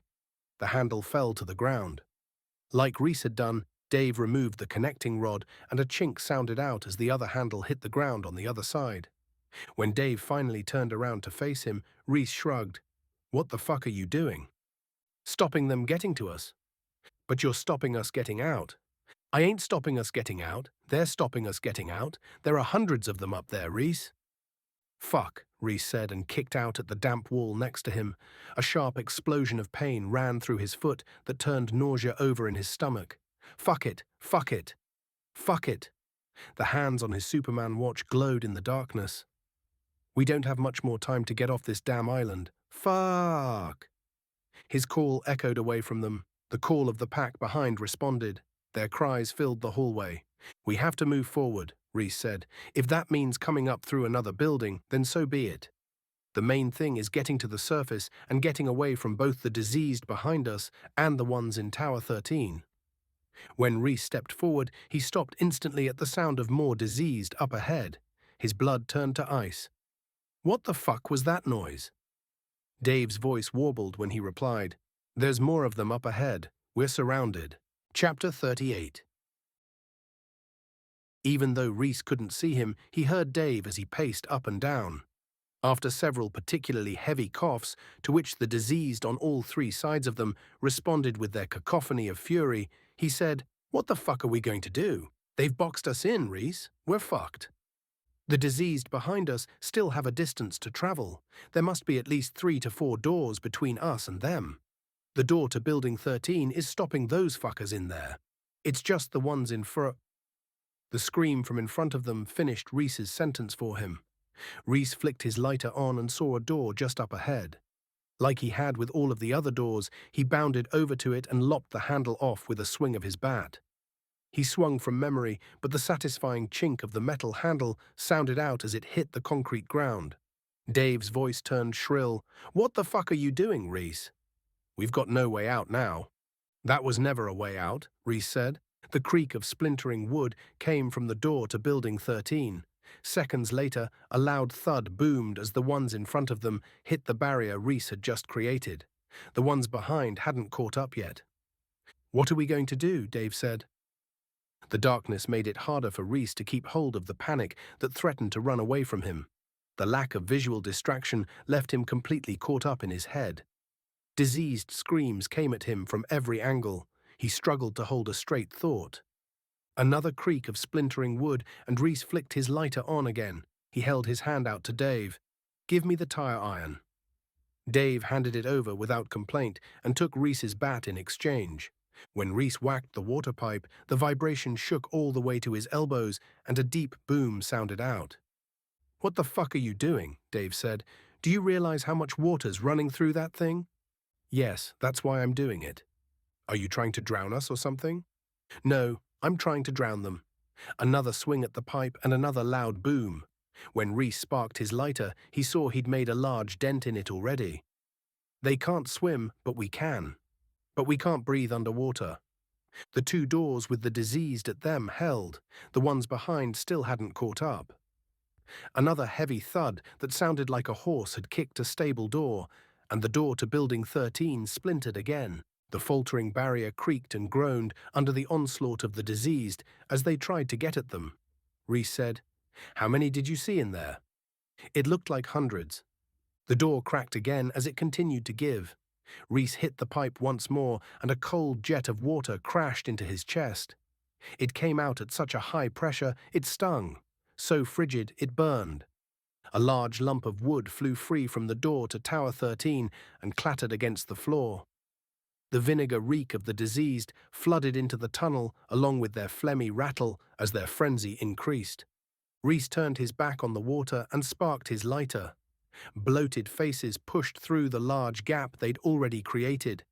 Bloody eyes glared and rank jaws snapped. Rhys watched them for a second. Panic rode Dave's words. "What the fuck are you waiting for?" He may have had a plan, but that didn't curtail the palpitations that ran through Rhys. With a tight chest that restricted his breaths, Rhys bounced on the spot and watched another panel come away from the door. "I need to time this right." "Too fucking right you do. Leave it much longer and we're fucked. Hurry up, Rhys." Another jet of water shot from the pipe and hit Rhys in the back of the head. "If I let the water out too soon, then we ain't getting out of here. They need to bust a hole in that door big enough for us to swim through before I set it free. I hope you're a good swimmer." Dave didn't reply. One more crack of splintering wood and the hole in the top of the door grew big enough for the first disease to climb through. The flickering flame in Rhys's hand threw strange shadows off the thing as it bit at the air and slithered through the gap. The tightness of the space pinned its arms to its side until it fell, face first, onto the hard concrete with a wet crack. At that moment, the spark wheel on Rhys's lighter pinged away from him and cast them into total darkness. "Fuck it!" Rhys threw the broken lighter to the floor and then turned on the huge metal pipe. He screamed as he drove blow after blow against it. Each whack opened a bigger hole, more and more water rushed through the gap, soaked Rhys, and stung from the pressure it hit him at. The final whack sent a heavy rush of water from the pipe that pushed Rhys first into the wall behind him and then ripped his feet away from under him. Chapter 39. A shock jarred Rhys's body when he hit the hard ground. It ran through his bones like a jab of electricity and turned the screws on the pane at the base of his back. The cold water from the pipe smothered him. It pinned him to the floor with an ice blast. Every time he opened his mouth to breathe, it filled with water. It didn't matter how much Rhys twisted, the stream held him in place. His heart beat so hard, it felt like it would explode. The water stung his hands when he lifted them in front of his face, but it blocked the flow enough for him to turn to the side and steal half a breath.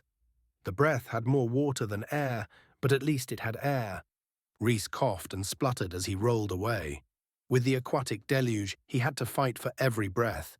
The water had pooled on the floor already. The locked doors on either side clearly did enough to contain the flood as the levels rose.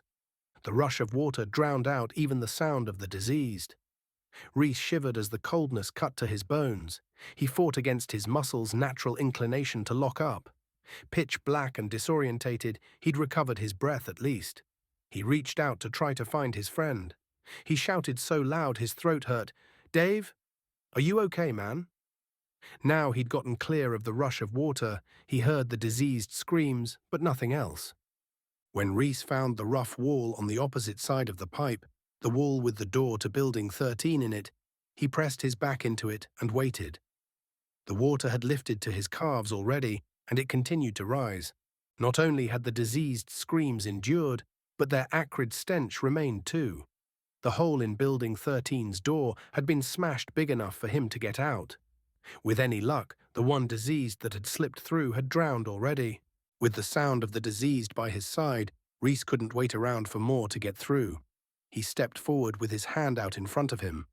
When he touched the cold pipe, he pulled the tire iron back and swung at it. Several more heavy blows and the pipe split. Rhys jumped to the side in time to avoid the jet of water.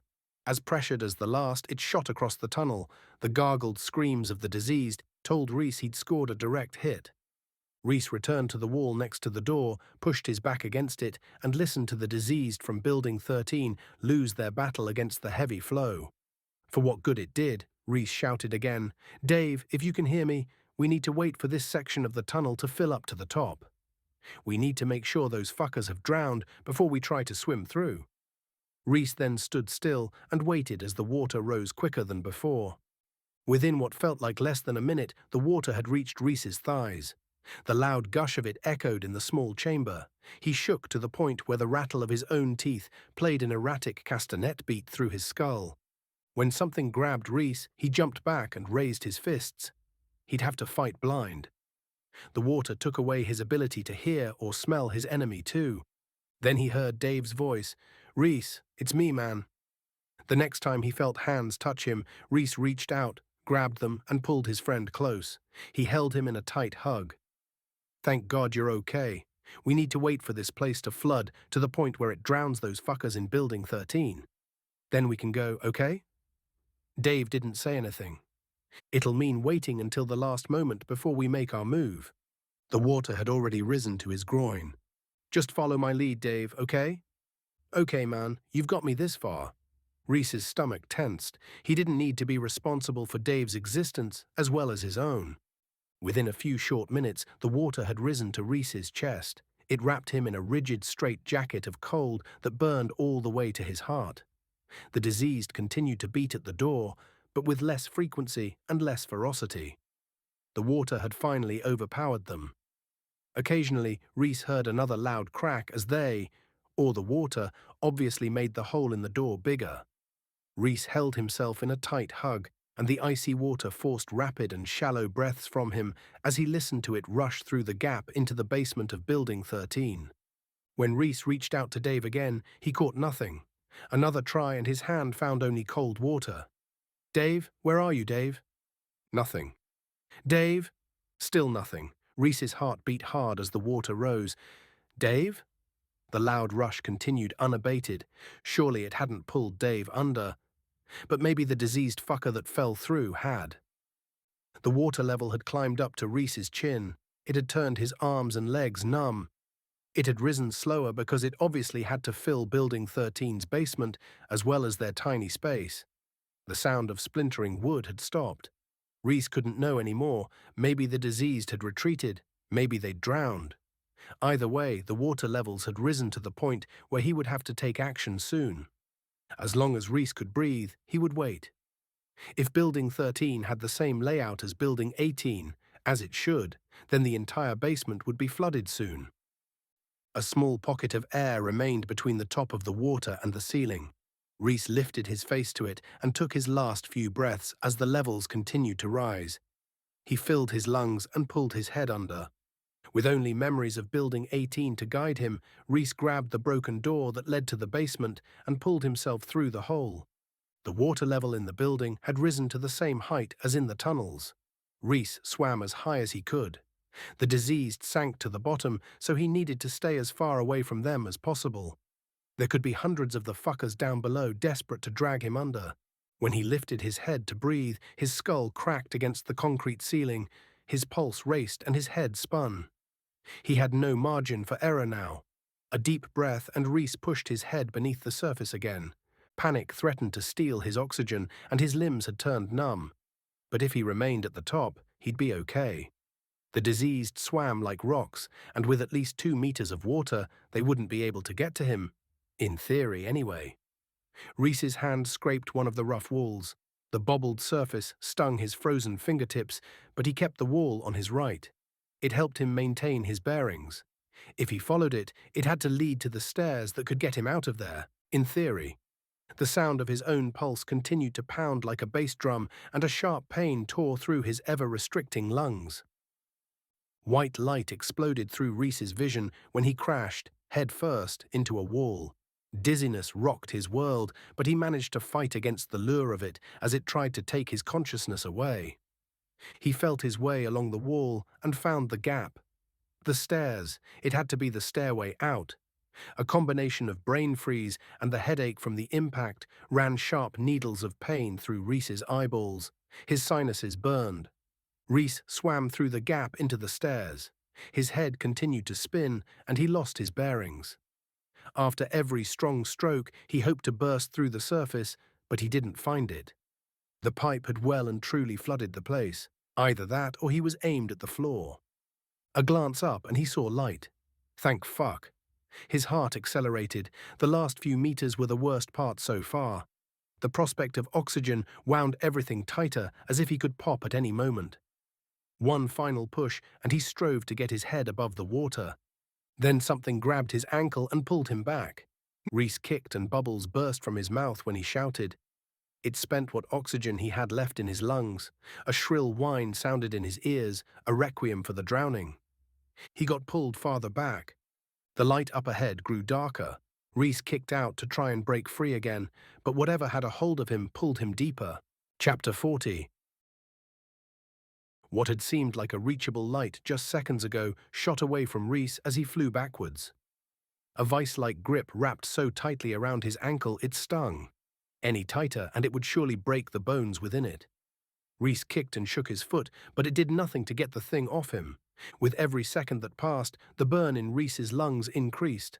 With no chance of air or escape, he let go of his fight and fell limp.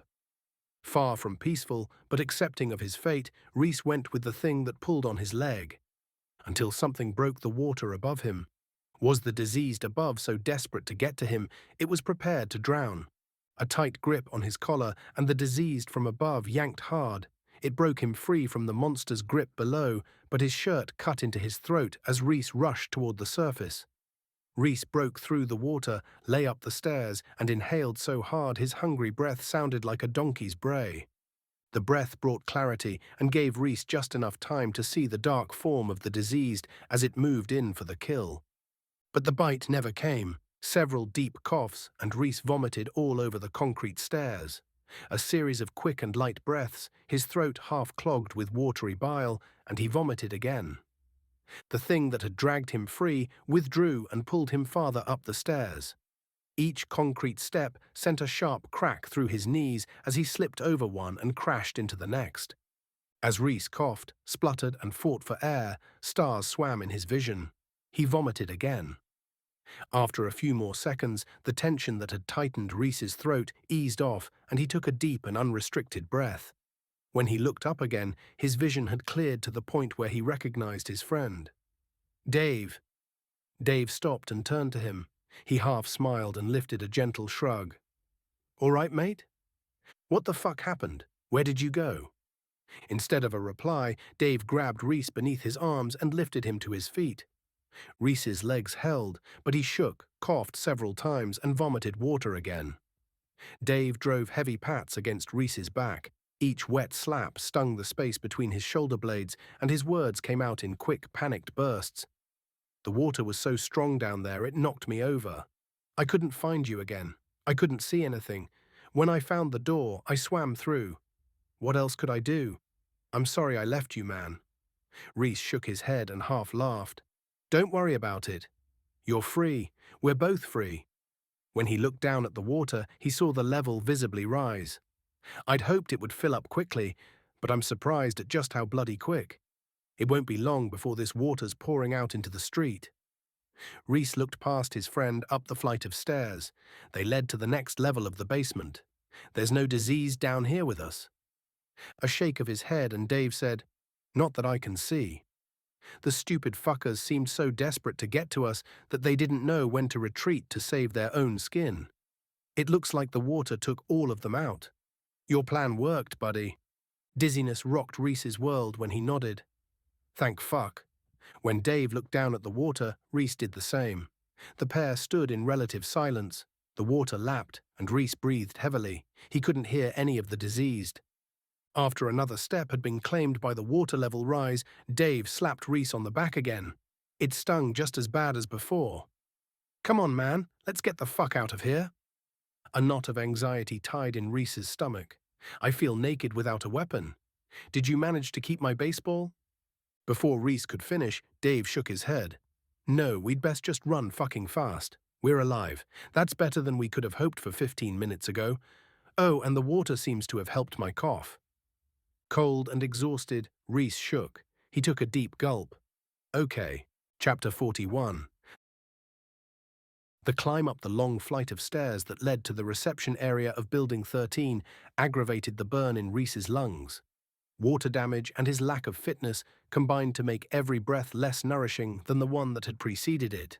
If they came across a ravenous horde, he had no fucking chance right now. Close to the top of the stairs, Rhys stopped, wiped his sodden hair away from his eyes, linked his fingers behind his head, and winced as he pulled shallow breaths into his body. When Dave gripped the handle of the door that led through to the reception area, Rhys lifted the palm of his hand. Too exhausted for even one word, he needed a minute or two to rest. Although Dave waited, a tightness gripped his face, and his eyes narrowed as he watched Rhys. He ground his teeth and then bit his bottom lip. He tapped an impatient beat against his wet thighs. A glance through the window into the reception area, and he looked back at Rhys again and raised his eyebrows. A couple more deep breaths, and Rhys winced at the pain in his lungs. Every time he inhaled to a certain point, a sharp ache stopped him going any further. It would take more than a few minutes to recover. He'd have to deal with it as best as he could. He tugged on his wet shirt that had stuck to his torso, removed the walkie-talkie from his sodden pocket, and switched it on. Nothing. Hardly a fucking surprise. He laughed ironically. It would seem that a walkie-talkie's an even worse swimmer than I am. Dave watched him in silence, and his eyebrows pinched in the middle. Rhys held the walkie-talkie up. Fucking thing's fucked. He threw it down the concrete stairs. The plastic object clattered against every step on the way down before it landed in the water at the bottom with a pathetic plop. In the absolute silence that followed, Rhys listened for the screams of the diseased in the foyer. Dave stood with his shoulders tense. After a couple of seconds with no roar, Rhys said, "Didn't think that one through, did I?" "Sorry, mate." Dave paused for a second longer and said, "No. It seems like it's okay out there, though. Good to find that out, I suppose." A pat of his other trouser pocket, and Rhys's heart stopped for a second. "It's gone, Dave." "What's gone?" The bark that Flynn painted and varnished for me. I've lost it." He pointed at the rising water level. "It's down there." The photo remained in Rhys's top pocket, but when he removed it, the water had damaged it so badly the paper had turned to mush. The world in front of Rhys blurred, and his eyeballs stung. Oh, fuck. A blink sent a stream of tears down each cheek. Fuck it, fuck. Rhys looked at his friend. "What the fuck are we going to do, Dave? I've left my kid with a stranger. She could have done God knows what to him. Larissa's gone, so even if I do get back to him, I've got to explain that Mummy's dead. We've still got to get across the open space between this tower and the drawbridge without getting attacked. And we have no fucking weapons now." The restriction had never left his chest, but the grief and panic accelerated his pulse, and the entire area around his heart wound tighter. Each shallow breath did nothing to satisfy him or settle his furious heartbeat. Like before, Dave dropped a heavy hand on Rhys's shoulder and stared into his eyes. Calmness sat in his dark irises, and sweat glistened on his brow. Rhys continued to shiver from his damp clothes and the cold basement. "Whatever happens, Rhys, I'm going to make sure we get off this island and back to your boy." He shook Rhys when he repeated, "Whatever happens. We need to focus on what's in front of us right now and deal with that. At the moment, all we have is a closed door. We don't know what's on the other side." "Exactly," Rhys said, "but that doesn't mean the diseased are there. We don't know, so we shouldn't try to guess. All we can actually do next is open the door. Wouldn't you agree?" Rhys nodded. Another squeeze of his shoulder, and Dave dipped his head to get eye contact with Rhys again. "I know we're going to be okay, man. We've come this far. Just like we don't know what's on the other side of this door, we don't know what's happening with Vicky. All you have is the word of a psychopath, and what's that worth?" Dave lifted Rhys's wrist and looked at the Superman watch. "Come on, man. We only have about 20 minutes left." Dave pulled the door open and Rhys followed him through. Like the last reception area, the one in Building 13 had been trashed. Too many people had been forced to wait around for too long. Blankets, cups, food wrappers. The place looked a state. The pair crossed the foyer on high alert as they both looked for signs of the diseased. It seemed quiet. Maybe all of them had drowned themselves down in the basement. When they got to the front of Building 13, the double doors opened to the outside world. Rhys caught the faintest whiff of rot. "This is where I helped Oscar fight the 3 diseased. Not that he needed my help. The fucker blatantly lured me in because he needed to find someone to get him into the tower. He needed someone to help him turn the order to incinerate off. And he needed someone to watch his back because his leg was fucked. I feel so fucking stupid when I think about it now. He reeled me in a treat." "At least he got you to the Alpha Tower." Rhys sighed. "Yeah, I suppose he did. I may not have stood a chance without him." Dave's cough returned, deep barks ran through him, and he bent over double. The enclosed space at the front of Building 13 reverberated with the violent expulsions. When he pulled back up again, sweat glistened on his brow. Rhys's wet clothes and the fading sun made him shiver again. "You okay, man? How are you still hot?" Dave nodded and coughed again. "I guess I haven't recovered from the fire like I thought I had. Once you've been that warm, it's hard to cool down." Before Rhys could say anything else, Dave's eyes widened and he pointed over toward the drawbridge. Rhys looked over and lost his words for a moment. After he'd opened his mouth once or twice, he finally said, "Larissa, Chapter 42. "You ready?" Dave said.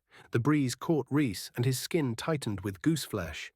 The heat of the day had well and truly gone now. His damp clothes clung to him and he clenched his jaw against the cold. It seemed impossible that Dave still had a sweat-dampened brow. With a final deep breath as he looked across the space between them and Larissa, he dipped a sharp nod. "Yep." Without another word, Dave set off and Rhys followed him. The run came as a welcome relief. Sure, he ached like before, worse in fact, but the movement helped his frigid muscles unwind and raised his body temperature. The pair watched their surroundings. It seemed empty. The sounds of slaughter came from the city behind. Screams, cries, roars. Always the roar of rage from the diseased. It wouldn't be long before it found its way to the bridge. The florist on Rhys's right looked like it had a few hours previously. Abandoned and bloody, the unfinished buildings stood as two large phallic skeletons. Again abandoned. The food booths had changed, the metal shells had gone, and each one had an open door, as if the occupant had fled. Even the one with the woman he'd spoken to inside. Hopefully she took Rhys's advice and made it out across the river. Hopefully they hadn't taken all the boats when they escaped. With the sound of his own breath loud inside his skull, Rhys focused on the bridge. He couldn't do anything for the woman in the booth now. If she hadn't run already, she'd have to deal with this world in whatever way she saw fit. Rhys couldn't afford to help her. His little boy needed him. As they moved towards Larissa, Rhys saw she had her attention on the ground. She sobbed and shook her head. The drawbridge remained raised behind her. Even from about 20 meters away, Rhys saw the evidence that a mob of diseased had come up against it. Blood coated the metal surface from what must have been an onslaught of fists and bodies, as if the solid barrier would yield to their ineffectual assault. They must have attacked it for long after he left to help Oscar. When they got closer to her, Larissa jumped and looked up with wide eyes. Recognition softened her features, and her grief returned as it contorted and twisted her face. "Clive's dead," she called out. Rhys glanced around and pressed his finger across his lips. The place may be free of the diseased now, but that could change in an instant, especially if she shot her mouth off. Then Rhys saw the body by her feet. Clive, or what remained of Clive, lay lifeless on the concrete. The markings of the diseased streaked his face as dried bloody tears, and his head had been caved in. Larissa didn't have a weapon. Rhys pointed down at Clive and said, "How the fuck did—" He stopped when he looked down. Blood coated the heel of her right shoe, a look from her shoe to Clive's face and back to her shoe again, and Rhys winced. "I had to kill him," she said as she shivered and breathed rapidly. The pace of her words quickened and became shriller. "I had to kill him. We got away, but he'd been bitten. What else could I do? I had to do it, Rhys. I had to kill him." Even though the woman clearly needed it, hugging her felt like the most unnatural thing in the world. It had been a long time since they'd touched one another. The kick of her strong perfume made Rhys wrinkle his nose. Anchored firmly in his pain, the strong reek dragged him back to the arguments, the nights he slept on the sofa, and the time he eventually packed his bags and left. Despite a deep desire to let go of her, he held on as she shook in his arms. He did the best he could. "Come on, Larissa. Everything's going to be okay. We'll get off this island and everything will be fine. Flynn's waiting for us on the other side." "But what about Clive?" Her voice carried over the open space. "You need to keep your voice down." She shouted louder. "Keep my fucking voice down? I've just stamped the fuck out of the man I love." Rhys stepped away from her and clenched his fist. The desire to punch her tightened in his right arm. He wouldn't let her hysteria put Flynn in any more danger, especially when it was over Clive. A shared look with Dave, and he relaxed a little. He softened his tone. "If you don't shut up, Flynn will be an orphan. Is that what you want?" Heavy sobs stuttered through her and she shook her head. "Look," Rhys said while he pointed toward the river, "there are some boats down there. We need to get to them so we can cross to the other side. Once we're safe, you can grieve, but not here. Not now." When Rhys looked at his watch, Larissa said, "That's Flynn's watch. I borrowed it. I had to. We have about 15 minutes before this place is ablaze. If we're not off the island by then, we ain't ever getting off it, and Flynn will lose his mummy and daddy." Larissa continued to cry. It carried across the open space in front of the city. Before Rhys could berate her again, the roar of the diseased answered her call. "Fucking hell, Larissa, this is why you need to keep your fucking voice down." With a hard grip clamped on her upper arm, Rhys dragged her away from the dead Clive. "Come on, we need to go before you get us all killed." At first she resisted, but when Rhys tugged harder, she came with him. When the three of them made it to the top of the riverbank, Rhys scanned the area. Several rowboats remained and bobbed in the water. Footprints ran from the top of the riverbank down to the shoreline. Maybe the woman in the food pod had gotten away. When he looked across, he saw boats on the other side. Although muddy, the riverbank looked no harder to travel down this side than it had on the other. At least the boats were already in the water. A look behind and his blood ran cold. Fuck! Both Larissa and Dave also looked behind. A rush of diseased flew from several alleyways. They came out in a continuous stream, as if the entire city had answered Larissa's call. A quick glance at Dave and Rhys saw his friend's eyes widen. Dave looked back at him, dipped a nod, and they both ran. They dragged the grieving Larissa with them. Chapter 43. The soggier ground closer to the boats pulled at Rhys's feet. Every step tugged harder than the last. The roar of the diseased screamed louder than before. Any second now, and the ones at the front would crest the brow of the hill. Larissa stopped and grabbed Rhys's arm. It snapped him to a halt. "I've lost my shoe, Rhys." Rhys breathed heavily, and his pulse thudded. "What?" She pointed at the ground behind her. "I've lost my shoe." The first batch of diseased appeared at the top of the hill. Clumsy as always, they looked like they'd fall as they began their descent down the riverbank.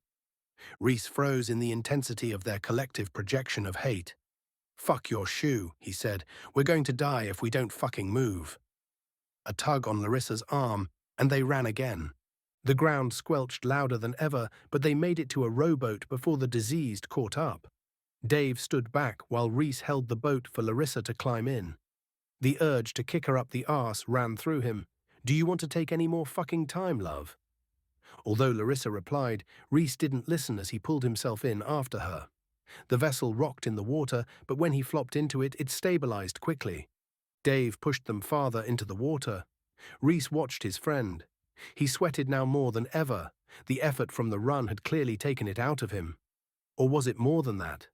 He continued to watch his friend, and dread sank in his gut. An ache the size of a golf ball swelled in his throat. When they were so far out, Dave had to tread water. He grabbed the edge of the boat as if to climb in. Rhys restrained him with a hand against his clammy forehead. He'd ignored his gut too many times, and he couldn't do it again. Not now, not with them so close. Flynn needed his parents. Wide eyes stared back at him, then Dave dropped his head. Grief rushed through Rhys in a hot wave. Of all the times to be right, tears stung Rhys's eyes, and his mouth buckled. On the riverbank, a wall of diseased rushed toward the water. Their arms windmilled as they fought for balance. They whacked one another frequently, but none seemed to notice. Rhys tried to clear the lump in his throat. It wouldn't budge, and his voice shook as he said, "When did it happen?" Dave wiped his sweating brow as he trod water. He then pushed back toward the riverbank. The gap between the friends widened as Larissa rowed them away. Dave swam backwards and raised his pelvis to the sky. He pulled his top up and showed Rhys the dark wound on his stomach. "It was when I was swimming out of the tunnels. One of them got me. I'd hoped the water would have kept it clean and that maybe I wouldn't turn." Heat surged through Rhys's entire body. "Why the fuck wouldn't you turn? You've been bitten, you fucking idiot. Why wouldn't you fucking turn?" Rhys started to cry and slumped down on the bench in the boat. "Why did you let them bite you, man? Why didn't you take more fucking care?" Grief twisted Dave's features, then a twitch ran through him, a snapshot of fury. "It seems to have delayed it somewhat. At least I helped you get off the island, eh?" Another twitch of the disease tore through him. A tightness gripped Dave's features as he looked from one of Rhys's eyes to the other. "I'm scared, Rhys. I don't want to become one of them." He twitched again. After several stuttered breaths, Rhys finally managed to force his words past his despair. The distance between them had grown to the point where he needed to shout. "I know, man. I know you don't. I'm so sorry. I didn't mean to get angry with you." A forced smile, and Dave pointed at Rhys. "Just make sure you get to Flynn, yeah? Go be with your boy." Another sharp twitch snapped through him that sent one of his arms away from his body. Choked by his grief, Rhys watched his friend head back to shore. When he got to shallow water, Dave stood up and without another word turned around to face the oncoming mob. The frequency of the twitches increased and turned his movements jerky. The diseased continued to rush over the hill. The ones at the front had nearly caught up to Dave. When they did, every single one of them ignored him. They ran around him and splashed into the water after Rhys and Larissa. "They're leaving him alone," Rhys said. "They know he's one of them."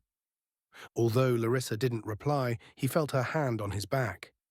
Rhys watched his best friend succumb to the virus, and his vision blurred with his tears. Dave grabbed the diseased as they passed him, and he tossed them to the ground.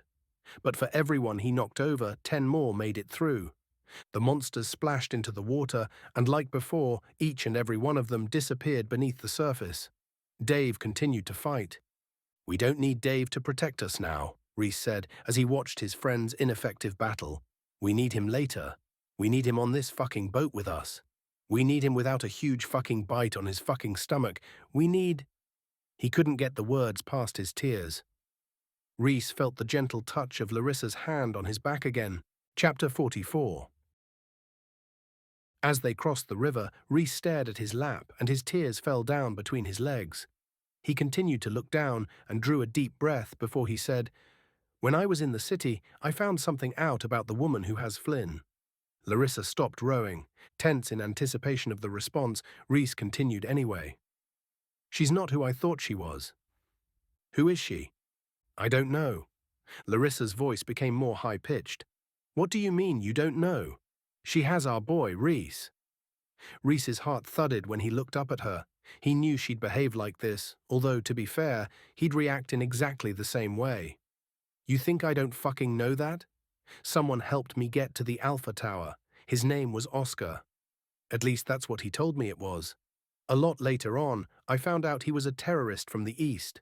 He knew her. And you've left Flynn with her. What the fuck?"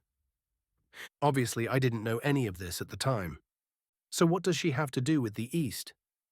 "I don't know." "You've got to give me something more, Rhys." "I don't know. He knew her name. That's all I know. I may have said it during the time we spent together. Maybe he's using the fact that I forgot to mention it against me, but I don't know. We just need to get to the other side. Hopefully everything's okay." "Hopefully?" Rhys ground his jaw and stared at the woman he used to love. He didn't speak again. When the boat bumped into the bank on the other side, Rhys looked back across the river. Through all of the diseased, the hatred, the snarling, the growls, the roars, he saw Dave. Just like all of the others, he stared pure malice at Rhys. His best friend. Rhys's view blurred again, and his throat burned. With barely any strength left in his exhausted body, Rhys stood up on shaky legs. He turned his back on his friend and got out of the boat. The ground pulled at his feet again, a thick bog for the first few meters near the riverbank. It threatened to take what little energy Rhys had left in him. Nevertheless, he pushed on and dragged the boat behind him. When its base had dug into the ground, he held his hand out for Larissa to help her hop onto the shore. She jumped down and stared at him. Rhys turned his back on her and walked off up the hill.